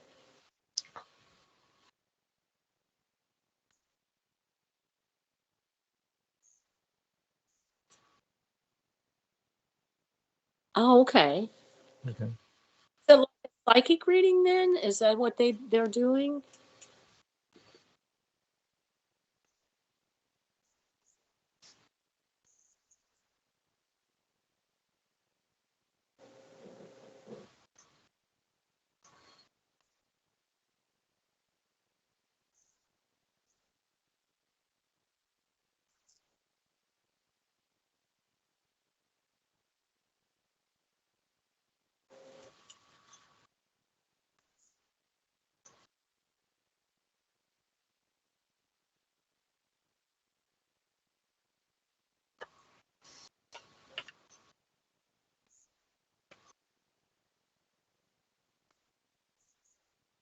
Okay.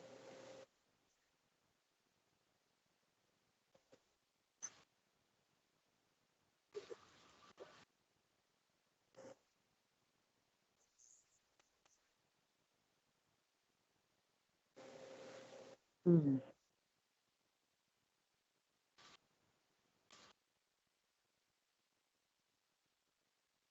Yeah. Yeah. Hmm. Now, have you ever heard of that? There's a Catholic priest that he does exorcisms. His name Father Rehill. He is I mean, he's totally against boards, and I don't know about numerology, but I would assume he probably is because he thinks that's how people can get possessed if you believe in that kind of thing. I mean, he definitely does because he's one of the priests that can be, there's not that many in America, but he's he can perform. I think he Uh, thinks I've seen some videos by him. He thinks possessions and oppressions and obsessions like from the demonic world are up now because more people are into like that new age, what he calls new age stuff. I mean, it's yeah. really not new, but Well, and he's especially occult against kind of stuff. the Ouija boards. You know. He thinks it opens like doorways for demonic takeovers.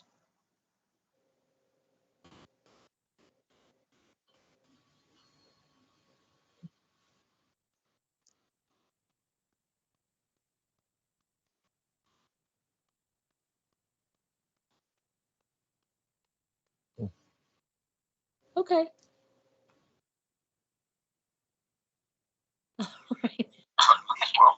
Come on in, Tommy T-Bone Davis.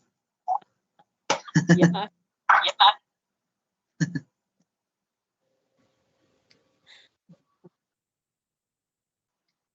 think of that bony guy that Mark always talks about. Now, Father Rehill was talking about how Hollywood people have, he thinks that a lot of them are like Beyonce and stuff, you know, kind of sold their soul to the devil or something. You know, I'm sure you guys have heard about that, but that's his personal thing. But yeah. Hollywood directors are the Satan's spawn. Yeah.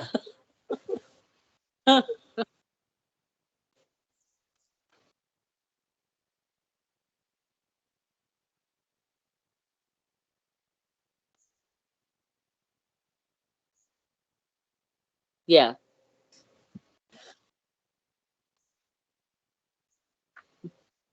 A lot of demonic freaking. There's a lot of shit he's doing if he's possessing all those actors, musicians. Yeah. Yeah.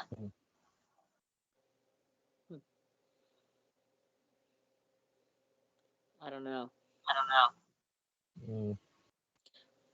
And you know, What is going on?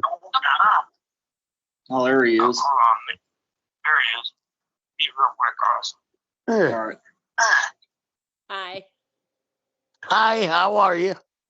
Okay. All right, good deal. Good deal. How are you? I'm not too bad. That's good. All right. What are we talking about now? Well, we were talking about like cursed objects and things like that. Oh, yeah. Yeah. Um, some of the things like, well, we were talking about Robert the Doll in Key West, and there's a chair we were talking about, but there's also James Dean's car, and I mean, Oh, we're yeah. open to anything, though. We were They have not found James Dean's car since he wrecked it. They Yeah, never did. now they thought some parts of it or something were Yeah, a couple parts and person all that. Yeah. supposedly got killed, or I did see Yes, that. ma'am.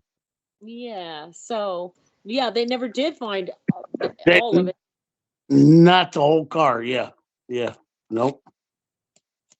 And so they're acting like now that the parts of the car or something are like, you know, cursed. Oh, yeah. Yeah.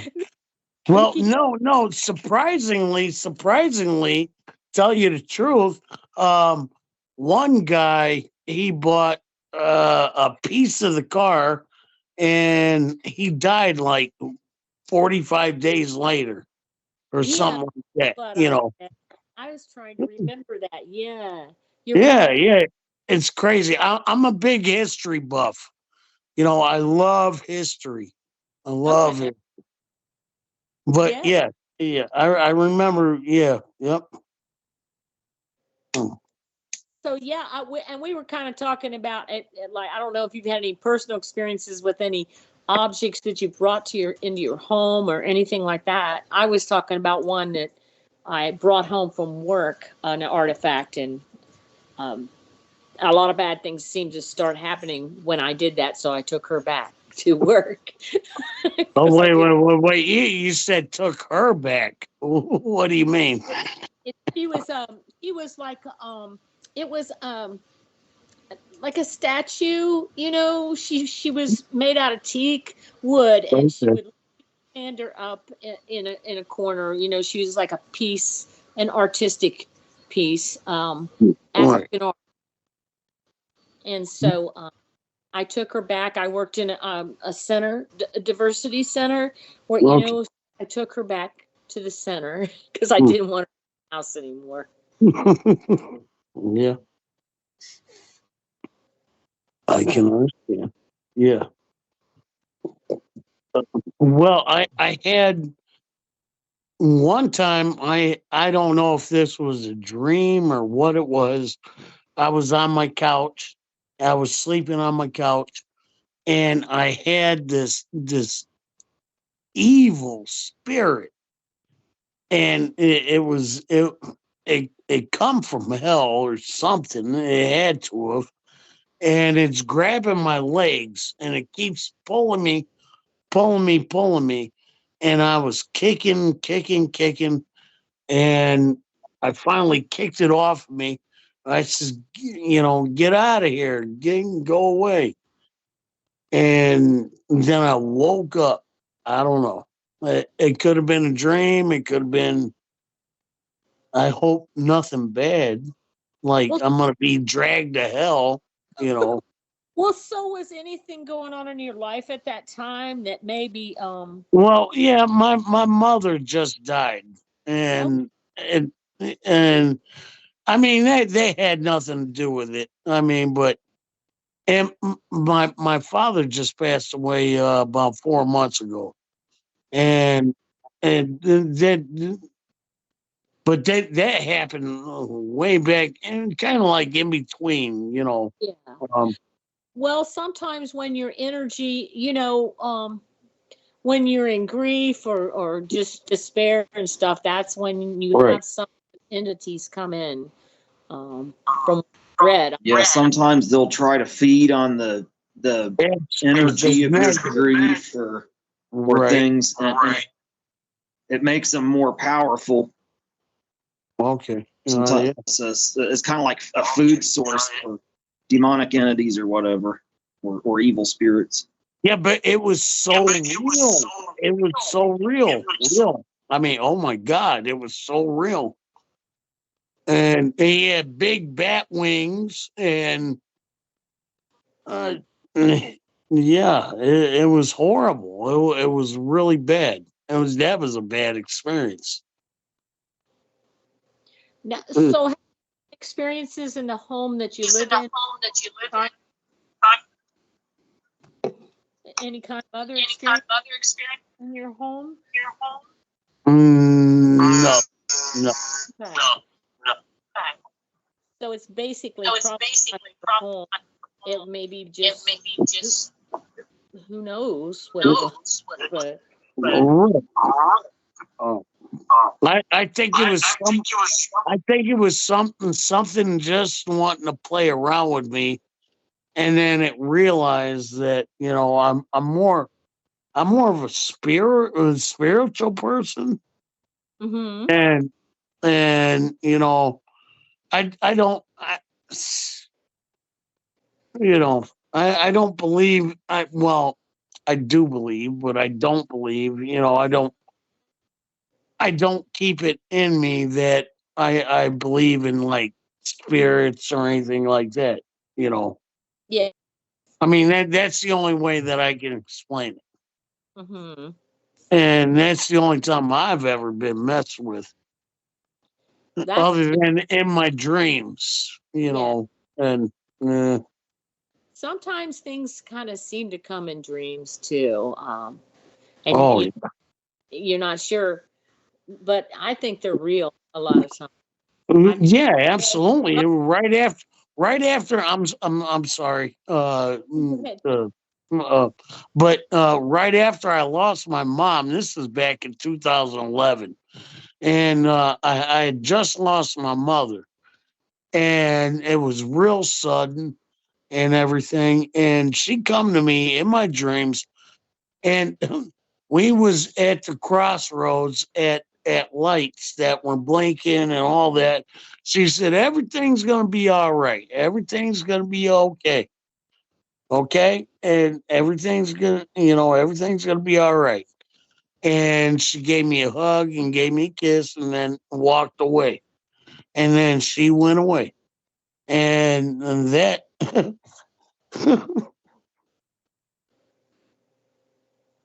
was last. Mm, that was the last time I see my mother. And I woke up and I was in tears. But that was the greatest thing. But And I I think she was probably, she's just trying to telling reassure you. you something. Yeah. Hmm. And yeah, that was it. Wow. Wow. But Yep. You probably, when you woke up, maybe you felt like she was. You could still feel her touching. The Oh, same thing oh happened yes. when my Yes. cousin when my cousin passed away. He came to me in a dream and hugged me, and he came to my uncle and aunt in a dream and hugged them too. So so yeah, I've absolutely had a very very similar experience. Me and him That's were together in amazing. dream time. Huh? That's amazing. Oh yeah, absolutely. Right. Well, I've had a lot of death around my family lately, and I'm still cleaning out my dad's house. My dad just passed, and I haven't got nothing from my dad yet. And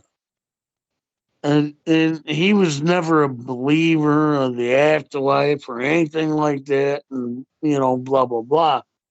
And well, I just went to his house today and got some stuff out, and because the realtors are pushing me, they're pushing me, hey, get everything out, clean out, get it all done, and my lawyer is talking about that, and oh my god. And I'm an only child. I don't have any brothers and sisters. Wow, And that's I'm overwhelming. yeah, and I'm out. I'm in the country. I live by myself. I don't have a girlfriend. Nobody helped me out, and I'm trying to I'm trying. Oh, I'm trying to do all this stuff, and everybody's like, "Oh, man up, man up, man up." Well, I can't man up when I don't have I've got two kids. I got two kids, and they're worthless. And one's in JDC, and and the other one doesn't want to help me and tells me you're not my dad because I won't get them over here. And it's just, I don't need all this negativity. Right. Yeah, You know, I mean, um you just have to tell, like when my husband passed away, and he had a shop, and it was full of like all the stuff that I knew nothing about, and the realtor was like, we were going yeah, to put it up in February, and she was like, I want that shop cleaned out, and I was like, I can't do that. I yeah, You can't. And so what I did with his stuff, because I didn't know what half of it was, is I had an auction. I had an auctioneer. well, I mean, he was wonderful. He came in and sorted through things, had everything organized, and we had an auction and got rid of all his stuff. But if I would have had to do that myself, or even with the kids helping me, right. we didn't know what half that stuff was. So, it really. Absolutely. So I don't know if you can find somebody like that, but if you can't, Well, maybe you know what? I never really thought about that before. An auctioneer or something. But it's a little tiny house. I've got 2 acres right by a lake, and I figured it would go for about $70,000 or something like that. Mhm. And they valued that at 40,000. 40,000. Where are Yeah, you from? 40. Basically just on the land. So what state are you in again? Indiana. Oh, okay. Gosh, it should be And what we're at maybe, but I don't know.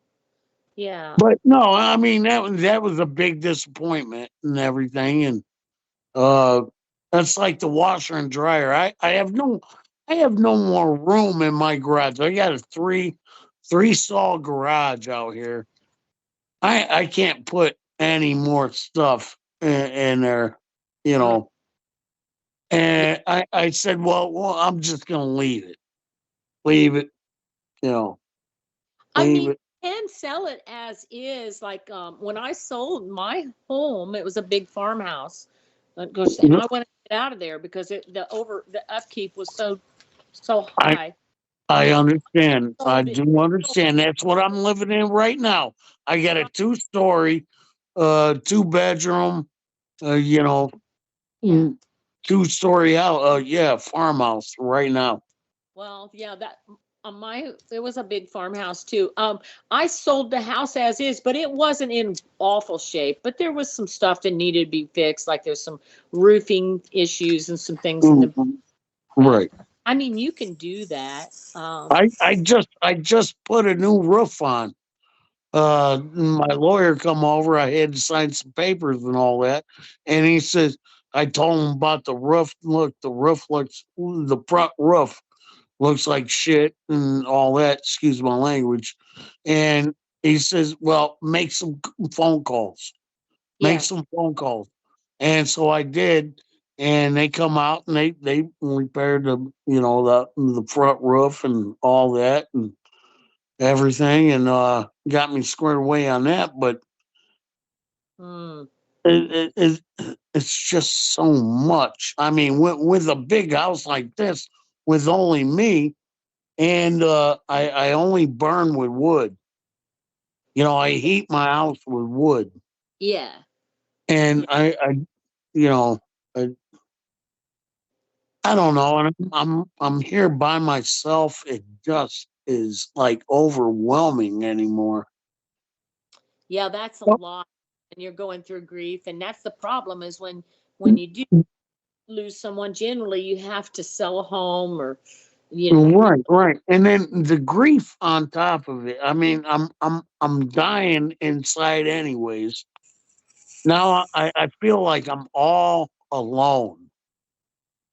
You yeah. know, I mean, it's just I don't have brothers and sisters like I said, and then my cousins and my friends and all that. Mm. They were right there at the very beginning, but then you know I know that they have their own lives and all that. I Yeah, understand they that. start to go away after. Yeah, yeah, and but it just feels like you have nobody and you ain't got nobody you know to. So if you sell it, you'll have money to go someplace else, so right? Just to get rid of it as is, maybe would be the Well, best. well, I've got two properties. I got the property down there at the lake, and then I got this place. I want to keep this place because this is country. Yeah, that's You beautiful. know, Yeah. yeah, I miss living out in the country. absolutely. Yeah. Oh yeah. Yeah, Yeah. Hold and on to the country place. yeah, this is where it's at right here. But yeah, but they only are offering. I mean, I got money put up, and all that, and but uh, it's Real just pushy. I'm like I had some issues with my realtor. Yeah, 'cause she was just pushing me so much. Then she wanted to show the house all the time. Well, at that time, I was working, and she right, wanted to show it every like 2 3 evenings a week, and then all on the weekends. And I was like, I have to have some time to do something when I come home from work. I have to right, be able to relax or just something. I have just it was just me and the two dogs, but like I was like I told her, I said, I can't do this every weekend. I need a right, weekend. I just come home and relax. And then keep the absolutely, house clean. Like I know she wanted me to like take all my pictures down, and I'm supposed to keep the house clean and ready for people to come through. And it was so stressful, and I just and then I told her when I backed that schedule down off, she was like, "Well, you're not going to sell it as quick," and I was like, "I don't care. I can't come home from work, take my dogs away, and do this right, all."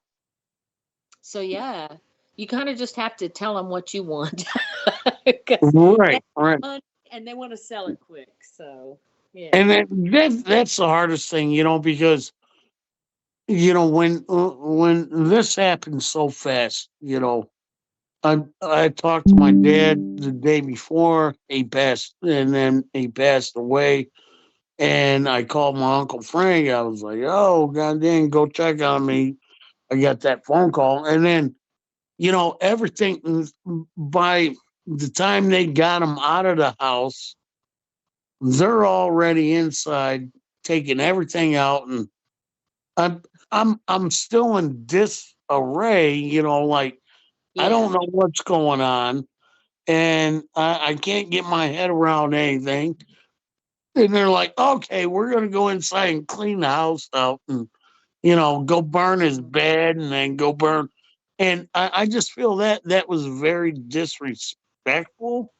Right, right. I don't know. I don't know. And I mean, this was like 4 months ago. Yeah. But I'm starting now to like it.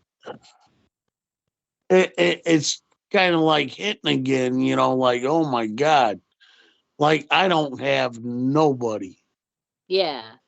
Yeah. What do I do here? And then, okay, now I got to,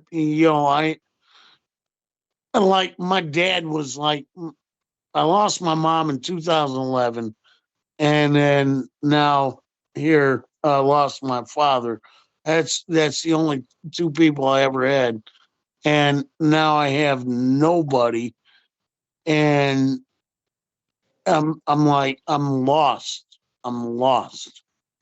Well, it's early yet. I mean, you get better, but it's rough. I mean, you just have to, yeah, it's, Right. Yeah, I mean, yeah, you know what I'm saying. It's just, it's mind blowing.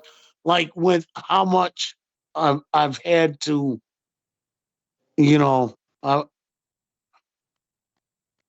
what I've been going through. I mean, like, like with the bills, and then it's like dad's insurance. I mean, I don't know what, and then I got to go make appointments with the lawyer to talk with him. And thank God that I have a family member that is a lawyer, and he's taking care of that. yeah. I But mean, with your father, I don't know how he has a will set up, but as far as any bills go or anything, you're not responsible for them. right. Yeah. That's exactly what the So, lawyer said. Yeah. yeah. So, I mean, don't Yeah. He said just null and void that, and yeah, don't worry yeah. about it. Credit card bills or anything. That's not you. But I mean, And just even if you're married, like unless it's in both of your names, like there was some stuff my husband had that was just written right. off because it wasn't in my name. So yeah. But especially with the father, you're not be responsible for that. It's just so like emotionally hard to do a lot of this stuff by myself with Right. nobody here with me, and Right. And I think that's what everybody, kills me. anybody that loses someone that is taking care of that financial piece or any of that, it's Right. just overwhelming because that's not something you do in Right. everyday life. So it's all new. And the lawyer keeps talking to me in lawyer terms. I don't know them lawyer terms. Yeah, you just have to tell you what it means in real life. Like Yeah, that makes it all yeah. makes it all the more confusing because it's like you're talking to me in your legal terminology. Nobody else uses that. Absolutely. Right. I mean, But I mean that's just my story, and I mean, yeah, it's hard. It's hard. I mean, I think I'm pretty tough when it comes to things, and I was just like, I even though I was grieving, I was like, when it comes to business and stuff, I didn't fool around. But it's hard if you've never done that before. You yeah. got to ask myself, pretty much a hard ass when it comes to that stuff. I'm like I mean, that's why The best you can really do is just to take it a day at a time. right. Take it and it may take a long time. It really sucks, but you really got to take it as it comes. Just do the best you can. Unfortunate as that may be. I appreciate everybody speaking your thoughts on it. Thank you. Yeah. I always say, you know what you have to do every day is just get up and do the day. And like you just want to, if you just want to play around. I wouldn't necessarily be doing any better myself, you know. So it'd be hard for anybody. That's how. That's. There's a lot of other people going through similar things too. Right. I'm really sorry for spewing some bad juju or whatever my story out there for you. But it is what it is, I guess. Well, yeah, you just have to go on.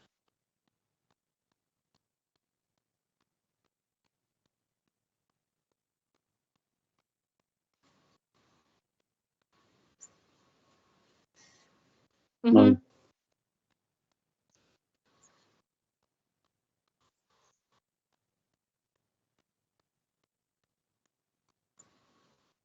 Right. Right.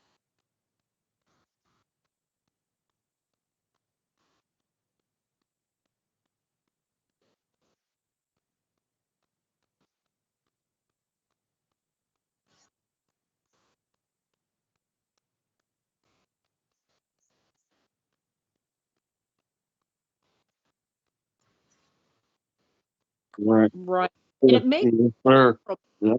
things, I think. If there's Yeah. things, so you have to kind of be careful with that. It's hard though. But yeah. I'll tell you. Well, thank you, and thank you all for listening to what I had to say. Yeah, no problem, man. Just hang in there. You'll get through it, but it'll take some time. Oh yeah. It'll just take time.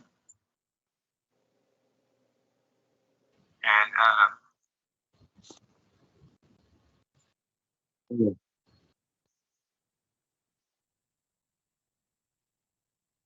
Yeah. Well, it's right on there, Tommy Davis. Oh, it's not? Yes. Okay. Yeah, Tommy Davis. Tommy Davis. And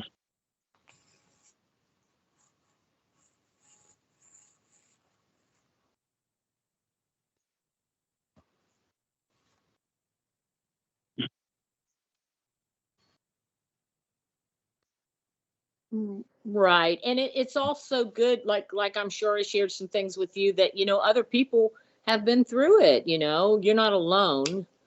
Yeah, there's probably other Right. people watching this that are there's- dealing with very similar situations, so it may have helped them.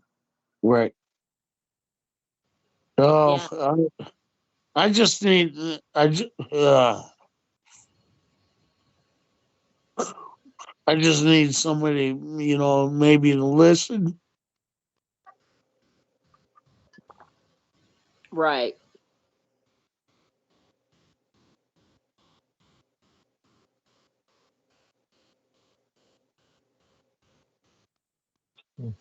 Yeah. And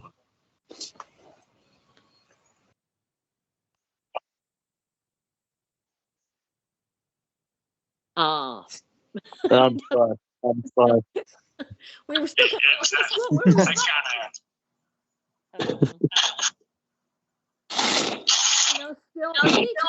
anybody wants to talk about basically talking about the first, but yeah. I'm thinking. I'm sorry. All right. I'm back to normal now. Oh, you're all right. You're all right. This show was kind of about bad things like that anyway, so it really fits in with what we're talking about pretty nicely and helps you out, maybe helps some of our viewers out who are going through similar things. Thank you all. Thank you all. very much. Very much. You got me thinking tonight. So what's going on? All right, I'm gonna drink a beer now. Absolutely, man. Hell yeah. Oh, I gotta open it first. There's a funny thinking about objects. I mean, it's not really cursed, but if Austin wants to tell this, talking about losing someone, just right after his dad helped him move to his new house, and then I think when did he pass away, Austin? That right? About a month and almost 2 months later. Yeah. So you can tell them get off of here so they can hear you. But there was when my husband was helping him, there was this chime. I think I bought it for the April and Austin to put in their house. So it's purple and it's kind of like I don't even know, it's got angels or something on it. But my husband hung it in this bay window they had. There was a hook there. And so, Austin, you can go on and tell them the rest of the story now about the little girl and all that. Oh, wow. Yeah. Yeah. So my wife's grandniece was babysitting her one day, not too long after my dad had passed away, and it was on my dad's birthday. She was babysitting her, and she was pointing at this chime that he had hung up in the window. And my wife asked her what she was seeing up there, and she said my dad's name.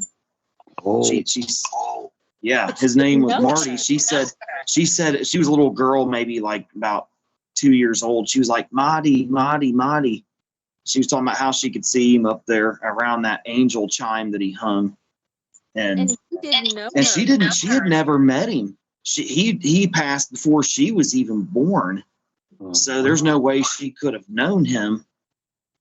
But I think his spirit or something comes through that object somehow occasionally. Yeah, it's really odd because I asked him, I said, are you going to move it? Because I don't know. I guess it looks okay there. But I was thinking they were going to move it.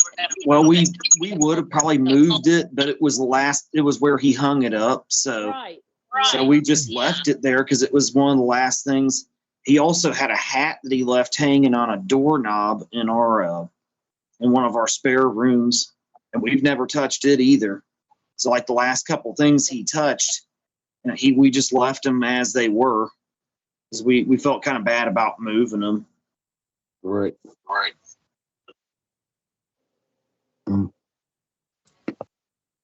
Yeah, I don't know. Like some people don't like to disturb things if they lose children and stuff. Like I used to work out with this lady, and her daughter died in a car wreck, and somebody was telling me it had been like 10 years later. They said, that the lady's never. Her daughter's name was Mallory. The room's the same as it was the night Mallory got killed in a car wreck. And that Pam has never, I don't know if they move, of course they will change it, but they still live in that house and her room's the same. And I think it's been probably 20 some years now because Austin was getting his license when it happened and he was just about the same age. So yeah, I mean, everything's the same because that's part of, they just don't want to lose that part of her. Right. Yeah. So that's another hard thing too, though, is when you go through stuff and you have to give stuff away or sell things or auction them off. Yeah, that's like kind of what I'm going through right now. It's like, with the realtors and all that, they're like, well, you got to get all that stuff out. Dad had so much stuff in there. And I'm like, I don't want to throw anything away. I'd want to keep it all, but I have nowhere to, put it. Right. And it's like, it's like old dad's stuff. Yeah. Am I just gonna junk that? No, I don't want to. Right. I think you just have to keep a few things and have to let the rest go, I guess. Yeah. It's hard. I remember like when they were auctioning all my husband's stuff off, I didn't stay there that day because I didn't want to see all that. Right. Yeah. No. And but it was like they were just selling pieces of him away. There was a table there, like when we first married. He actually had the shop in our big old farmhouse. He had that table all those years. I mean, for like 40, almost 40 years. That was to see that table go. But I was like, I can't take it. It's this I big know. workshop table. So it's What are you gonna do with all that? I yeah, mean, but it's like they're selling pieces of him away. absolutely. That's the way that I feel. It really You know. does. Maybe it would help to think what your father would want you to do with all that stuff. Would he wouldn't want you to be burdened by all of this stuff? I wouldn't think. So it might help you in being able to part with some of it, especially saying you don't have any room to move it to your place. Right. Well, maybe he was pissed off, saying, "Oh, stop it! Don't sell that." I don't know. Do you think it was him? Possibly. Yeah, he came to you to terrorize you because he didn't want you getting rid of the stuff. Don't sell that. Wait a minute.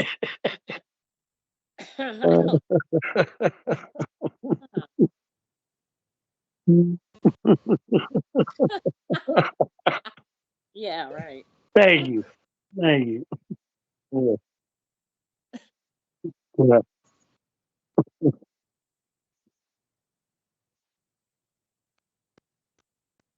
Right. Yeah, exactly. Yeah, that was my experience for sure.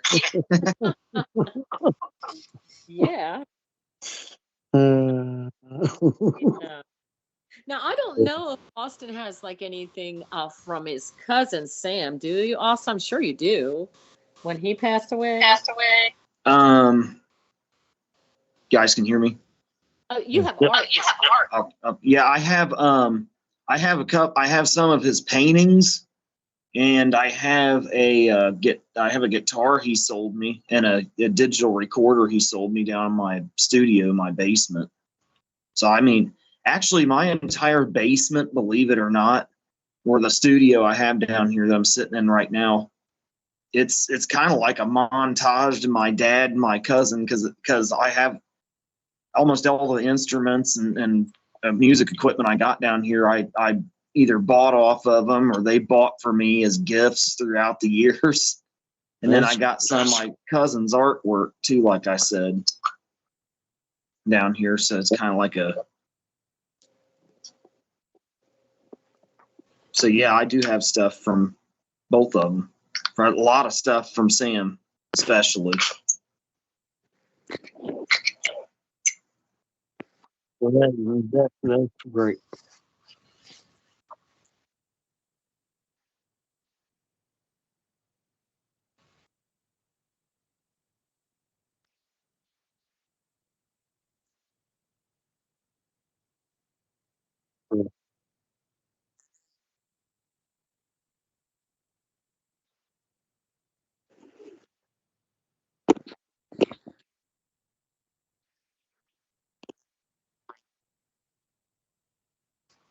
Right. I think everything has some kind of like like if my mom had some kind of object, like China tea or something like that, or something like something that was she personally did like every day or whatever. I think that holds some kind of meaning, and that's why I'm like I don't want to throw that away. I don't want to get rid of it. And you kind of know. I mean, you kind of know, or you feel some kind of like, something with that object.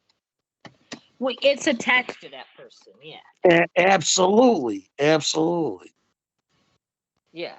Yeah, I mean, Maybe try asking your dad what he wants you to part with and what he wants you to keep, and see if you get a response from him, like what he wants you to hold on to. he wasn't a spiritual person. He was like, just dig a hole and bury me in it. I'm like, no, Dad, I'm not gonna do that. Yeah. He was a funny guy. He's like, no. I don't even want a funeral. Wow, really? Oh yeah. Oh yeah. He was a strict guy. He was like, just dig me a hole, bury me in the ditch. I don't care. I'm like, nope. I'm not doing that. Yeah.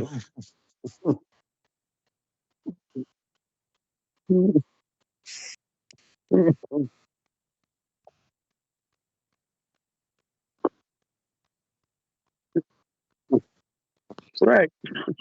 Oh, here I got back. I flipped out. I think I'm trying to charge my iPod and it wasn't charging, but I think it is now. I hope so. I mean, I'm a spiritual person too, and I honestly don't want my body taking up space where there should be houses or maybe crops growing in a farmer's field or something. I think it'd be best for me to be cremated myself. So, but Oh, I can't think of the idea of being cremated. I cannot think of that. You know what? Bury it. You know what? Plant an apple tree over my body, and oh yeah, then that's a good it'll idea. grow. You know. Yeah, that's true. Is that what they do with something like that? Right. Yeah. Oh, you're talking about like a green burial. Yeah, I wouldn't be opposed to that for me. A green burial would be all right for me too, because I help the earth out. I'm useful after I've passed. Absolutely. Yeah. And I think that's a good thing. I do too. Back to my nephew's artwork, there was a picture that I got of his that he had drawn, and I put it in one of the bedrooms upstairs. And the funny part about that was I was looking outside one day. It was of like two trees and some, like landscape type thing. I looked out the window and there's two trees outside on the medium strip by the street, and it looks just exactly like the picture he drew. Oh wow! I remember one time I was over there, and there was at your house, and there was snow on the ground, and the sun was setting.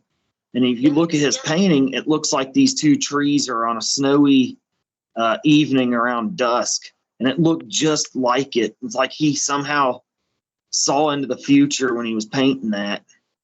Now, the interesting thing about him is he grew up and lived in a farmhouse out in Indiana too, around Bath, actually. Okay. I don't know if you know where Bath is or not. But no. I only mentioned that because it was interesting that you live in a farmhouse out in Indiana too. I thought that was a fun fact about him that I thought was interesting. That's amazing, though. I mean, same vision, Yeah, he had never been to this house, of course. Because I said we lived in an old farmhouse when he passed away. Because he passed away a month after my husband passed away. I'm very sorry. I'm very sorry to hear that. Yeah, it's been a while now. What, 6, going into 7 years? Yeah.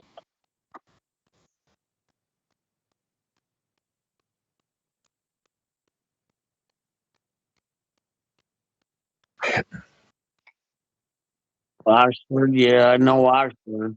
Or you mean Oxford, Ohio?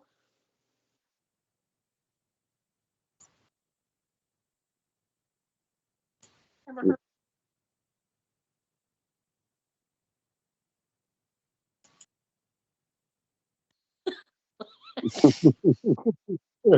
You mean like Corner, Indiana? Because there's not an Oxford, Indiana, is there? Yeah, there is. Absolutely. Yep. So There's probably an Oxford in every state, honestly. Yeah. It's a Middletown. There's Middletown everywhere. Middletown. Now, if you ask Mark, and there's an Oxford over in the UK. I mean, There's about one. It's actually, university town. Yeah, or university city. Yeah. I'm way up in I'm underneath Lake Michigan. Right at the tip of Lake Michigan. Oh, Yep. In LaPorte, Indiana. Absolutely. wow. And oh, okay, I've heard of it. yep, right underneath the tip of it. Right there. Yep. Mm. Yeah.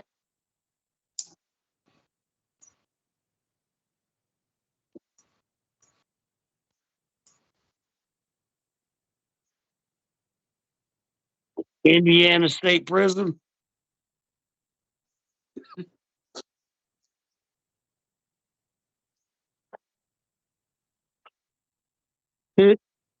His name isn't David, is it?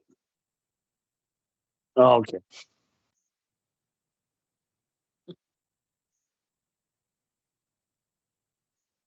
Okay.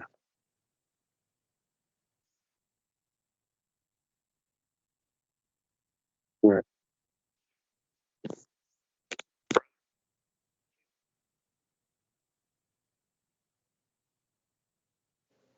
I don't know. Uh,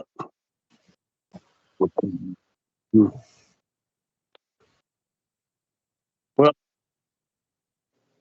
I had a cousin, kind of a cousin. He ended up shooting a kid in the face with a shotgun. And he was right there, right next to the prison, and his ass went right to the prison. Wow. Yeah, and that was on accident, I guess, from what he was saying, but he's still in there, and he was 17 years old when Wow. that happened. If you do jury trials, you never know. Exactly. They're unpredictable. Sometimes it'd be best if you can get a plea deal or something. But He was a good buddy of mine, but yeah, when he was doing drugs, nope, stay away from him. And thank God I stayed away from him. You know. Yeah, that was the same thing with my cousin we were just talking about. He got real heavy into heroin. I had to pull away from him because he was going down a road I didn't want to go down. If I had went with him, I'd be either 6 feet under or doing time somewhere now. Absolutely. You know. Oh yeah. So I was thinking about it. oh,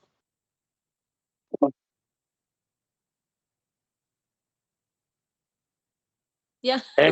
Evansville, Indiana. Oh God! Yeah. Wow.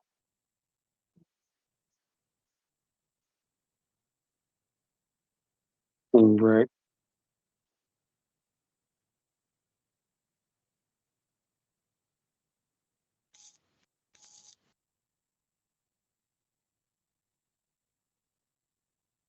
Yeah.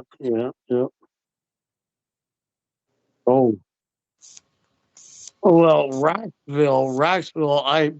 I was dating this chick, and ended up going to prison. And I went down there one time, and there were like all these sun mills or the where they're out in the fields and they're the big windmills, yeah,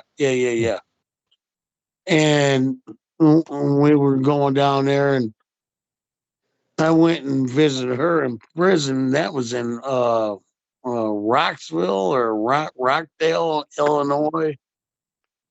uh Rockford, Illinois. Yeah, I've heard of that. Yeah. Or was it Illinois or Indiana? I can't remember which one. Yeah. Anyway. Right. But yeah, oh my God, that was a drive. Oh.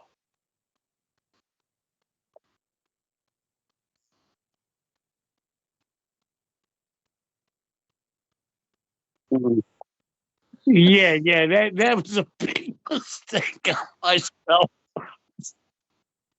They don't. Most of their road signs are gone. Like it's so rural. It's like they never put them up if they get knocked down. So if you're doing GPS, most of the time you can't get it on your cell phone. And if you do, Right.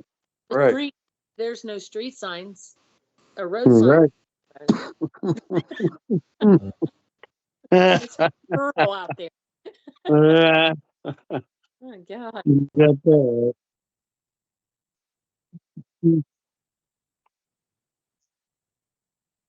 Oh. Yeah.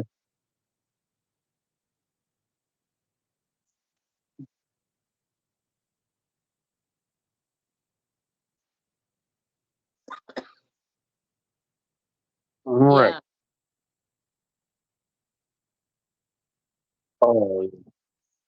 Oh, Wow. going on two wheels. Mm. Oh. Well, Mm. we lived out in Preble County, and that's scary. I'm telling you, it's real rural out there. Southwest. Um.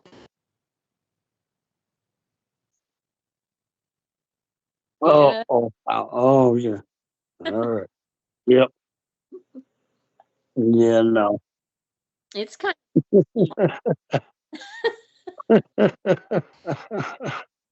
well, yeah. Mm.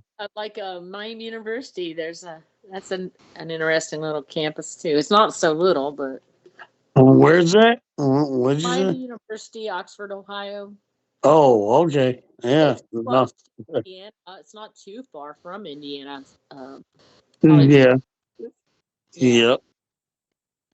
Um. Yeah. Yeah. Hop, skip, and jump. But Yeah. uh,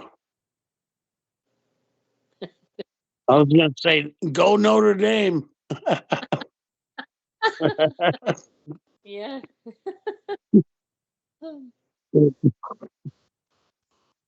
Yeah. Indiana. Yeah, of course.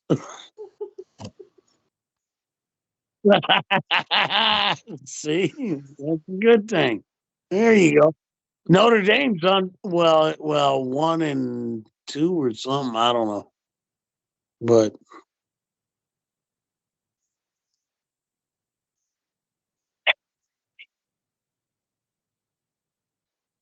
yeah,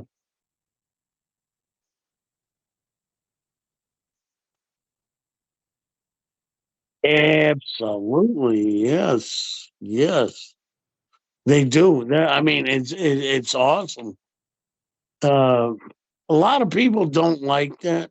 They don't like Notre Dame because they think the Catholics, oh, they're diddling like little kids. I don't get down with that. Whatever, but uh, I'm like, oh my God, what a great school, great school. I've been there. I've been there for gun shows and went there for yeah. quite a few gun shows.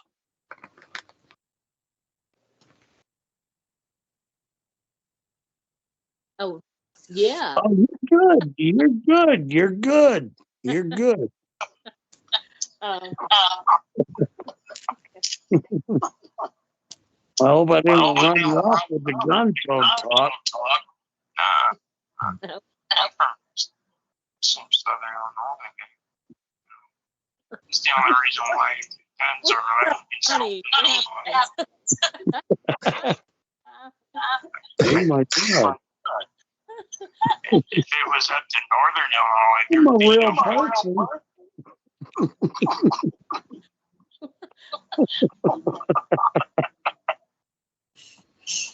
what were you Sorry. saying?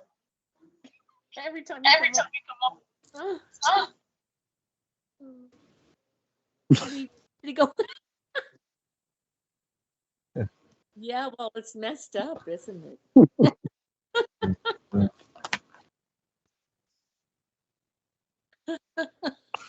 Yeah, I haven't heard him say a word yet. Well, he's had, yeah, he's had some issues, so that's why. Like he tries to come in, and then when he does, if anybody else talks, he has to mute it, or we can't hear.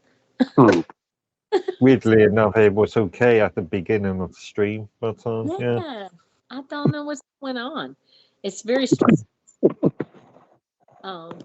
He didn't sound that bad. Huh?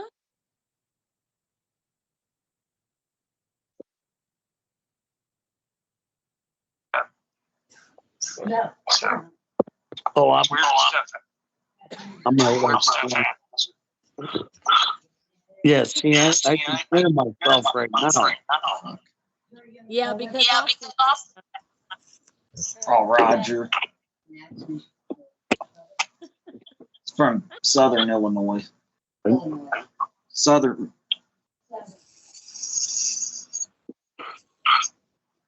What'd you say? I don't know if I don't know if you guys can hear me or not. I'm trying to unmute my microphone. I might have to get out and get back in. We can hear you. Okay. We can hear you. Okay, I didn't know if you guys could hear me. Yeah, I was saying I like going to gun shows too. Right. Every chance I get, man, I try to go to them. Hey, buy up that ammo, brother. Buy that ammo. Oh yeah, absolutely. I feel sorry for Roger living in Illinois. That's oh God. Yeah, I mean, you need to get Southern Illinois needs to secede from Northern Illinois. They need to. we got to wait till Trump, President Trump gets in, and then he leaves that ban off of the primers. Yeah, that's true. You know,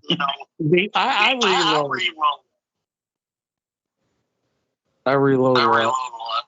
I need to learn to do that. I need to get the presses and all the powder and stuff together. Go. Sorry. Go to Dylan Preston. Dylan. Everything right there, and it's a lifetime guarantee. Okay. And once you buy anything, everything is, you can call them up and, oh my God, I'm reverbing so bad. Everything is free. If you break something or, wow, should I get out of here? And I don't even know how to. Austin, mute. I'm trying to mute, but I'm No. froze up. No, don't mute because of me, please. Well, that's the only way we can hear you. That's what the issue's been tonight with him. Yeah, we don't know what's going on, but now you can. Now, if you talk, you can hear. Like we can hear you. You should be good. Hello. Yep. Okay. That's great. Oh. I'm sorry. I thought it was maybe me or something. I No, don't it's know. Austin.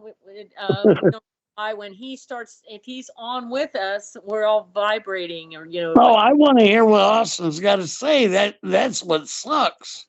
oh well, You know, if you don't talk when he's on there, he should come through. That's what, yeah. So if Austin, if you want to get back on there, I think. Okay. Can you guys hear me now? Yeah. yeah. Okay.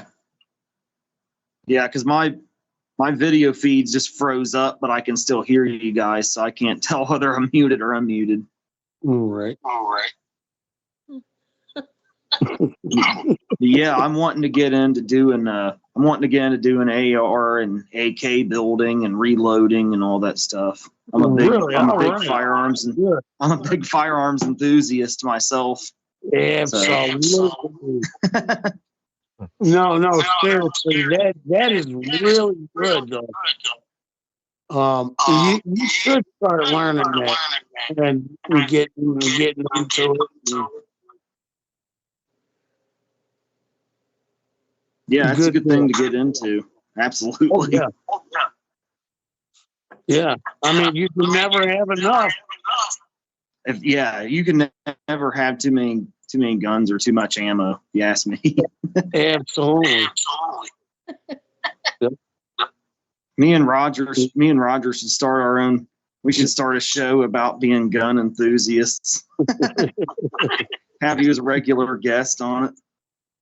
Roger and Austin's gun show. We probably wouldn't be able to do it on YouTube. I would like to join then. What do you think about that, Roger? Yeah, they call it some kind of creepy name. Well, so you could do it on YouTube. Yeah. Oh, yeah. Yeah, you can't even use the word gun on Facebook anymore. I know. What is that? And there's a guy I used to work with that does raffles on there sometimes, but he has to call them something other than gun raffles because Facebook they'll put him in Facebook jail and delete his profile if he. Well, you know that words like yeah, right. like food or gun. Yeah. Stupid.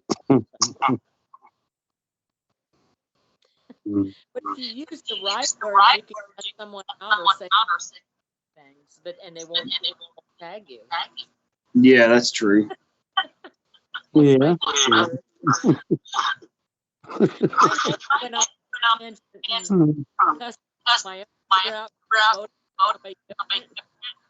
and they didn't at all use any words that they would catch. Yeah. My goodness.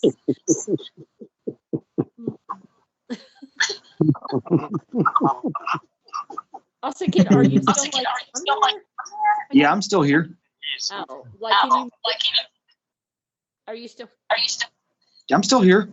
Okay. You guys all hear me good? Yeah, we can hear. Okay. It's vibrant. If I'll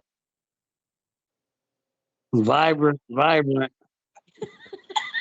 I'm vibrating or reverberating.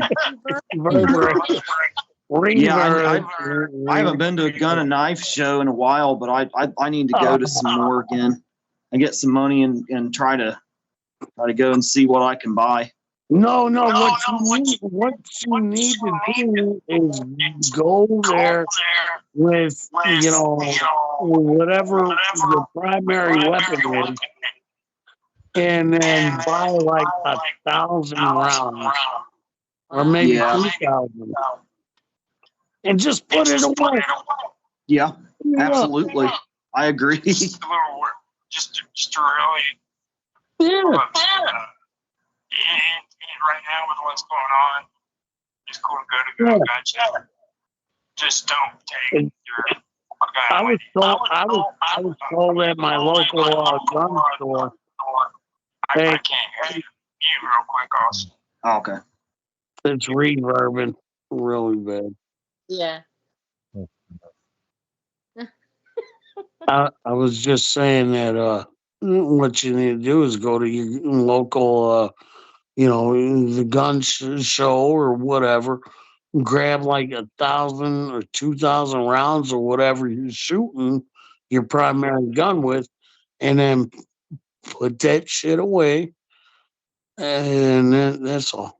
Yeah, I mean, just you got it, Yeah. and buy as many primers as you can.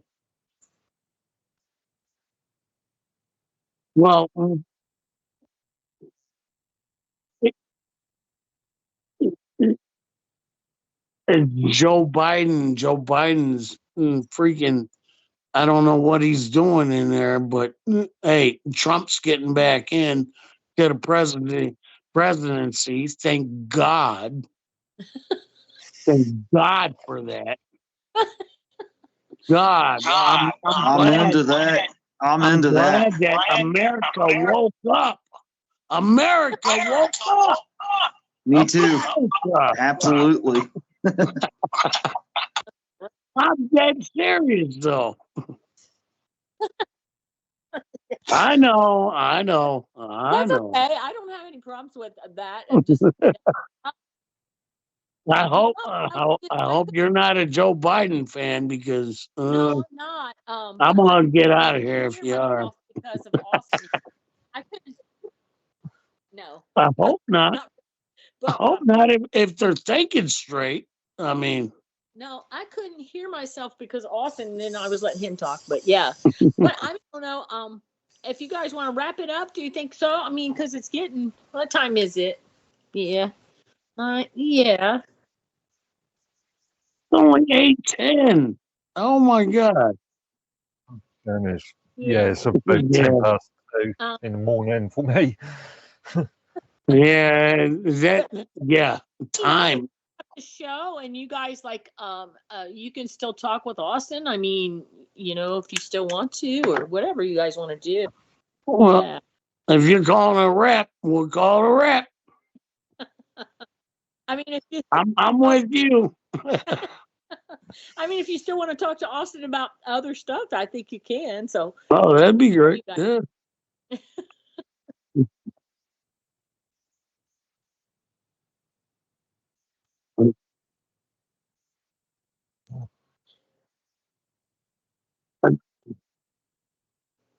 You talking to me? Yeah. Okay, well, thank you. Thank you, bro. Yeah, I'm over on Discord. I post music videos and stuff over there that Roger shares and stuff. Well, I got a YouTube channel and stuff. I'm not like fancy, with the computer stuff, but with the phone and all that. All I know is go on Discord and then try and get on like whatever platform. And I really like you guys. You guys are awesome. Boom, awesome. Yeah, we enjoy talking with you. I hope so. Yeah, this is an awesome community, man. It really is. Absolutely, and that's what I'm looking for. And I like people like you all, and I want to conversate a little bit more with you. Yeah. We can still talk about paranormal stuff. There's a different topic or anything anybody else wants to discuss. Right. And hey, I do appreciate you all listening to my sad story, and all that. But thank you so much for talking with me and conversating with me. Yeah, I was enjoyable. Yeah, no problem, man. It was great. Yeah. Absolutely. You should join our shows again and link up with us on Discord if you can, by all means. All right. I will definitely look for you. I will try my hardest. I promise you. And just ask Roger. That's what I always do. Ask for what? Oh, yeah, Roger always hooks you up, man. Well, my name's Tommy Davis, and yeah, I don't know if that helps, but Yeah. all right. Okay. Yeah, you got Skype.com. Oh, oh, oh.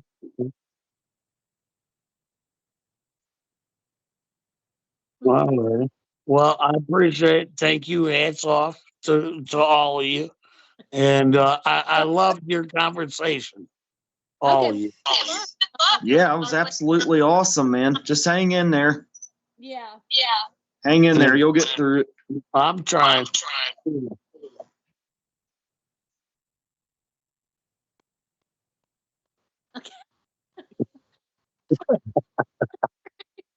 Okay, well, we're gonna end it here. It's been a great show. I don't know when we're gonna do this again. Probably in the next couple weeks. So, we'll announce it on Discord.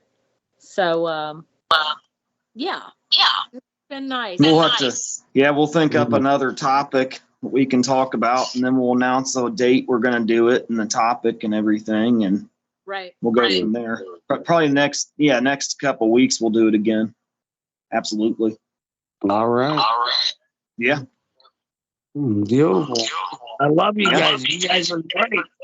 Yeah, we love you too, man. Okay, y'all take care now. You have a good night. You too, man.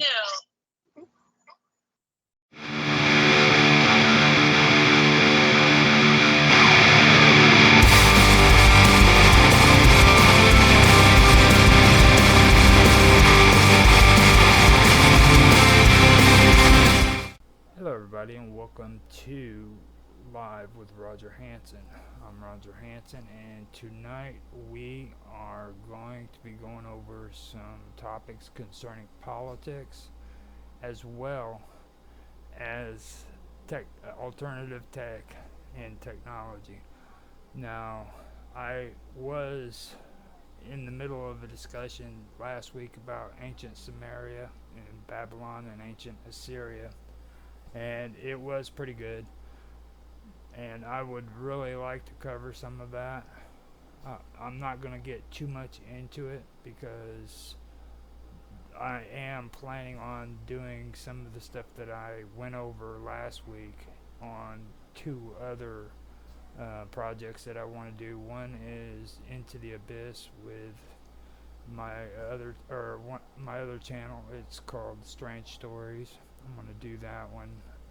I've been focusing on that since July instead of Wonderful World of Weirdness. I also want to use some of the content for a story that I made up concerning the Udog, or the Udog. I usually pronounce it Udog. And I want to make that and put it on my Storyteller channel. And the reason for that is I don't get very many people going to my Storyteller channel, so this would be a good chance for me to do it and put some content on there and get more focus on it. So with that, I will we'll get on with the topics that I do want to talk about tonight. Now, the thing with politics is there's something that I've been noticing a lot of people on the internet just don't seem to understand, and that's that, there's different factions that are involved, different camps that are involved in these political groups. Like the Democratic Party isn't a bunch of Democrats holding hands talking about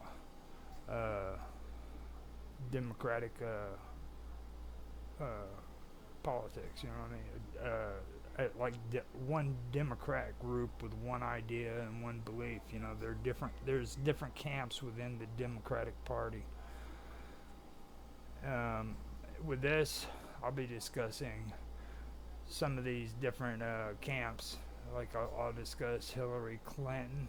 Now we'll go from Hillary and Bill Clinton down to Obama, and then we can go into you know, Joe Biden, and after that we can discuss Kamala Harris.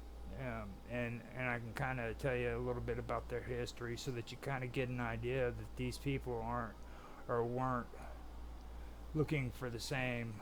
They didn't have the same objectives as the other ones did. You know what I mean? They were very different uh, in their own ways. Um, Now, after I go through that, I am going to get into technology and all tech platforms. Now, this is something that me, Tanhai Tran, and Mark Edworthy were discussing when we finished up our second season of Tech Talk. And the interesting things that I found on there was towards the end. We did a lot of conversation in AI, which I do want to discuss on here too eventually. But these things concerned some recent events that took place with the car industry concerning CDK Global. Tonight I want to discuss CDK Global. And then there was something that just happened recently that I think is important to add in on that. And that would be a global IT outage that just happened recently. Now, this outage, it affected airports, including LaGuardia Airport. So I want to go over that and kind of discuss it. Now, after that, we also got into a conversation about Odyssey, and this is an alt platform part of the discussion that I want to talk about now. Odyssey is starting up with Arweave, and Arweave is a decentralized layer 1 data storage protocol, and that's something that I want to discuss. And there's different facets to Arweave as well. It's got different things that are involved, like permaweb and stuff of that nature. So I do want to go over Arweave and kind of get into the discussion about that. So those are some of the things that I do want to go over. Now, the things I was talking about last week when it comes to the Sumerians and the Babylonians and the Assyrians, that had to do with demons in the ancient world. So I do want to kind of go over that if I have enough time. But at the same time, like I said, I want to do some of that with the projects that I have going as well outside of this right here. So I will be doing that. On the Storyteller, I'm going to be doing a series called The Shadows of Mesopotamia, and it'll be the tale of the Udug. As well as that, I am also going to be doing a reading from a fellow Minds.com member that I promised him I would do, and I haven't done it yet so far, but I am in the process of getting that taken care of. And I do want to apologize to him. It's John G. And the story that he actually wrote was the Wallhouse Curse, and I'll be doing chapter by chapter on that. My reading isn't really all that great, but I can tell you I can read, so hopefully you guys like it. But I'll be starting that up too, and that's going to be on the Storyteller. Now, I know I put a lot of plugs out there, so I'm not going to do all that. I just wanted to go through and let everybody know about that. I do have things that are happening in the gaming industry or world, in my gaming world too, that I want to go over, but I don't know if I have enough time, because this is actually some good content that I do want to discuss. And this is going to be a 12 video series, and I'm going to end it there for the season after the 12th episode. So I'll come back next year this time, and I'll start it back up and do 12 more episodes like I do with them. I actually go through and I shift from one series to another series so that I don't get burnt out on that topic, you know. And this is basically my shift. Plus, I really need to take a break on some of the stuff and get focused. So this is where I start, I guess. So first, let's get into politics. And like I said, I wanted to discuss different camps within the Democratic Party for this episode, because the last episode where I had discussed politics and political history, I kind of explained what conservatism or traditional conservatism was. And I also went through and kind of messed around with the whole thing about radicalism. Now, me and Mark Edworthy, as well as Bob Dub and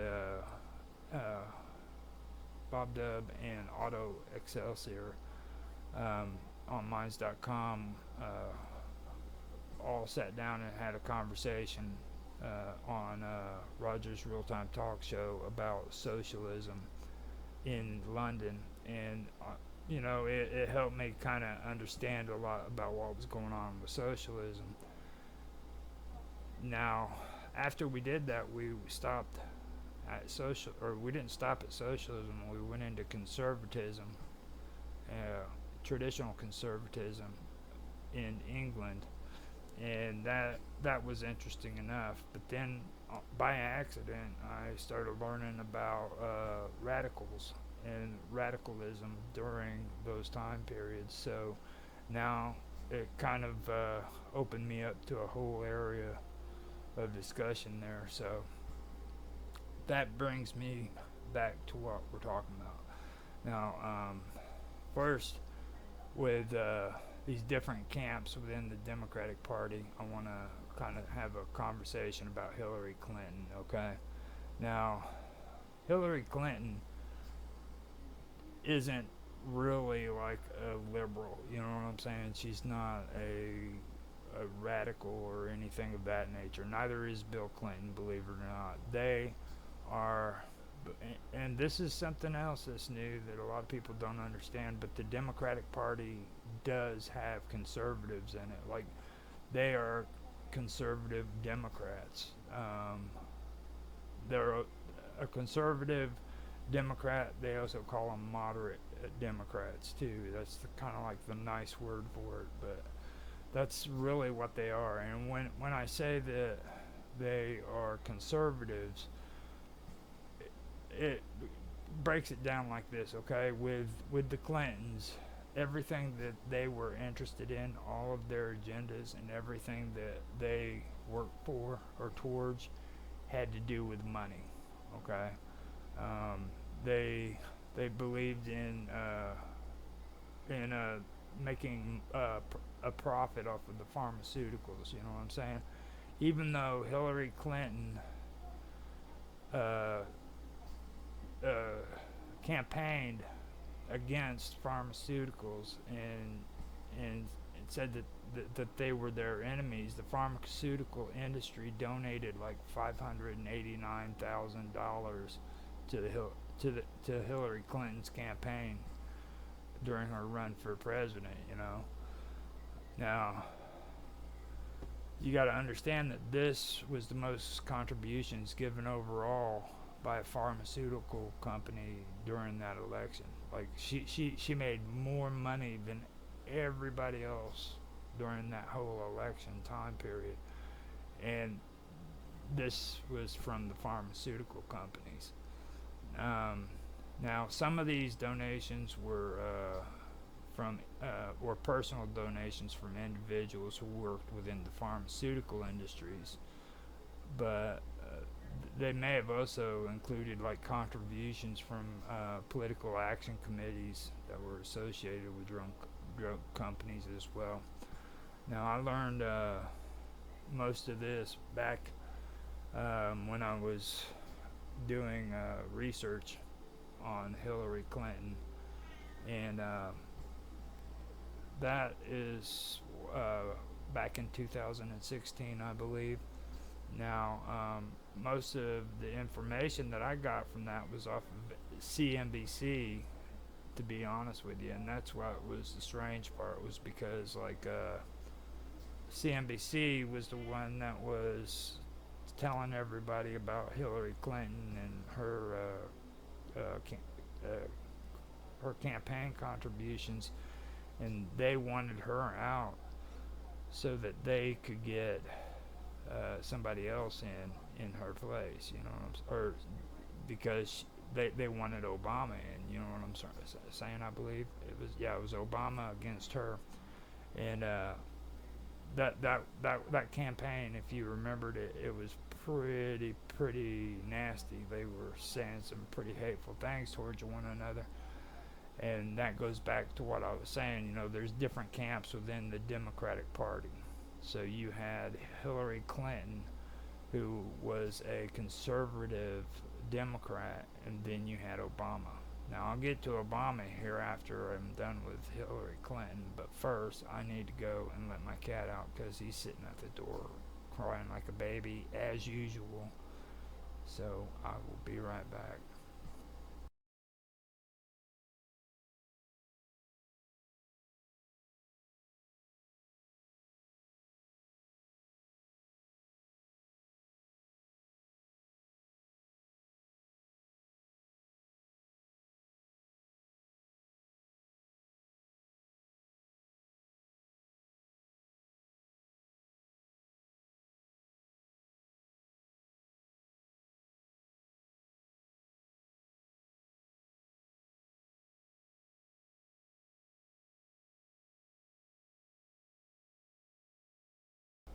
Okay, so I'm back. I had to let the cat out, mute while I was gone. So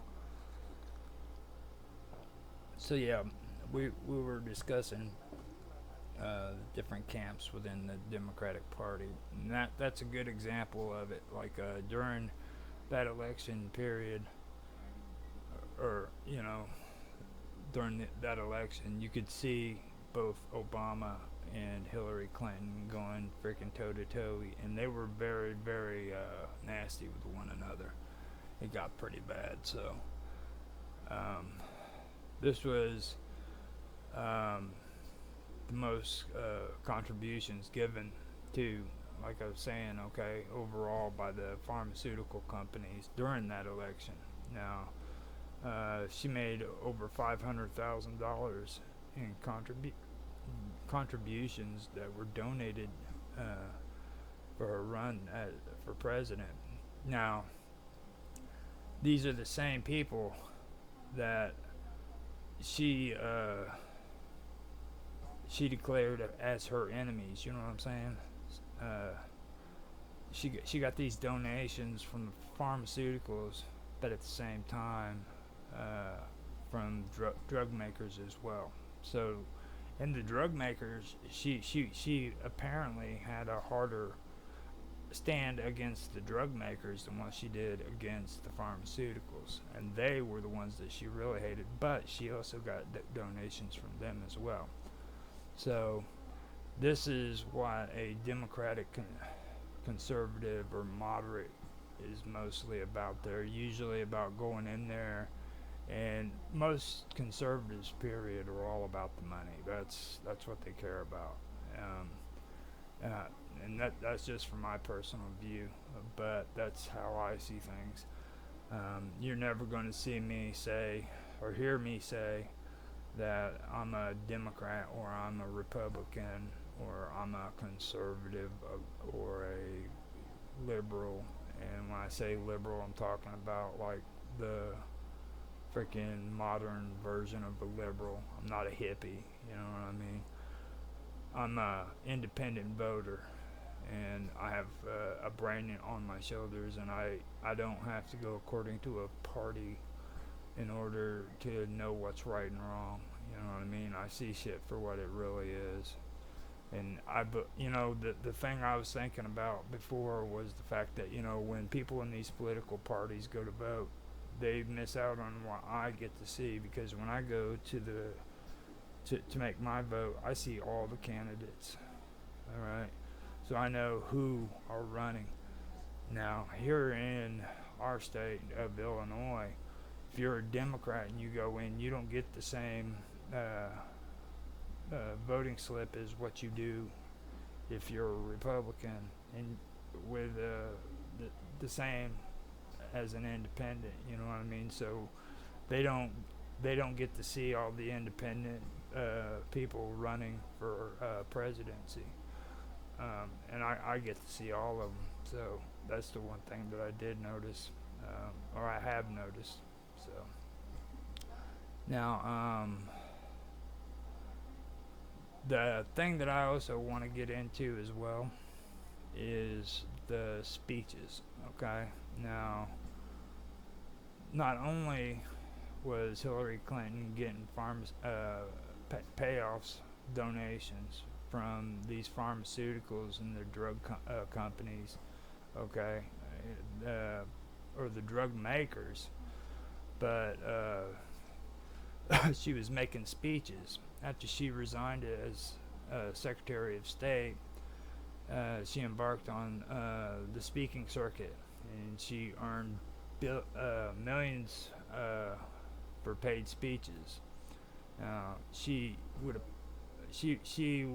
charge like $200,000 per speech, and her total earnings from speaking engagements amounted to nearly $22 million.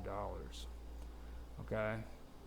Now, she delivered addresses in San Diego to the Biotechnology Industry Organization and Qualcomm, each fetching $335,000. Now, this goes into the whole medical,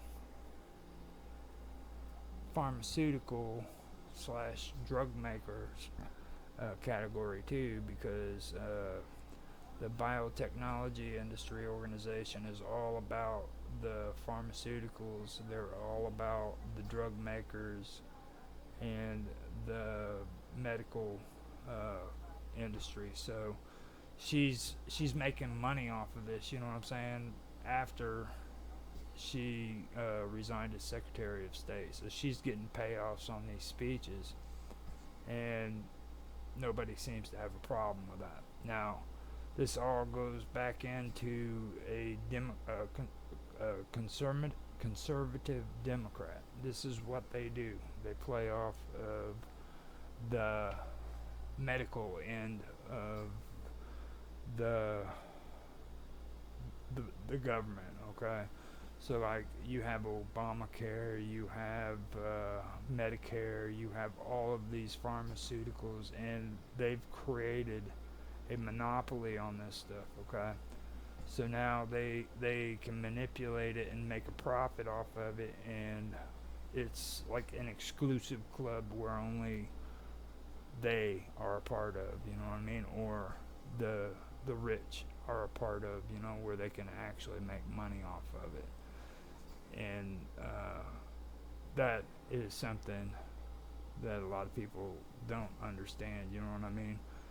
I've discussed like court systems and stuff, and how that's become a monopoly as well, just like prison systems and things of that nature. They've created monopolies on it, because like in prisons, you have to have somebody go in and actually provide food for the cafeterias, you know what I'm saying? So in order to be able to be that guy who delivers food to the prisons, you have to be able to pass exams.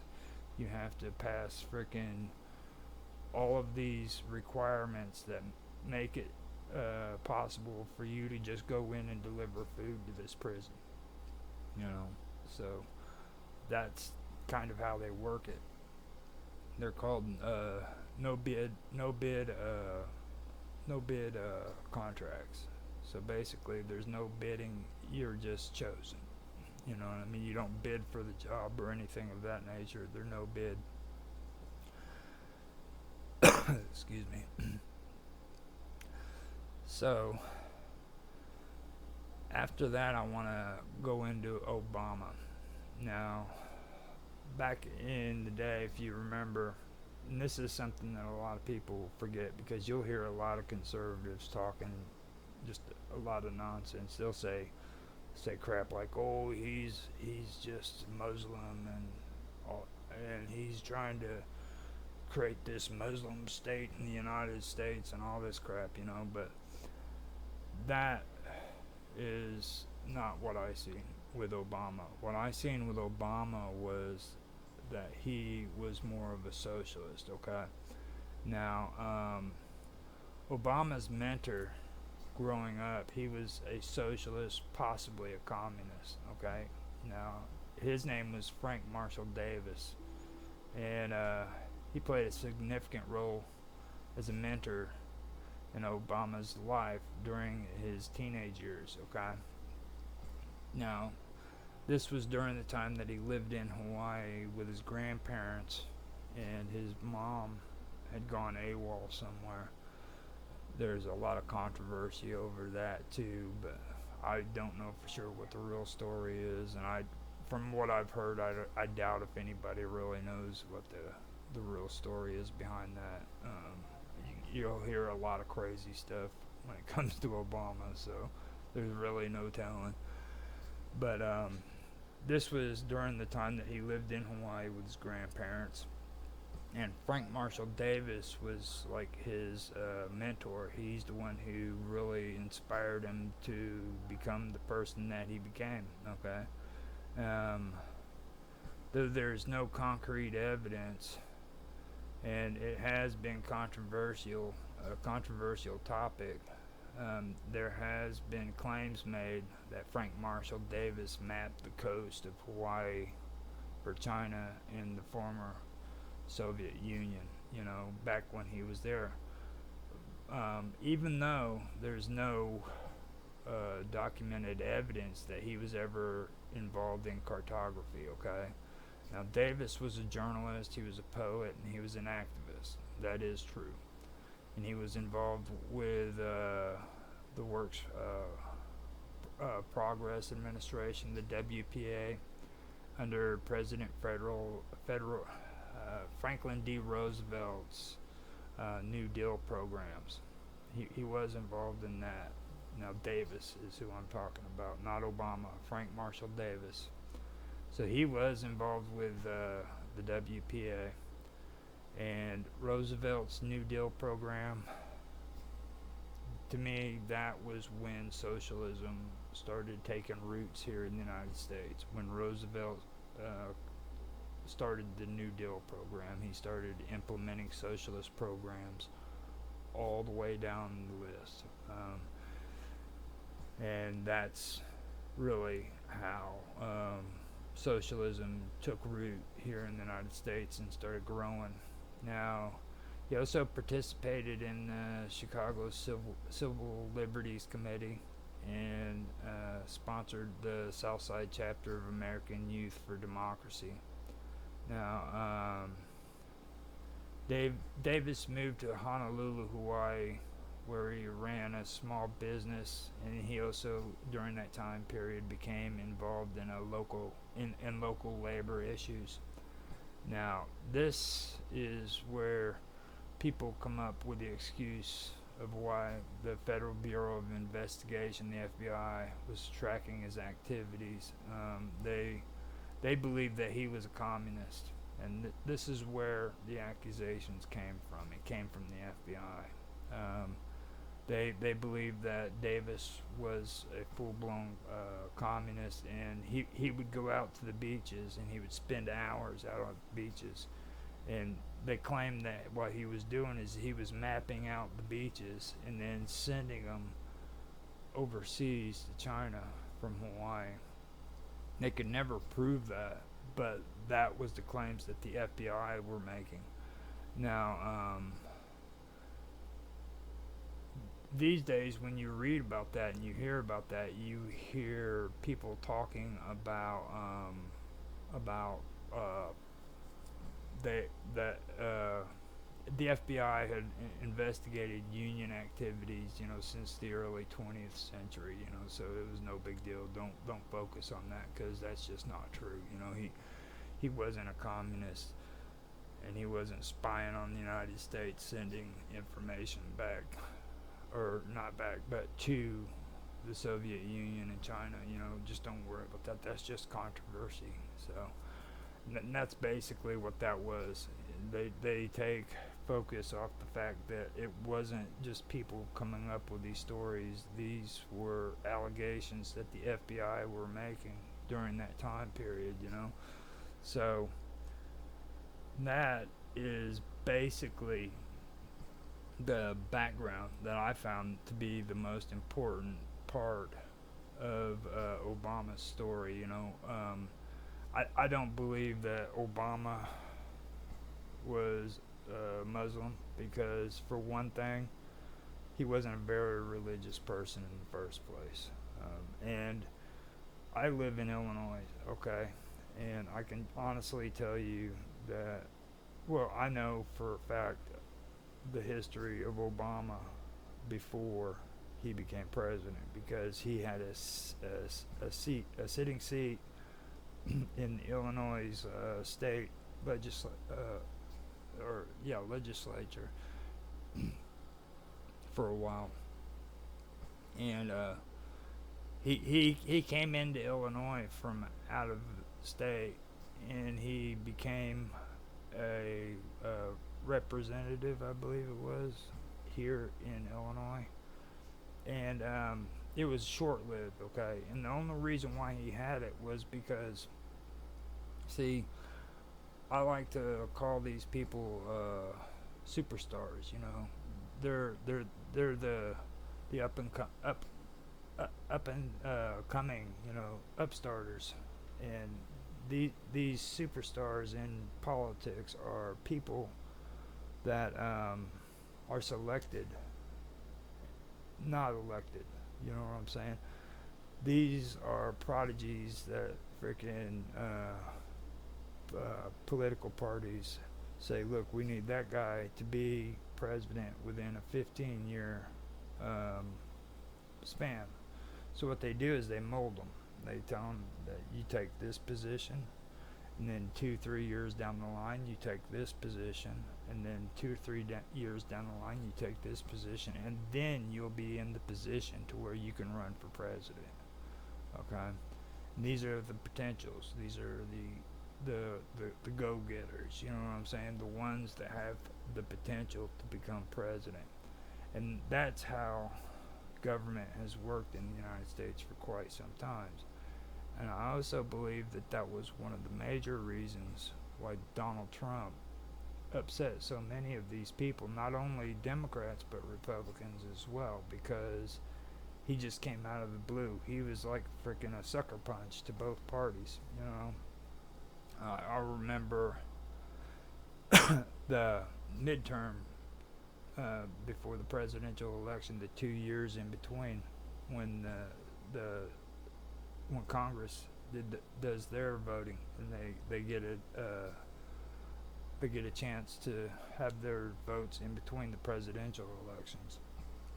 And I remember doing research just before Trump came into office, 2 years before, and I was paying attention to what was going on in the Republican Party, and it was weird because it seemed as though the Republican Party was cannibalizing itself. It was they were actually going through and deciding which people within the Republican Party needed to still be in office and which ones didn't. And they were talking about major changes taking place. And at the time, I didn't understand what they were talking about. But today, it makes perfect sense, I thought that it was the other way around, though. I thought it was the more conservative groups that were picking off the ones who weren't as conservative as what they are, but to me it seems like there was a movement going on within the Republican Party, and it would these people who were doing it were more in line with things that concern like the Tea Party. You know what I mean?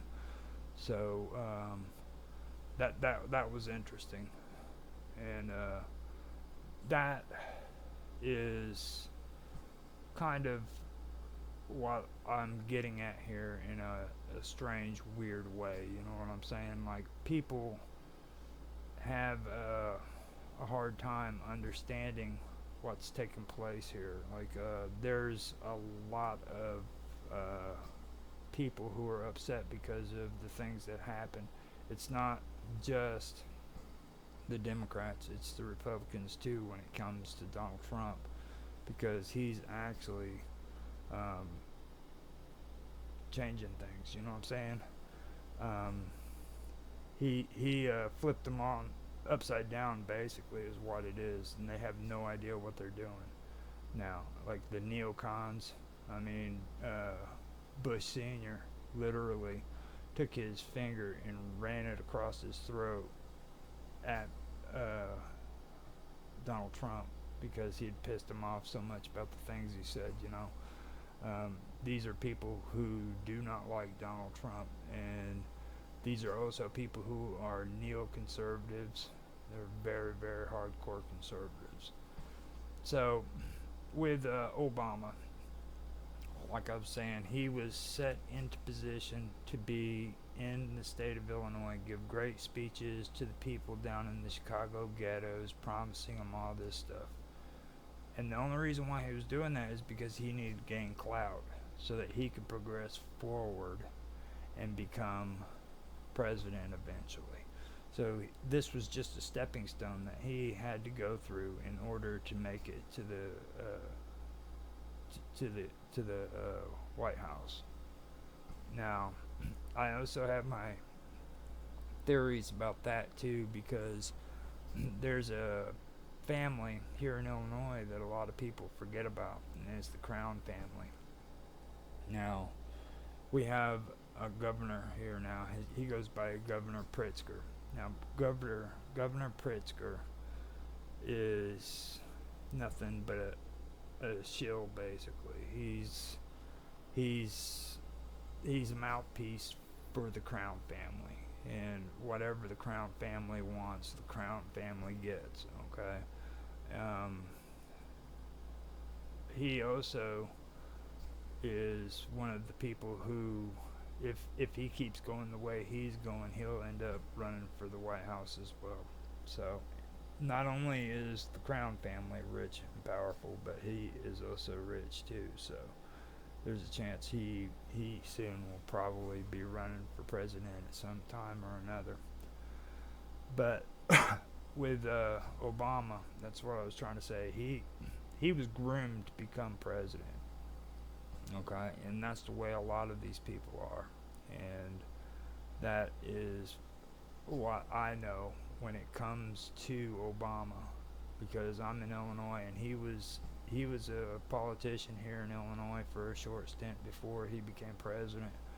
Not only did he have a short term here, but after he left and he moved on to Washington, the governor that was sitting during the time ended up getting arrested and put in prison because he was trying to sell the same seat Obama was in while he was in office here in Illinois. He was selling the seat to the highest bidder, so whoever freaking paid the most got to be that person.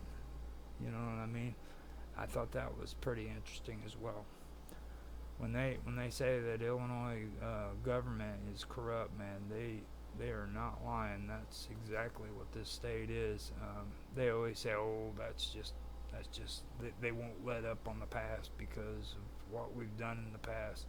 At one time, I think they were busted for making illegal votes they were going out to cemeteries and taking names of people who were dead for like 40, 50 years and using their birth certificates to get IDs, or not IDs, but voting cards, and register these dead people to vote when they were dead, you know. So they got busted for that a long time ago, and from that time on, that's the way Illinois has always been thought of. Now, the reason why I also say that Davis was socialist, okay, I can't say 100% if he was communist, but I can say he was socialist, and it's because of the organizations that he was involved in. And I can also say that he was very involved in labor issues. He was involved in union activism. You know what I mean? So he was really involved in labor and activism. And I know for a fact that that's what socialism is all about. It's all about workers. It's about unions. It's about labor, things of that nature.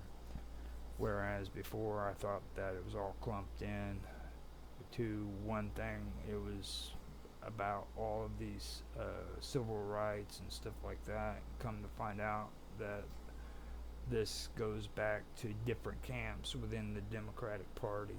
Just like if it was in England, it would be different camps within the Labour Party, you know what I mean? They're all not just socialists, they're all not just radicals, you know, they're all like different camps within that political party. So that's the reason why I could tell that Davis was a socialist. And I'll also bring it back up, since I've been talking about a lot of stuff, you know, Frank Marshall Davis was Obama's mentor growing up in Honolulu. I personally think he could have, there was a good chance he was a socialist and a communist, but there's nothing to really back that up. But that makes perfect sense that there's nothing to back it up if people didn't want you to know about it, you know what I mean? Over years, information gets lost. So now, I believe I've said a lot when it comes to Obama. I'm going to move on now to Joe Biden. But actually, before that, let me check and make sure I don't have people making comments. I doubt it, but we will find out. Yeah, we have nobody on there making any comments. So I can get on with the show. But anyhow, after that, we can go on to Joe Biden. Now, the thing about Joe Biden is Joe Biden, he kind of goes along the same camp as Hillary Clinton. And even though he was vice president and Obama was the president, I believe that the guy that was pulling the strings, in my opinion, was actually Joe Biden.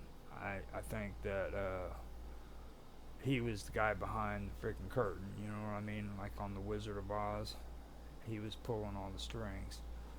Now, Joe Biden is, he's more of a conservative or moderate Democrat than what a lot of people try to give him credit for. And this goes along the lines of what I was talking about with Hillary Clinton, okay? Now, with Joe Biden, the first thing I want to start out is the discussion about Hunter Biden and James Biden, which is his brother, okay? Now, Joe Biden's son, Hunter Biden, he's been the subject of investigations by the United States House Oversight Committee. The investigation was initiated in January of 2023, and it examines the foreign business activities of both Hunter and Joe Biden's brother, James. Okay, now this also includes Twitter's involvement in the Hunter Biden laptop controversy. And I don't know if anybody knows about the laptop, but I can go over that some.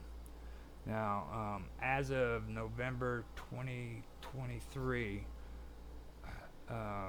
no evidence of wrongdoing by President Biden has been found. So they haven't been able to find any wrongdoings whatsoever from Joe Biden. Now, in September of 2023, the then House Speaker Kevin McCarthy directed Committee Chairman James Comer to lead a formal 3-committee impeachment inquiry. Although no conclusive evidence has been uncovered concerning wrongdoing by President Biden. Okay, now I also want to point out too that Joe Biden, in order to prevent a full investigation concerning influence peddling by his son, used presidential privilege to deny Congress access to this laptop. Okay, there's this laptop that was supposedly used where Joe Biden and his son Hunter was having a conversation concerning the goings-ons that was happening concerning influence peddling, all right, that his son and his brother was supposed to be doing, and and Congress wanted they wanted access to this laptop. Well, what happened is Joe Biden used presidential privilege and was able to deny Congress access to that laptop. So that right there is kind of fishy to me. Now, with Joe Biden, the next thing I want to talk about is the same thing I talked about with Hillary Clinton. It's making profit off of pharmaceuticals. Now, Biden's mental issues and Kamala's influence, that's another thing that I do want to talk about. All right. Now, with that, I'm going to talk about that later as I go along. But first, I want to talk about the pharmaceuticals and how Biden has made a profit off of the pharmaceuticals, just like Hillary Clinton did. Okay.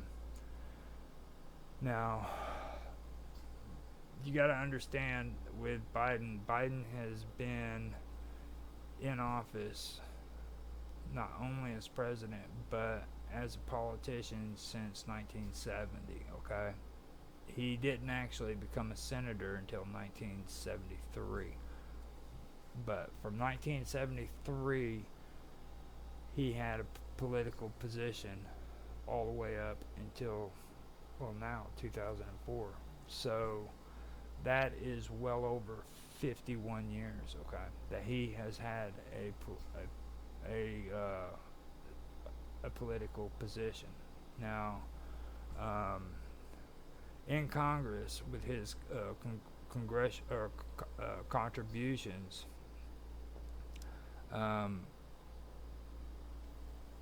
among past and current members of Congress, Biden holds the record for drug industry contributions, totaling nearly $8.9 million.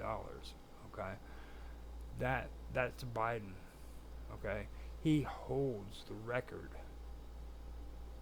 for drug industry contributions. So That's one thing you need to understand. Now, during the presidential campaign, in his 2020 presidential campaign, donors in the pharmaceutical industry contributed approximately 6.3 million to Biden, nearly 4 times more than what they channeled to Trump. And Trump received 1.59 million from the same industry. Okay, so you got to look at that. These pharmaceutical companies are giving donations to both parties for one thing, but they were given $6.3 million to Biden compared to 1.59 million to Trump. Now, I think the reason why they chose to give Biden more was because, see, Biden is a secure bet. Okay. Now, with Biden, he's groomed. He's a groomed politician, and they know what to expect from him once they give those contributions. Now, on the other hand, with Donald Trump, he isn't a groomed politician, and the things he was saying during that time period was very, very controversial, and it scared him, you know. So they were more inclined to back Biden more than what they were when it came to Trump. So he ended up getting the $6 million from the pharmaceutical industry, which was probably a big help to him in winning the election. So now, in recent activities, President Biden has taken steps to lower prescription drug costs through initiatives like the Inflation Reduction Act, okay, benefiting seniors and consumers. Meanwhile, Big Pharma executed over 135 billion in mergers and acquisitions in 2023 alone, passing some of the costs to the consumers. Okay?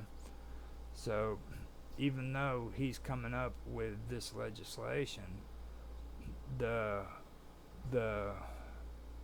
cost is still being passed on, or the costs are still being passed on to the consumers. That would be the elderly and, you know, Medicare and everybody who's involved with all of it. That's who it's being passed on to. So that's something right there. Now, here in a minute, I do want to come back and I want to discuss Camp Lejeune. Actually, I could probably start on Camp Lejeune because this is something that I wanted to bring up for quite some time. All through the last 2, maybe 3 years, we've been getting these commercials about Camp Lejeune and the contaminated water and everything, and it's been plastered all over television, left and right. Okay. And, you know, don't get me wrong, it's horrible. It is horrible, and people should see that this stuff was going on, but it was plastered everywhere, and it got so out of hand on these commercials that when I finally found out that this lawsuit was introduced by Biden, I remember looking at my brother and I told him, I bet you when Biden runs for his next term, he's going to throw that up. He's going to use that in his campaign. And sure enough, he starts his campaign, and the first thing he talks about is Camp Lejeune. This is what I did for you. This is what I did for you. Just talking it up, okay? Now, let me also go back to what I just mentioned, okay? Joe Biden first started in politics in 1970 as a council member in Delaware, all right? He ran for the U.S. Senate in 1972 and won. Now, that's where he served as a U.S. Senator from 1973 until 2009. Okay? Now, in 2008, Biden was selected as Obama's running mate in the presidential election, where he served as vice president from 2009 to 2017. Biden ran for president multiple times, once in 1988, then in 2008, before winning the Democratic nomination in 2020. Now, during Biden's time as a senator from 1973 until 2009, he could have taken legislative actions related to Camp Lejeune. He could have introduced or supported legislation related to Camp Lejeune. Now you have to understand the contaminations was detected in the early 1980s. Okay, so from the early 1980s all the way up till now, he knew about this stuff. Okay, he knew about this stuff, and he could have done something about it beforehand. He could have at least made he could have introduced legislation or supported legislation. The only reason why this information even came out was not because of Joe Biden. It was because of other groups who had brought this up to him, and he jumped on the bandwagon, and that's where it all took off. But he was senator from 1973 all the way up until from 1973 up until 2009. Okay, and then he was also vice president, and then he eventually was president. And not one time until he was president did he ever take actions about these people being introduced to toxic chemicals in water. Okay, they were bathing in it, they were drinking it. People have died from it, from cancer, from all sorts of horrible things that happened to them. And these people sat on it and did nothing about it. It didn't get there wasn't a okay, see, the thing that's messed up with me about government is this, and I still have a problem with it. I think that it is wrong that we have to ask the government for permission to sue them. Okay? If they don't feel that our lawsuit is worthy enough, we are not allowed to sue the government. Okay? So these lawsuits that all of these lawyers are going crazy about on television and trying to get people to come in and say that they've served at Camp Lejeune and they've had these illnesses are because our government finally gave people the permission to sue the government because of the wrongdoings at Camp Lejeune. Alright? And that's horrible. This whole time they couldn't do anything. So entire families had to suffer from this and couldn't do anything until finally there was a lawsuit, or the lawsuits were allowed to take place. And that's pretty hard to explain, to be honest. I hope I did a good job on that, but that is something that I do find pretty outrageous, if you ask me. I still think that that's a part of government that needs to be changed, and I've always felt that way. I always have. I don't think that as an individual I have to ask the government for permission to sue them. I think that I should be able to go in front of the courts with my grievances, and it should be dealt with by the court systems. and that includes government as well. So now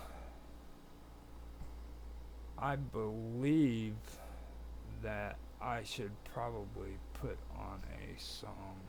I've been wanting to do songs of people that I have been collaborating with. So with that being said, I want to want to start a song. The first one that I chose was from Within the Vacuum, and after that I will do another song, and I don't know how long these songs are going to be, but I do want to do them. And like I said, now I was debating on doing songs from Quantum Tripper too, but the only problem was like this dude said, yeah man, go ahead, use all my music, no problem, everything. So I went in and I used it, and ended up getting freaking copyright strikes on YouTube. So it's either the dude's using somebody else's music or he's copywritten his own music or something, you know. So with that being said, I am going to pop in Within the Vacuum, and this is one of the songs that he allowed me to use, called The Illusion. So I hope you guys enjoy. This one's called The Illusion.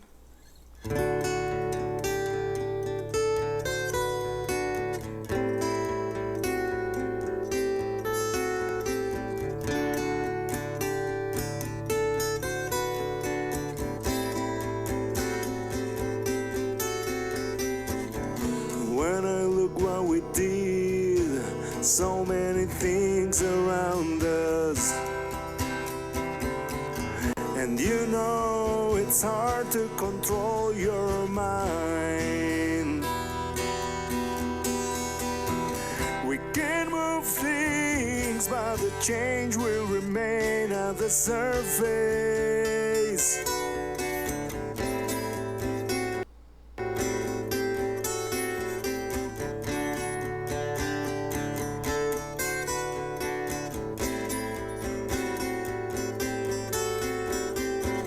Only the changes at the core will be fractalized. It's beyond the comprehension of our limited minds. We can pull strings, but the change will remain at the surface. Ooh. It's on our mind, the illusion. It's on our mind, the illusion. It's on our mind, the illusion. It's on our mind.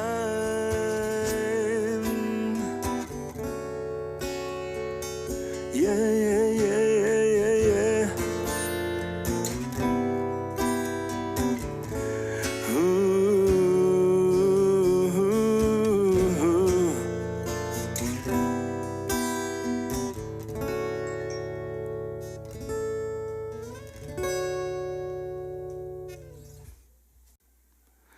This one's called The Illusion.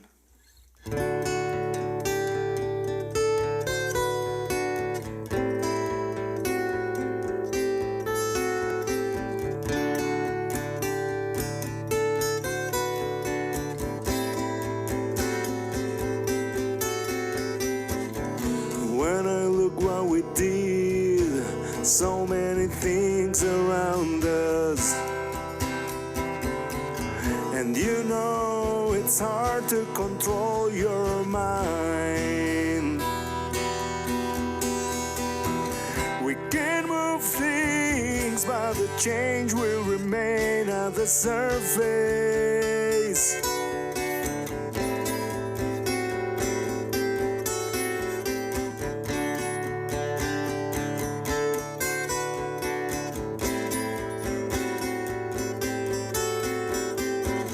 Only the changes of the core will be fractalized. It's beyond the comprehension of our limited minds. We can pull strings, but the change will remain at the surface. Ooh. It's on our mind, the illusion. It's on our mind, the illusion. It's on our mind, the illusion. It's on our mind.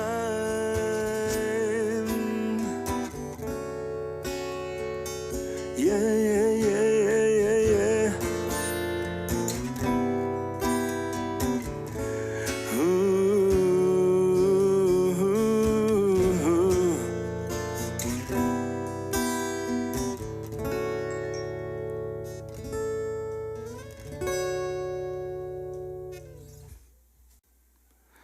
This one's All right, so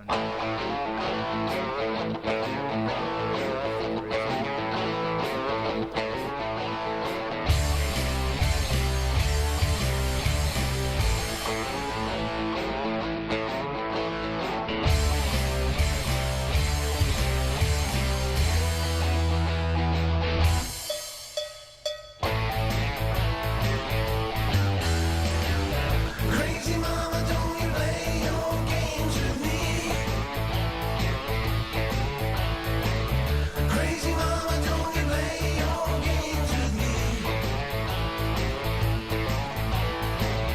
Crazy mama, you're gonna be history. You're doing my head in, doing my head in now. You're doing my head in, doing my head in now.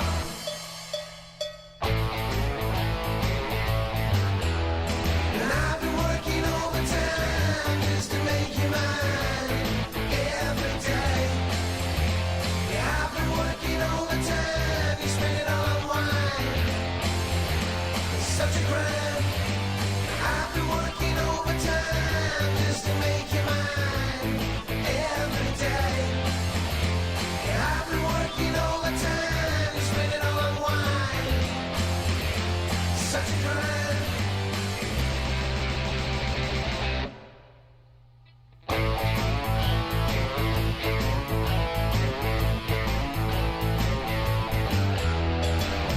Crazy mama, don't you play your games with me, no, no. Crazy mama, don't you play your games with me, no, no. Crazy mama, you're gonna be history. And every day you're as drunk can be. Every day you're as drunk can be. Crazy mama, you're gonna be history.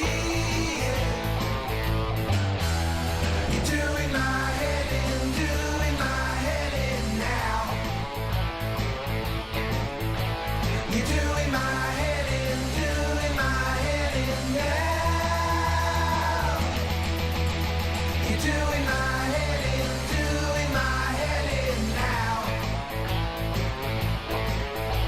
You're doing my head in, doing my head in now.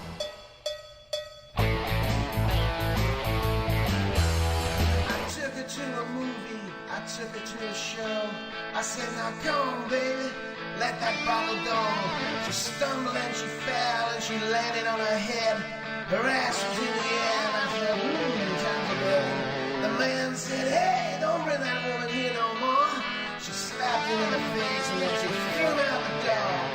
Her eyes were red with rage, her mouth was spitting blood, scratching and screaming, rolling in the mud. Her clothes were ripped, her hair was a mess, then she screamed, you can kiss my ass!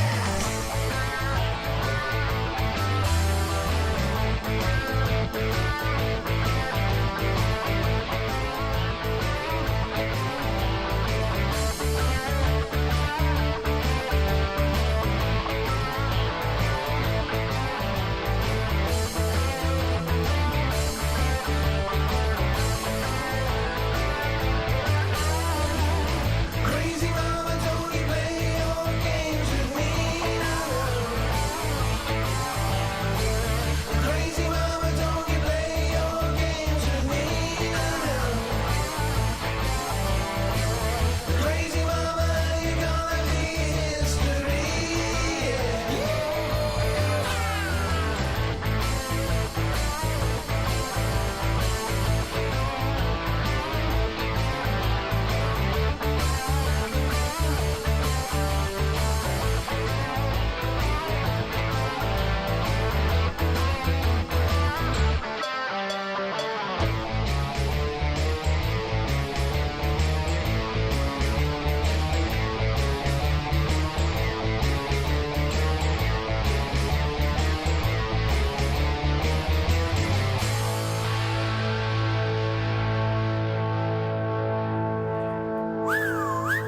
Hey woman, get your ass over here.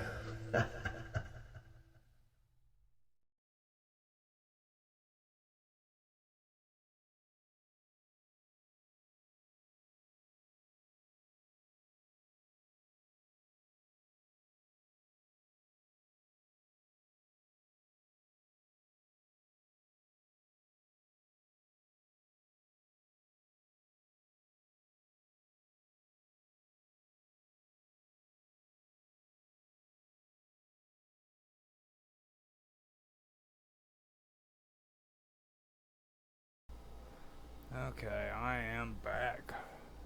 So, I can get everything back in order. I hope you guys enjoyed that. That was from Within the Vacuum on Minds.com, as well as John Clark, lovingly referred to as Old John.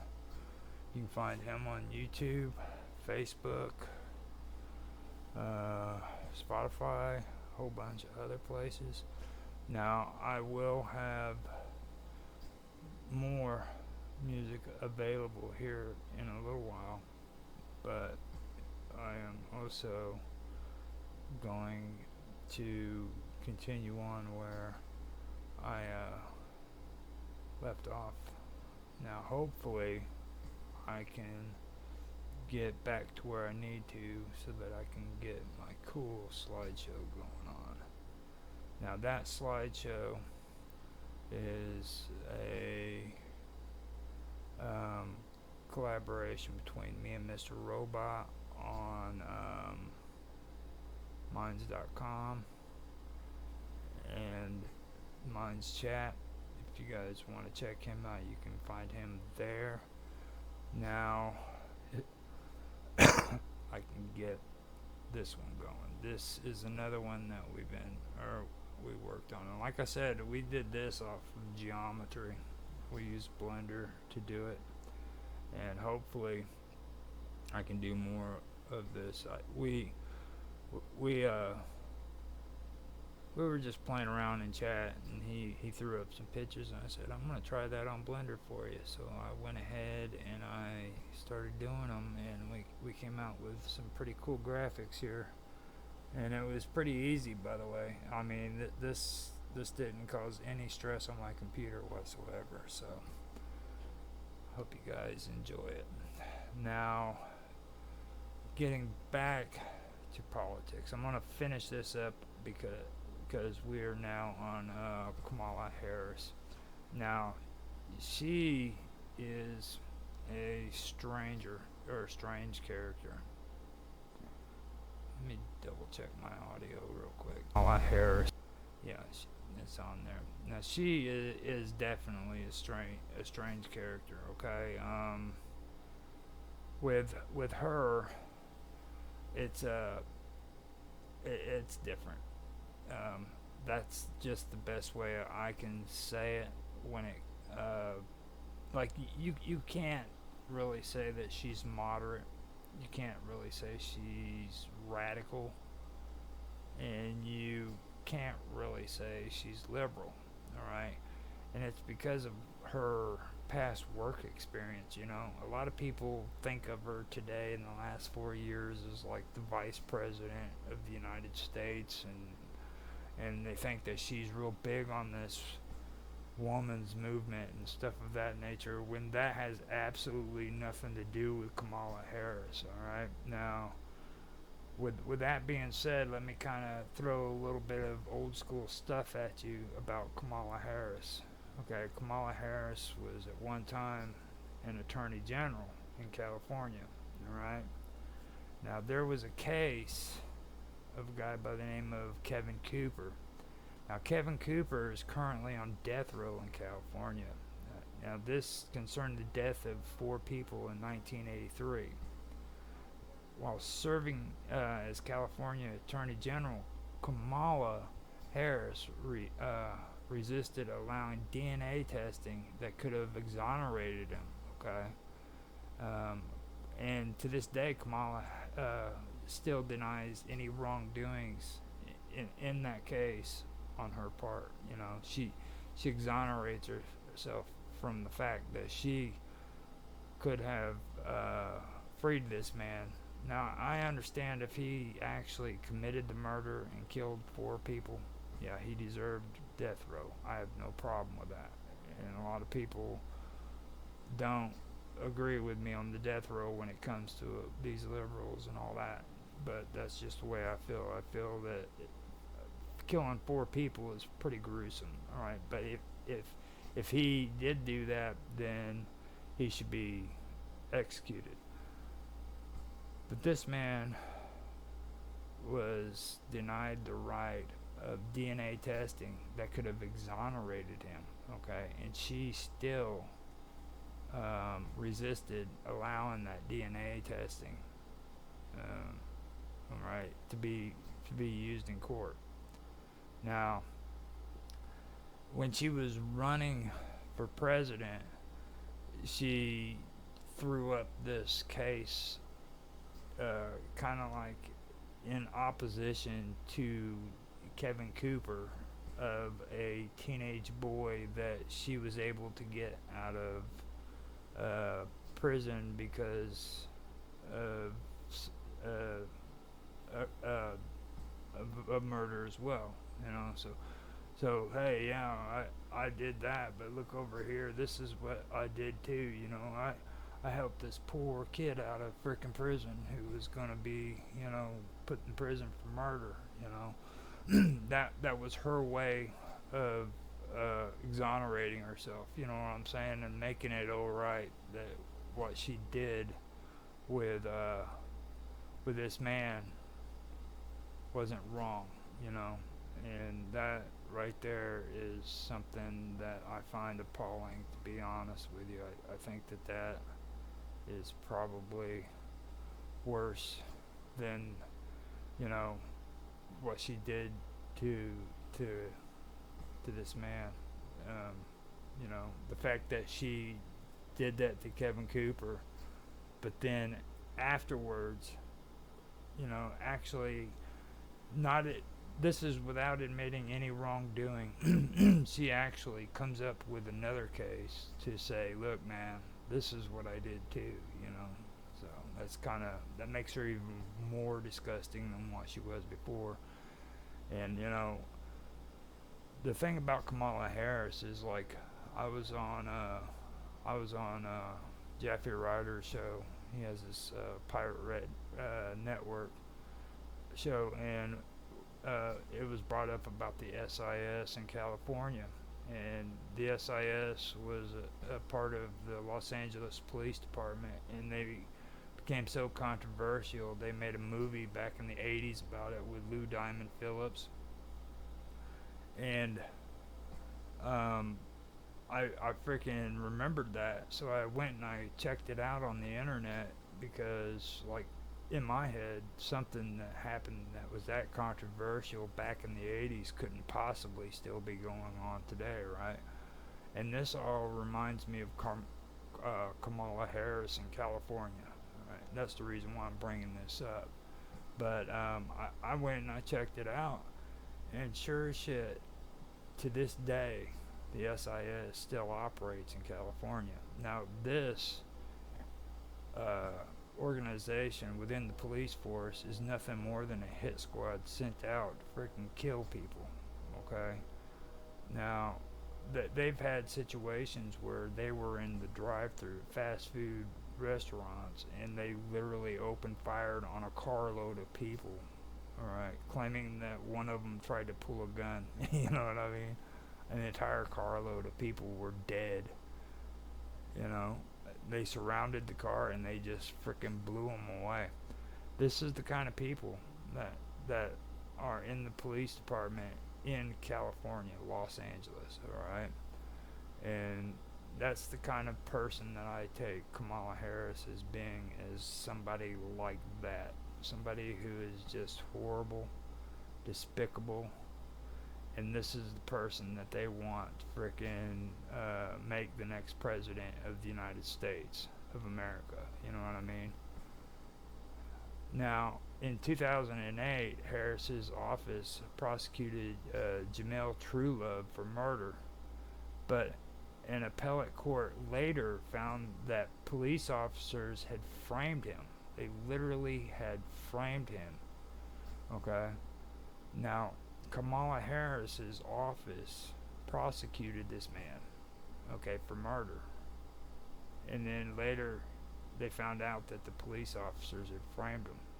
Now, Truelove was released after 6 years in prison, and the city paid him a $13 million settlement because of it.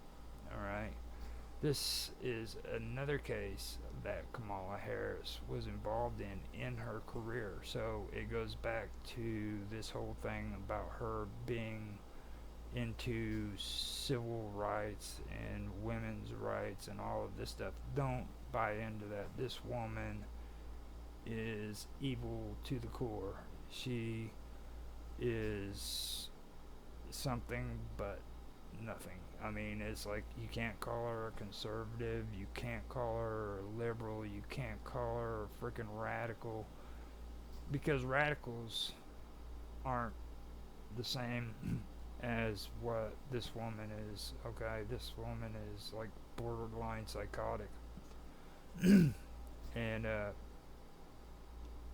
that's radicalism is more on the lines of people who believe in constitutional rights or the Constitution to some degree, but they are into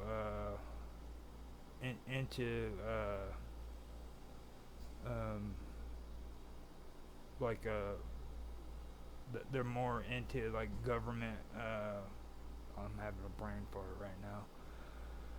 They're more into referendums, and if you're in other countries like in the British, with the British thing, they're into referendums. If you're into Europe, they're also into reforms, things of that nature. That's the kind of things they're into. Excessive individualism is what was the traditional conservatives used to call it, excessive individualism. So that's kind of what it is, you know what I mean? And she doesn't even fit into that. So that's the messed up part about her. These are two people that frickin' she was directly involved in their cases and how she treated them, okay? And let me remind you, she took and used a little teenage boy as an example of how great of a person she is. You so that she could kind of exonerate herself and make herself out to be better than what she really was. Now, earlier in her career as San Francisco District Attorney, now Kamala campaigned against capital punishment, okay? But later, as Attorney General, she appealed a ruling that would have effectively ended the death penalty in the state of California. Okay, this is the kind of politics that she's into. Excuse me.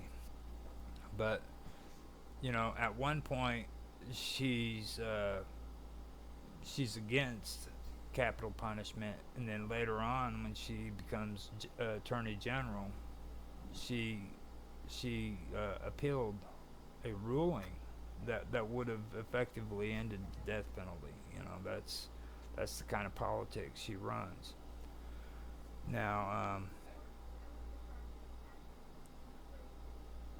you also have to remember too that Kamala Harris at points in her career supported defending the police or enforcement reforms. Okay. She also oh wait. But hold on, I'm having problems with this coffee. Yeah, Kamala Harris, at certain points in her career, she supported defending the police or enforcement reforms. But then, after joining the Biden presidential campaign, she supported defunding the police. All right. And she also supported enforcement reforms. All right. Now, after she became Biden's vice president and joining the Biden presidential campaign, she started to distance herself from the defunding the police position. She no longer started supporting all that. So that goes back to what I was talking about when it comes to her form of politics. You know what I mean? She's only going to cater to it because it benefits her. So just trust me on this when I tell you the woman is only looking out for herself, and that's it. So whew, I am done with Kamala Harris. I want to now go on to the discussion of tech. So, with that being said, I am going to actually, you know what I can do? I can put some more music in, and hopefully, this time, it won't mess me up. And I can figure out which would be a good song. Now, with the music, I have Austin's music, which I can put some stuff in here. Now, he has Classic Mayan, which I did last week. But this time I want to do another one. Now, he is a very interesting guy, man. So he has different types of music. So I'm going to do The Lonely Legend. And he also has one called Before They Were Legends, which is before this one. It's kind of like a build up to it. But what I'm going to do is just do The Lonely Legend. And I will be back on. Go grab me some coffee and maybe smoke a cigarette. I hope you guys enjoy.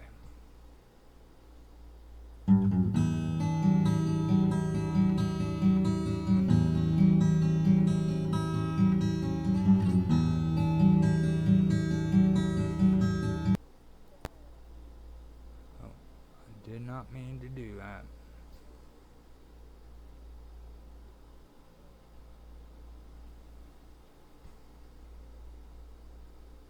Let me get that straightened out.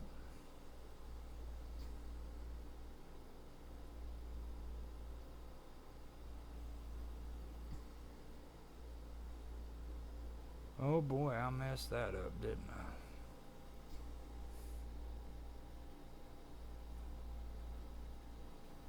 Okay, give me a second here.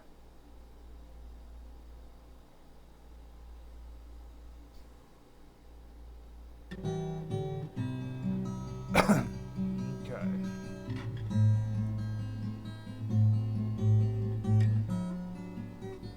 Yeah, this stuff gets on my nerves.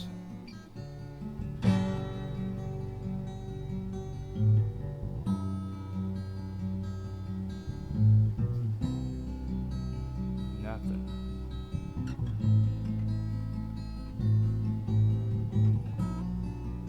OBS did an update today, so.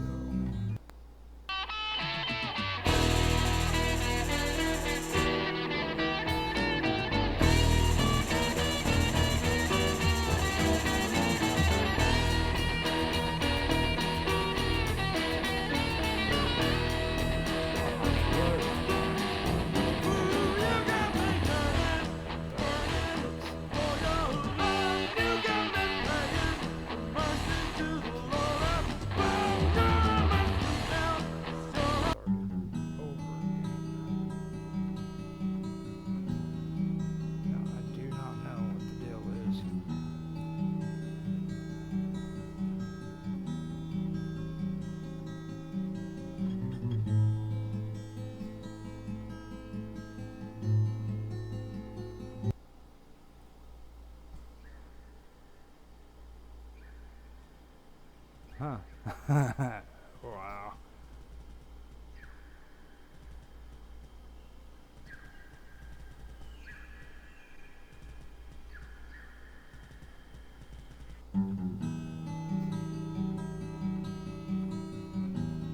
Yeah. Okay. So that's not going to work out, I guess, huh?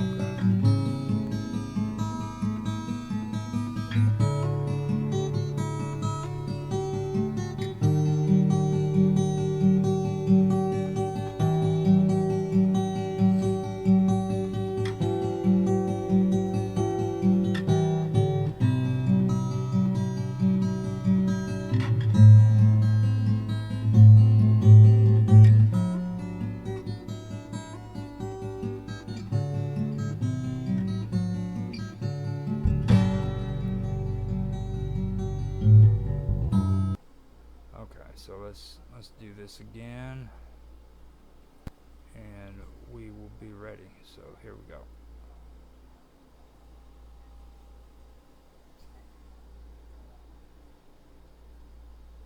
Hopefully, we will be ready.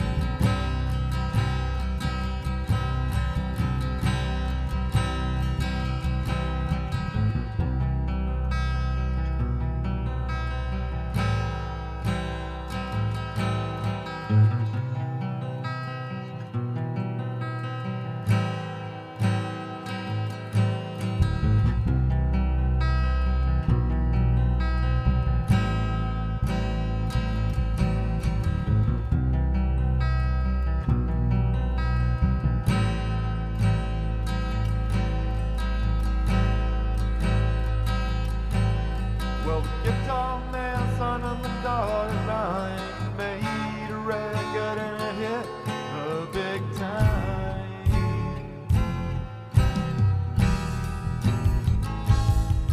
Now sold out shows each and every night, drugs and women rolling in their southern ride.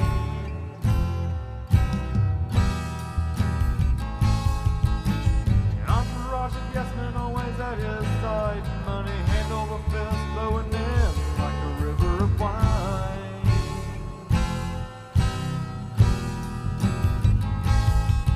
First passing the ideal is the glamorous life. He gets everything he wants and more.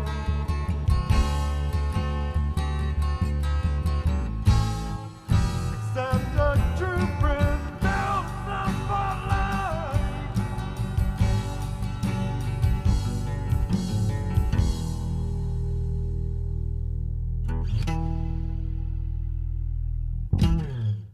Now it's dark and it's quiet and he's all alone.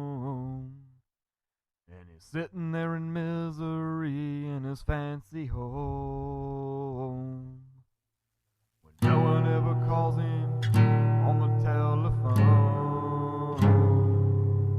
He's lonely and he's empty to the depths of his very soul.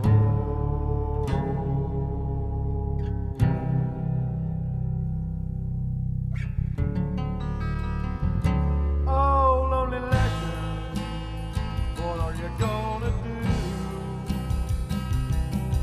Lonely legend, when the day is through.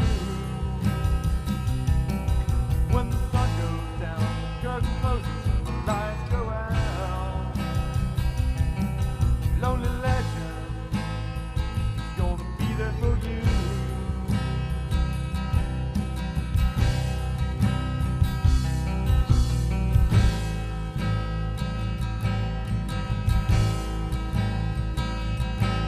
Well, the little girl became a big movie star. Now she's chauffeured around in a fancy car.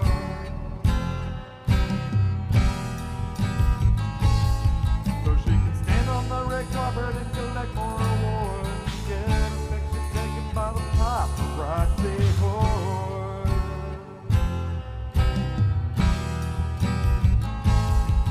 Now the money's rolling in way faster than she can spend. She gets everything she wants and more.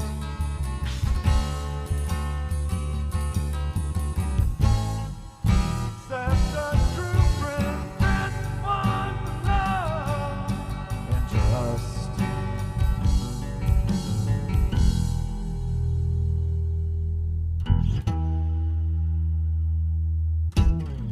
But now it's dark and it's quiet and she's all alone. And she's sitting there in misery in a fancy home. Where no one ever calls her on the telephone. And she's lonely and she's empty to the depths of her very soul.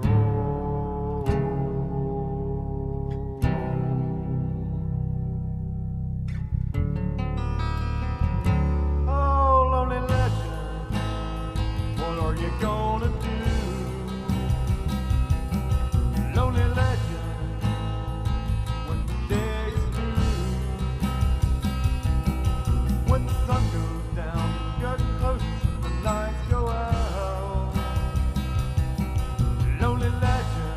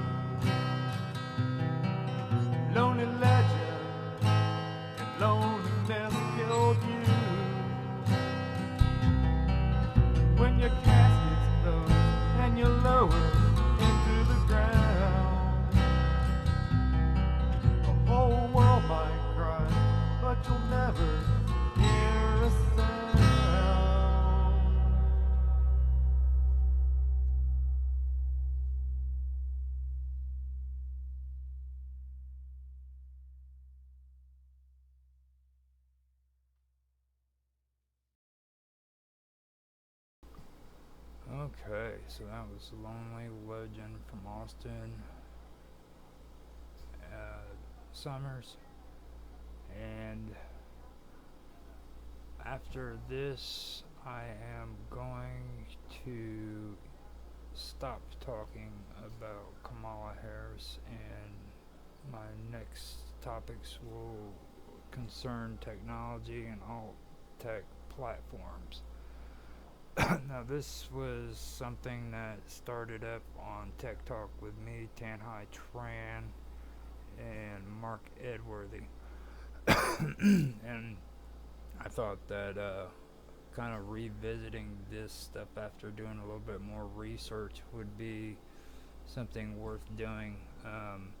We had done episodes on CDK Global and an incident that happened here in the United States concerning ransomware in the car industries.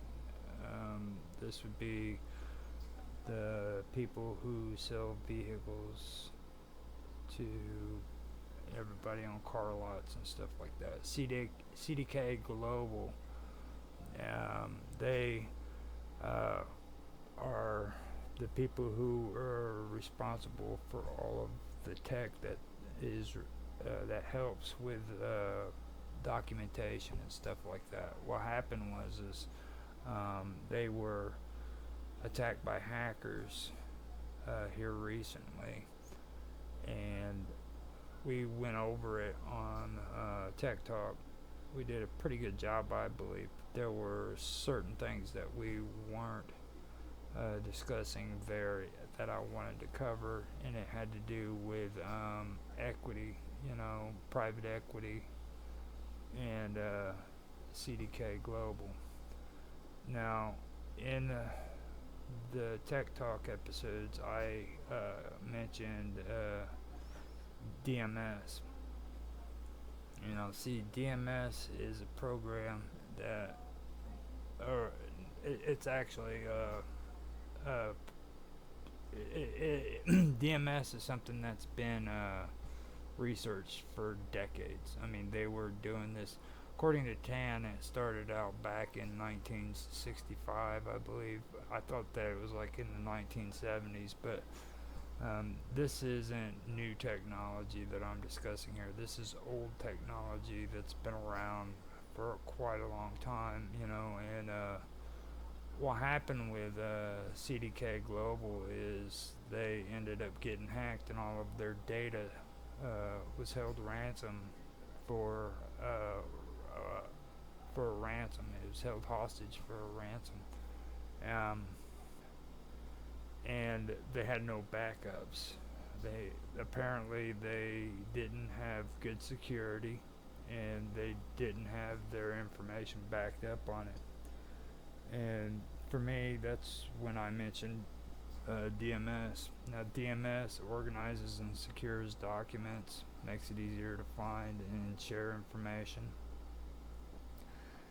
I also mentioned that when combined with data visualization tools, businesses that can not only manage their documents efficiently, but also visualize the data contained within them, leading to better insights.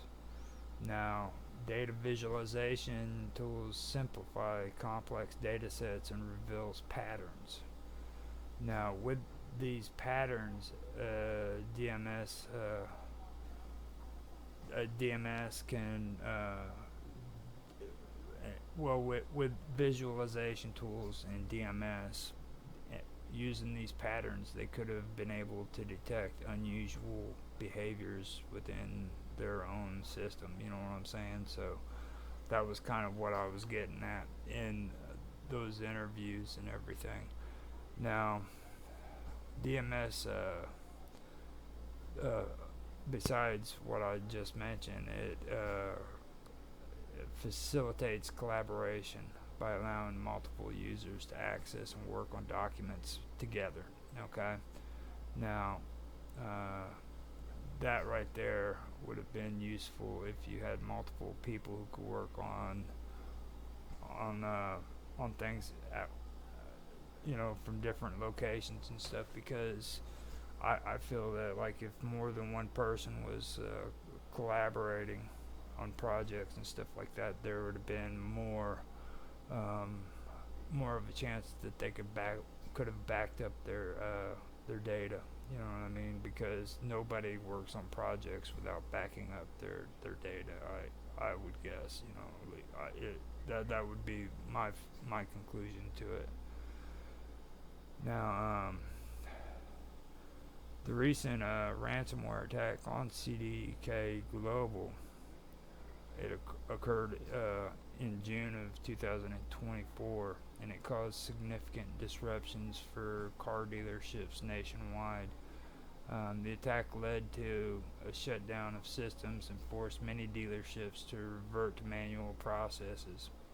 In other words, when they sold the car, they had to write the receipts out, and they probably did the cards with the sliding thing, things like that. So it all had to be done manually.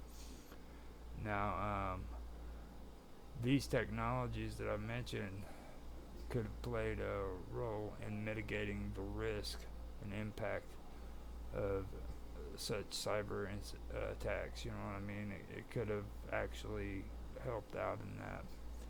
Now, robust DMS, it can help secure documents and provide controlled access, which might reduce the risk of sensitive information being compromised during the ransomware attack. All right. But the DMS itself needs to be secured against the same threats. You know what I mean? So not only is documents and everything at risk, but also the DMS itself needs to be secured against the same threats. So, data visualization tools. Now, these tools could potentially identify unusual patterns, like I said before, spikes in data, and that might indicate a security breach. So, like, that would have been useful to them. And I believe Tan also mentioned ATD or ADT would have been a good alternative to this from what I was talking about. And I don't really know much about that, but I have seen shitloads of commercials when it talks about it, so that's something that I really should look into too, to find out more about that. Now, it's also suggested that the best or the most effective defense against a ransomware attack often involves a combination of cybersecurity measures, including but not limited to regular updates and patch systems, employee training on phishing and other common attack vectors, advanced threat detection systems, and that's where I'm getting into right there when I'm talking about data visualization tools and using DMS. Regular backups of critical data and stuff of that nature. Now, CDK Global and private equity. That's something that I really wanted to go through. I mentioned that just to do kind of a review on what we were discussing, but this is really what I wanted to talk about. Now, CDK Global, according to the information that I originally got, had become private equity, and what that means is it was taken off of the NASDAQ and it was made into, or it was returned back to the private sector. In other words, it was privately owned. That's basically what it means. But it became private equity. Now, in April 2022, Brookfield Business Partners, together with institutional partners, entered into a definitive agreement to acquire CDK Global for a total enterprise value of $8.3 billion. It was suggested that by Brookfield buying CDK Global and making it a private equity, they stripped away security protocols that could have prevented the ransomware attack. Now, the source that I read said that, well, first of all, she had been a part of the business of working with companies like this, and her blog basically said that everything that happened with CDK is going to fall on Billings, and when companies like CDK become private equity, what usually happens is they go in and they basically gut everything out, okay, and they just drop everything down to their floor, you know what I mean, to their minimum, and that's what they usually do in cases like that, according to her. And by what I've been hearing from this whole situation, it sounds like she's made a legitimate accusations. So it suggested that Brookfield buying CDK Global making it a private equity stripped away security protocols that could have prevented the ransomware attack. Now, Brookfield business partners and parent company of CDK Global experienced a significant ransomware attack too. Although CDK Global's operations were harmed, Brookfield's business partners did not consider it material enough to report that to the Securities and Exchange Commission, the SEC, under new rules for reporting breaches. Additionally, Brookfield Global Relocation Services, BGRS, which assists the Canadian military during movements, suffered a cyber attack that caused its websites to be offline for several weeks. Another incident involved Brookfield Residential Properties, a wholly owned division of Brookfield Asset Management, which admitted to being victimized by an unspecified cyber attack. Now, I made a couple of notes here, okay? A Brookfield Residential Property, a wholly owned division of Brookfield Asset Management, BAM, acknowledged a cyber attack in 2020. Unauthorized access to a limited subset of files occurred, prompting immediate action to restore affected systems and implement additional security measures. The incident affected internal employees, and the company reached out to those whose information may have been accessed. Notably, a threat group called DarkSide claimed responsibility for a ransomware attack against Brookfield, but did not specify which division was targeted. The parent company emphasized that Brookfield Residential operates independently on a separate network from the parent company. So, that was two notes that I wanted to make.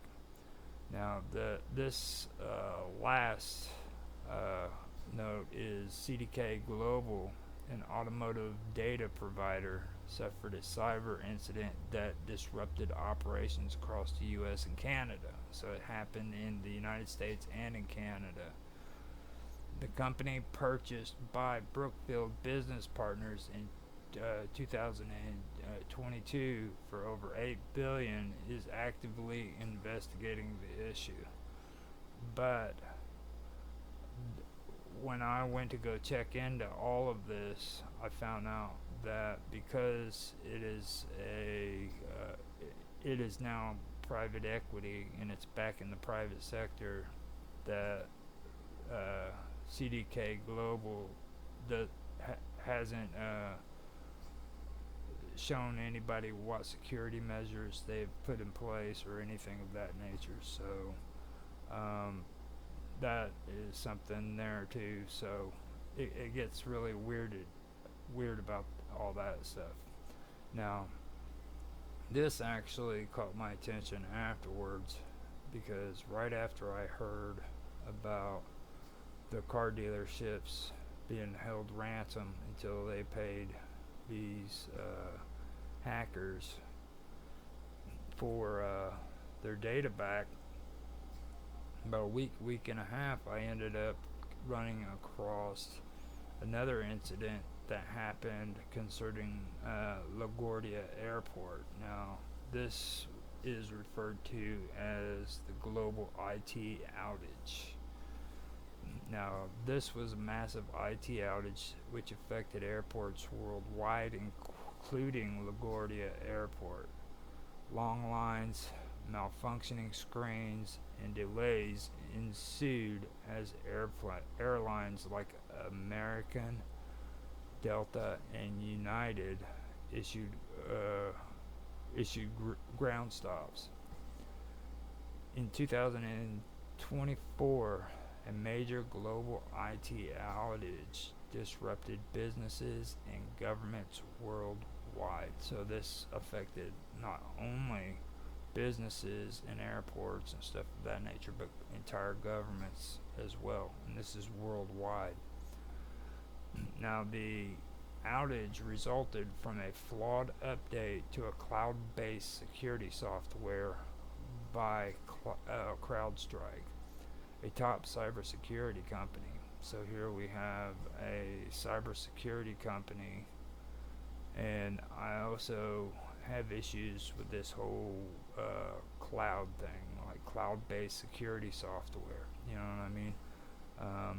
I've noticed that they're doing a big push in Europe for cloud services, and I keep tabs on Activision, or I kept tabs on Activision when it came to Activision and them being sold. And the one stipulation that the EU had in order for Activision to be able to be sold was that these games be put on their cloud service. And it kind of struck me as funny as why would, well, first of all, why would a gaming company be dealing in business that was so huge that governments got involved in it? And then secondly, why was it important for the EU that all these games be put on the cloud, you know? Then I find out about this right here, you know,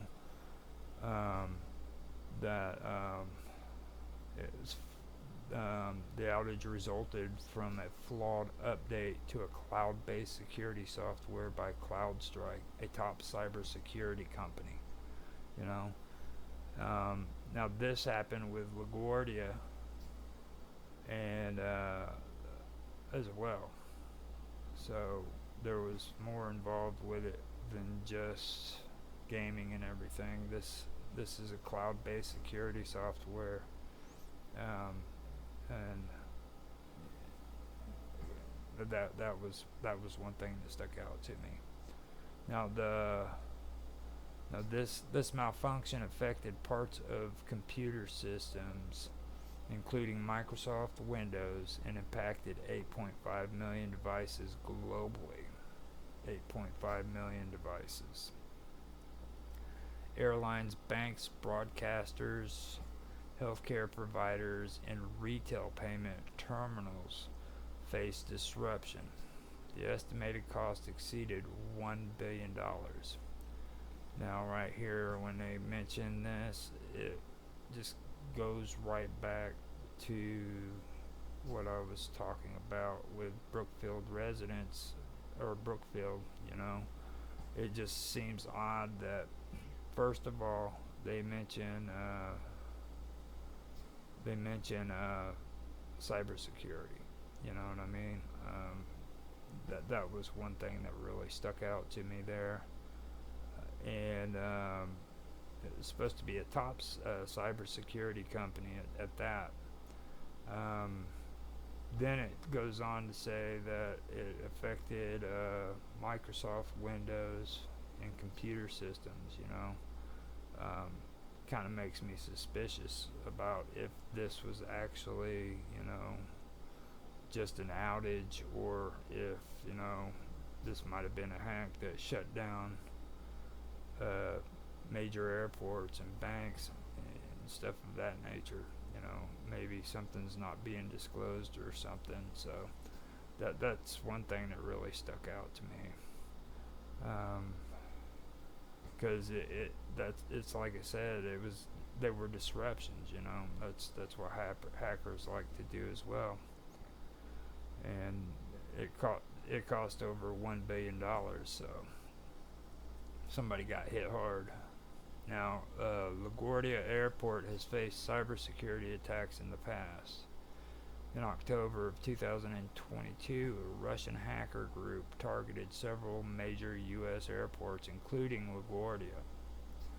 Although the attack didn't disrupt air travel, it raised concerns about future cyber threats. Engineers and programmers have since worked to enhance security and prevent more serious incidents. And that's more of a PR statement than it is anything else. That's what Mark would say, at least. So, to go further into it, early in the morning on October the 10th, 2023 is when it happened. A Russian hacker group launched an attack on LaGuardia's IT systems, causing the airport's website to go down temporarily, and that's basically what it was. So this kind of sticks out to me on that. I really wasn't able to grab too much information on that. But you also have to realize it goes back to what I was saying with CDK Global. These aren't small time, hackers attacking with ransomware. This isn't like the average ransomware attacks that people try to just ignore and pretend didn't happen. CDK Global serviced over 100 countries worldwide, and it's a multinational corporation. Or now I guess it's not a corporation, but it returned to the private sector. But this was a big organization.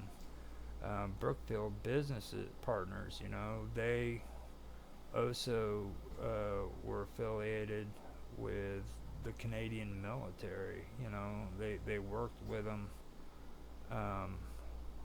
with maneuvers that the militaries were doing. So this is big business with big money, and it makes me stop and wonder what's actually going on. Because a lot of these people are big at talking about how great technology is today and how much we've come along, but at the same time we're having a lot of these shutdowns, and we're having a lot of these hacks or taking place, and the evidence is showing that things aren't as great as what people are making claims of it being. Just to be honest with you, we're not as far ahead as what we really think we are. That's how I see it. It's just my take on it, but I could be wrong. I usually am. So now that, like I said, I didn't get much information on that. I probably could have checked it out a little bit, but I also find it odd that 2 years previous to this incident, LaGuardia had an attack, a cyber attack that occurred that affected the airport's website. And it's not big, but it does seem to be something to really take note of, you know. Now, after that, I really want to discuss Arweave. Now, Arweave is something that me and Tan and Mark also discussed later in this second season, and it concerns Odyssey. Now, if anybody remembers, Odyssey went through a lot of issues concerning library. Now, library is its, I guess you could say, its mother platform. It started out as library, and then eventually they moved to Odyssey. And after that occurred, library got in trouble, and they had to close their doors because of issues with governments and well, tokens being used for monetary purposes, you know. Needless to say, their Odyssey was alone without library, and they had to come up with some changes. So here recently, they finally came out with a video saying that they're switching over to Arweave. Now, Arweave is a decentralized layer 1 data storage protocol designed for long-term permanent storage. Think of it as a global permissionless hard drive. Okay. Permanent storage. Arweave allows you to store data permanently on the blockchain. Unlike traditional storage solutions where data can be lost or deleted, Arweave ensures immutability and global replication by minor nodes. So that's the one thing that they have. They have permanent storage, and the second thing that they also have, they have a unique mechanism. Now, Arweave's unique proof of access mechanism and tokenomic endowment model makes it ideal for long-term data preservation. It aims to create a digital archive akin to the legendary Library of Alexandria, persisting indefinitely.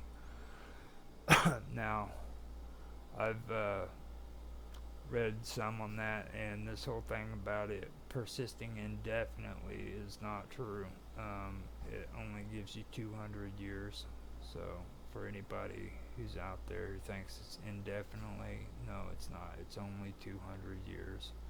So, I do want to make that point so that you guys aren't disappointed when you go in there and find out that it only lasts for 200 years. Now, after that, it's community driven. Arweave is part of a community driven ecosystem. Its stable and mature protocol is widely adopted, and it hosts decentralized and probably neutral web apps. The possibility for innovation are endless. Okay. Now, market information.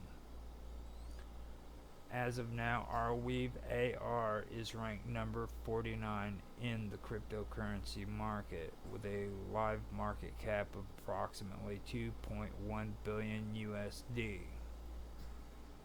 The current price is around 32.06 USD.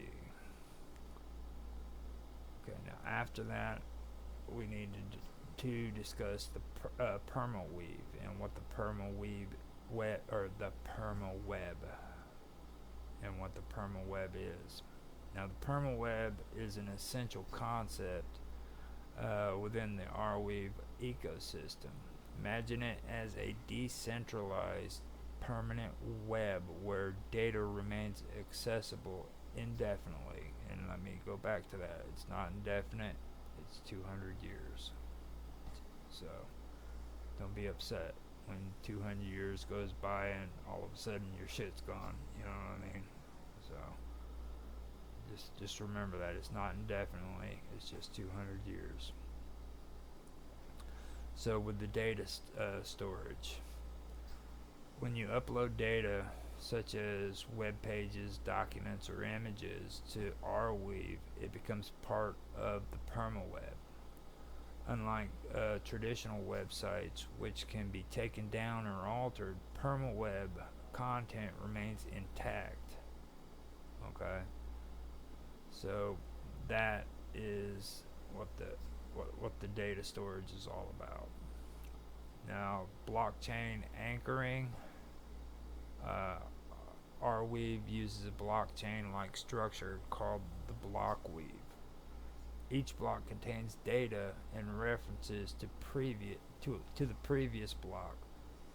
This anchoring ensures data permanence, which means it's there for 200 years, not indefinitely.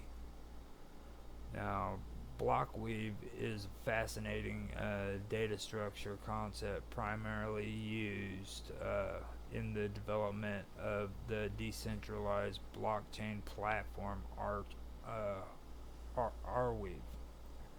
Now, you have the Arweave-like pattern. No, the weave-like pattern is what it's referred to. Unlike traditional linear blockchains, blockweave links blocks together in a weave-like pattern. Each block references not only the previous block, but also a random older block. This interconnected structure enhances scalability and reduces mining difficulty. Now, after that, I want to bring up decentralized proof of access. Blockweave aims to solve two critical issues: on-chain data limitations and unsustainable access systems. It archives this by enabling low-cost storage through decentralized proof of access. In other words, it ensures that the data remains accessible while keeping storage costs reasonable. So, I'm not sure about the prices and everything, but I've heard that it is actually pretty expensive. I'm not sure about that now. I read some of the stuff that Dave Kelso on Skype was talking about when I asked him what his thoughts were on Arweave, and he gave me a couple of things that his feedback on it was, and he believes that after Odyssey does start incorporating Arweave, the prices are going to drop down pretty small and be pretty reasonable, but he also says that they're kind of expensive. I haven't been able to dive that deep into checking out the prices, so I'm still kind of checking this out. We were going through it and doing a kind of a deep dive on it.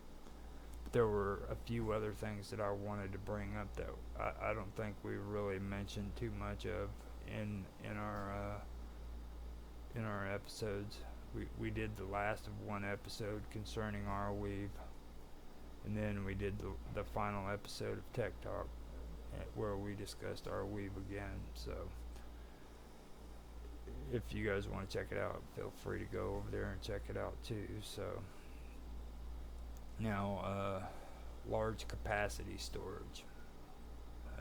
Think of Blockweave as a large capacity storage system for anything digital that you might want to preserve for 200 years. It's especially useful for large information chains, making it an essential part of Arweave's ecosystem. Proof of access. Miners store and replicate permaweb data to incentivize long-term storage. Arweave's proof of access mechanism rewards miners who keep data available. Users pay a one-time fee for storage, and miners earn ongoing rewards. Now, decentralization. The permaweb isn't controlled by any central authority. It's a distributed network where anyone can contribute storage and access data. So then after that we go to immutable URLs. Now the permaweb content has unique URLs. arweave.net/abc123. These URLs remain valid forever, even if the original uploader disappears. Now, with that, I kind of wonder about, because I'm touchy about dead links, especially when it comes to just personal experience on the internet. I like to go and get emulator games, and there's a few sites that I went to, or I have been going to, either or, that I have to be careful about, because they have dead links where if you what happens is they put up links to games, and then they don't update those links, and those links eventually become dead links where you click on it and it's supposed to take you to an error message, but instead what has happened is these dead links, they get hijacked by spammers and hackers sometimes too. So when I go on to these websites, I have to be very, very careful, and I have to make sure that, well, first of all, I need to get these games to where it's not just me doing it, it's somebody else that can verify that it's a good link, and then I can do the same for them. I never do it alone.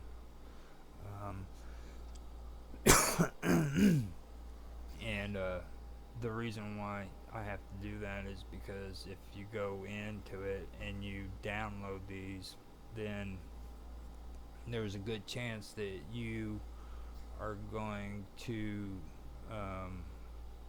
download a file that wasn't originally supposed to be on that link. And what it is these spammers have taken over that link, and they've filled it full of junk, full of spam downloads. So you go in there, you download it, and it looks just like what any other download would look like, but in reality what it's doing is it's downloading shitloads of spam and unwanted viruses and shit of that nature. So that's the result of dead links. So when I hear about the unique URLs that Arweave has, and how they're valid forever, the question is what happens with those links after the original uploader disappears? Does it just become a dead link, or is the content that's on those links still there afterwards? So that's kind of a question that I would have there. That stuck out to me towards the end, though. I really did think about that. I was wondering what that was all about. So now I have more time than what I thought I did, so I can go over the third part of what I wanted to discuss. And before I do that, though, I'm thinking maybe I can pull off another song, but I'm not quite sure. Yeah, I got 2 hours and 20 minutes, 21 minutes into this. I can give it a shot. Hopefully I don't mess it up again. It was bad enough the first time, you know what I mean? So what I'm going to do is I am going to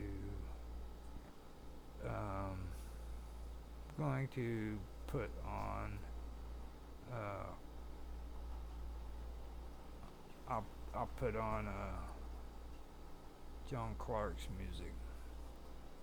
Now I already did Whiskey Blues last time with him, so what I'm gonna do is Softly Spoken, and I hope you guys enjoy. This is from John Clark, lovingly known as Old John. Once I get it going. Softly spoken in my memories. My father, he said to me, son, what are you doing? You gotta leave that bottle be. Son, what are you doing? Son, what are you doing? Son, what are you doing? Son, what are you doing?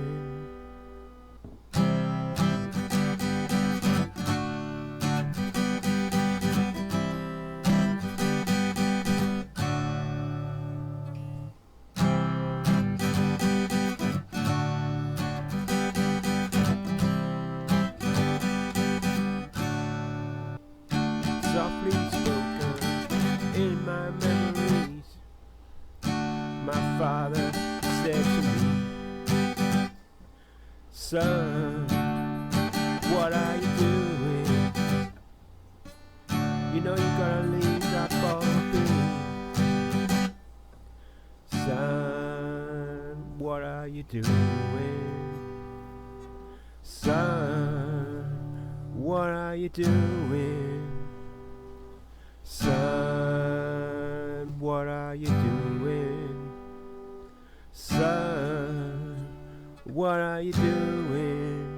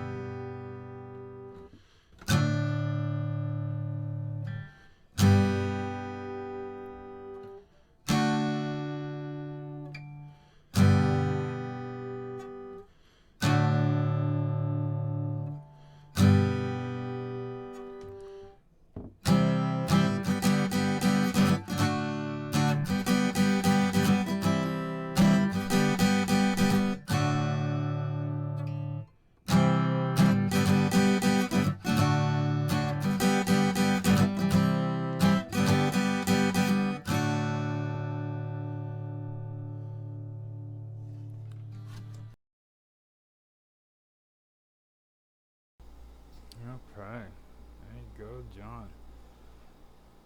Now, I can see if I can put on some cool background effects again and take it off of this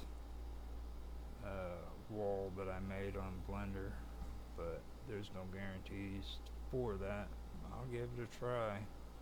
Let's see what we can do here. So I'll go back to we'll go back to some of the Mr. Robot stuff that I made for him. Let's see if I can put it up. Turn that off and that on. There we go. It actually worked. Alright. Make sure this is on loop.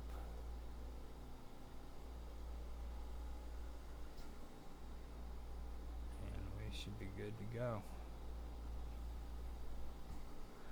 Alright, so I went through the tech and alt tech platforms as well as politics.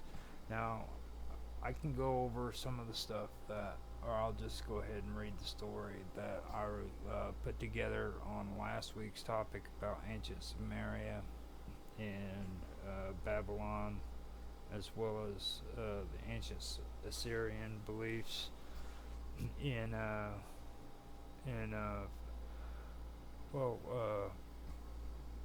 ancient demons and stuff. Now, you need, when I went through that, there was areas where I was talking about astrology, okay, and how the creation of astrology first started.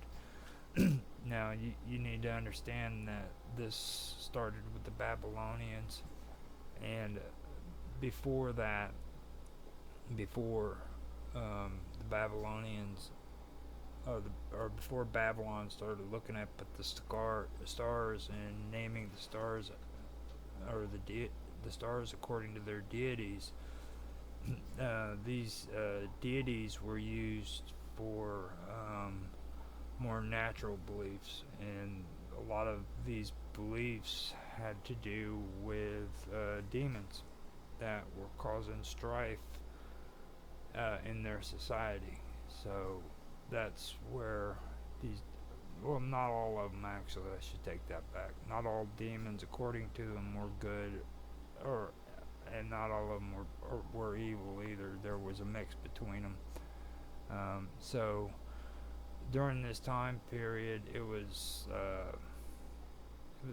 an everyday practice, like today we sit and we look funny at somebody who believes in demons and they believe in angels and stuff of that nature, and spirits, but back then it was just everyday common belief, you know what I mean? If something bad was happening in your house, they believed that demons were entering into their house and doing foul things to them, so this was an everyday practice.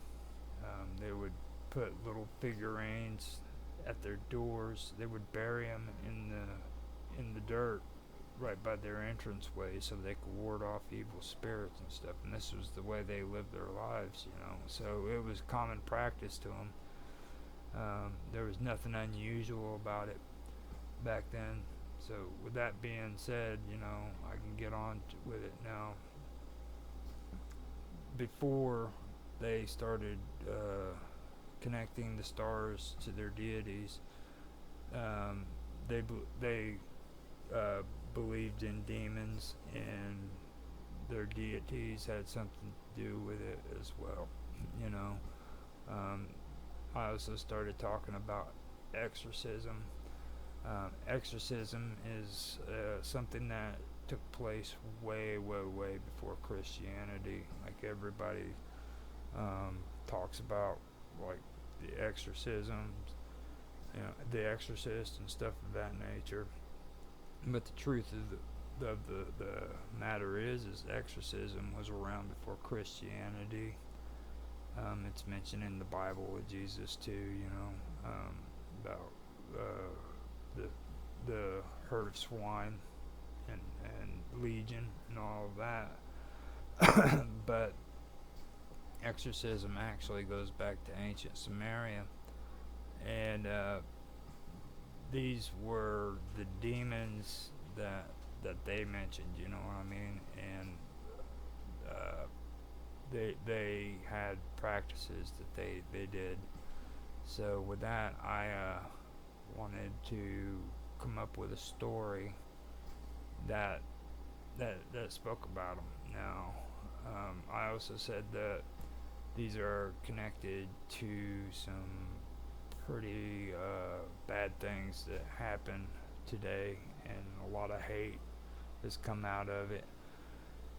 And the reason why I said that was because a lot of these demons were borrowed by Jewish mystics and the Jewish mysticisms, and that later on came back to bite the Jews in the butt, because a lot of horrible things occurred in Europe that eventually led up to World War II, basically. And it had to do with these stories that somehow was able to be transmitted thousands and thousands of years from one person to another.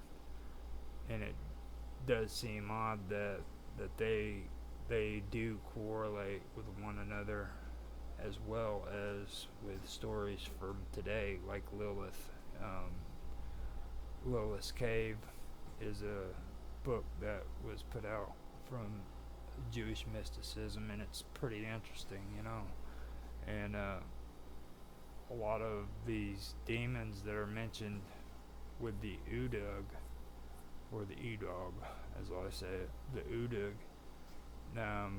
correlates with it. And the reason why is because they were adopted in to the Jewish mystics. You know, they were kind of adopted into it. So that's how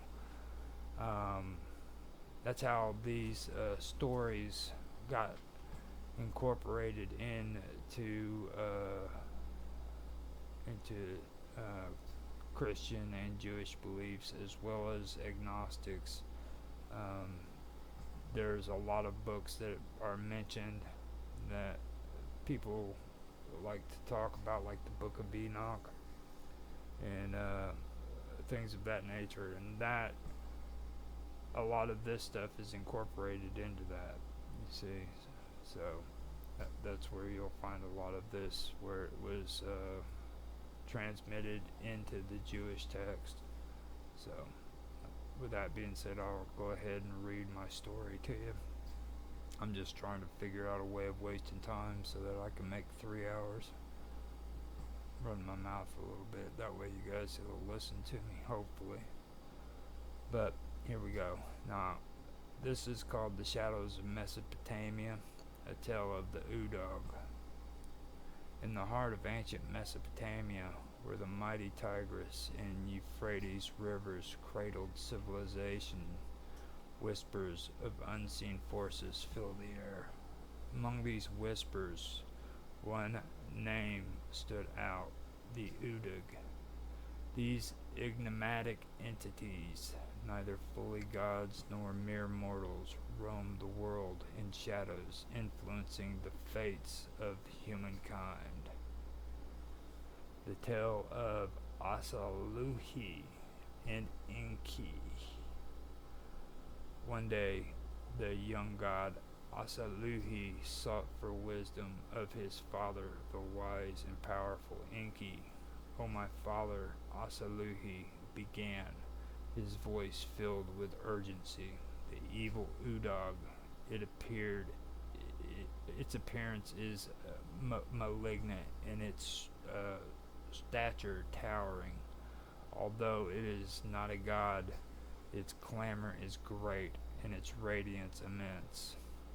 It is dark, its shadow is pitch black, and there is no light within its body. It always hides, taking refuge. It does not stand proudly. Its claws drip with bile, and it leaves poison in its wake. Its belt is not released, its arms enclose. It fills the target of its anger with tears. In all lands, its battle cry cannot be restrained." Inky listened intently, understanding the gravity of the situation. The evil Udog, known for causing disease and despair, needed to be addressed. Fear not, my son, Inky reassured. We shall find a way to counter this menace. The Udog, shadow of ambiguity. The Udog, later known in Akkadian as the Atuku, were a class of demons shrouded in mystery and fear.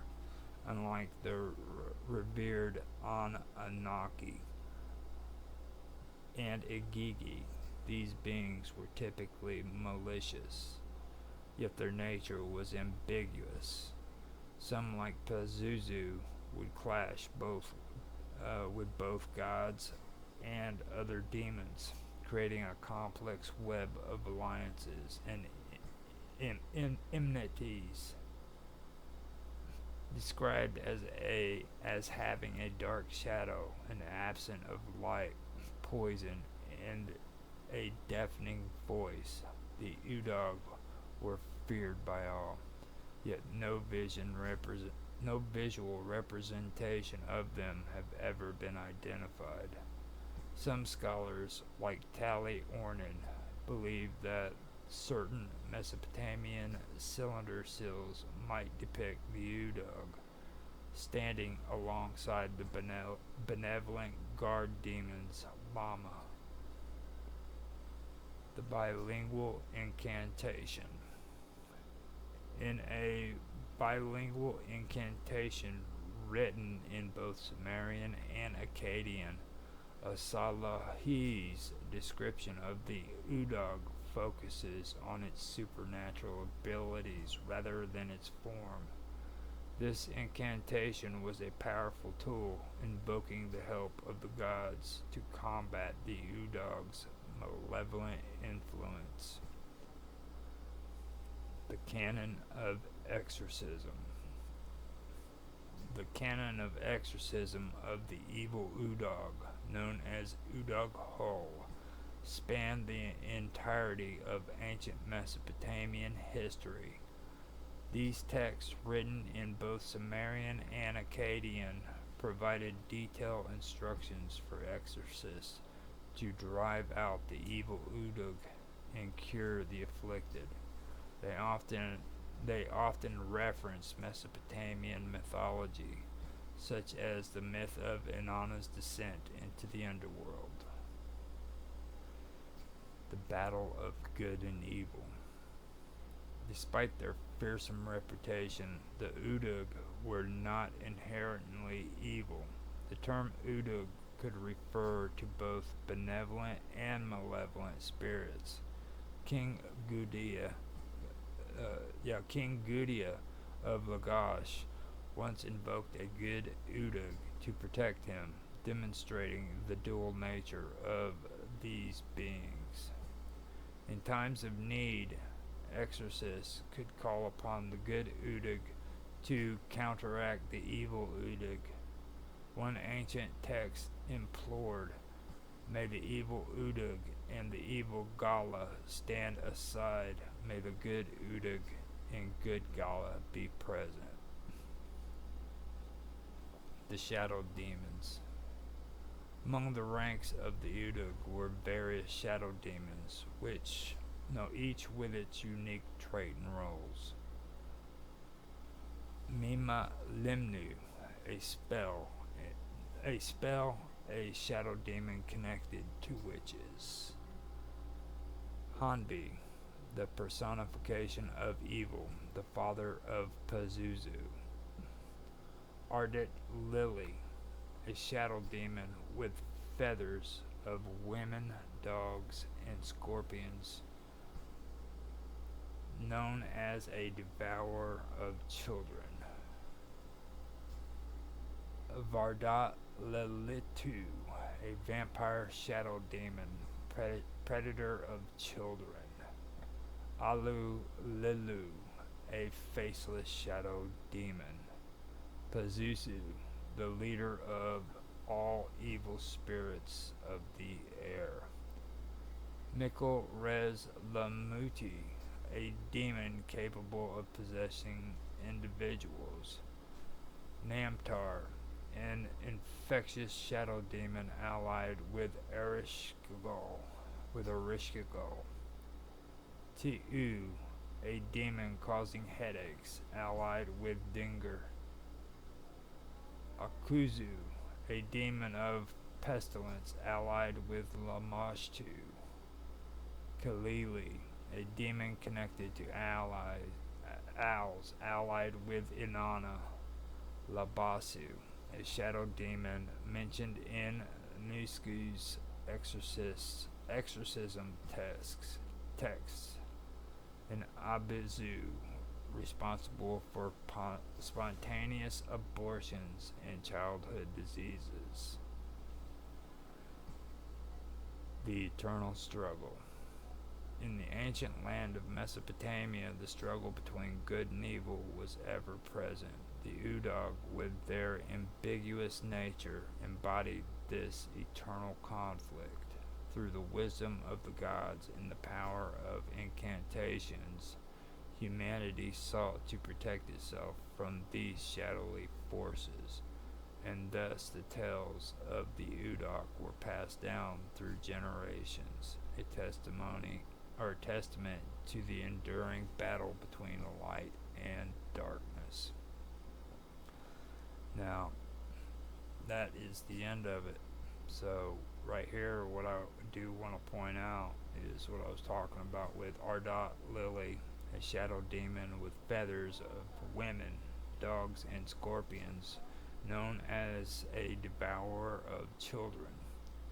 Then you have Vardot Lila 2, a vampire shadow demon, predator of children. Alu Lilu, faceless shadow demon. Now, these are all connected by the name Lilith or Lily, and that name had become notorious all through the ancient world, and eventually Lilith became a demon who flew through the night and stole children during childbirth, according to the Jewish mystics. It was also used as a way of scaring children so that they wouldn't go out at night and wander. Things of that nature, telling, children of the evil Lilith and how she would devour children and things of that nature. Later on, a lot of these mystical stories ended up contributing to a lot of bad things when it comes to the Middle Ages, and I ended up having a situation on the internet where I kind of flipped out because of a lot of things that were being mentioned. I don't buy into a lot of stuff because I've done research on this stuff and I know where it originally came from. I do find all of this interesting. I find it fascinating, but I also can tell you that this stuff has been used all throughout history to manipulate people to do some pretty evil shit, and I'm not going to deny that. So I really don't want to get involved in the conversation of it too much, but that was one reason why I decided that I was going to go ahead and finish this off, because for one thing, it's pretty cool. It really is. This is some good stuff and it's good reading, but don't think that it's something that it's not, you know what I mean? This doesn't confirm all of those horrible things that freaking Nazis are freaking pushing on the internet today. And trust me, these Nazis are still out there and they're still preaching They're trying to tell you that Jewish love to sacrifice babies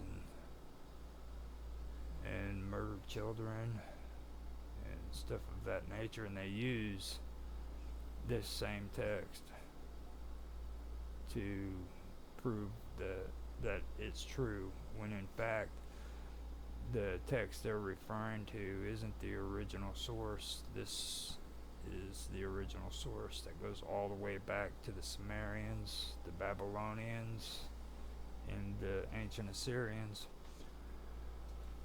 So with that, I am going to leave it alone, and I will let you guys decide on how you feel about it, and that's your decision. But that's my take on the whole thing with what I was getting into about it. So hope you guys enjoyed that. I didn't think I was going to be able to get that covered, but I actually did. Let me go here first and see if anybody actually said anything. Nope. It is getting late at night. I'm going to go ahead and end this, and hopefully you guys enjoyed this. If you did, feel free to like, subscribe, or follow, or whatever that platform requires of you. I hope you enjoyed, and with that, I'm going to end this stream because I am tired, and I will be back next week for another episode. I will talk to you later.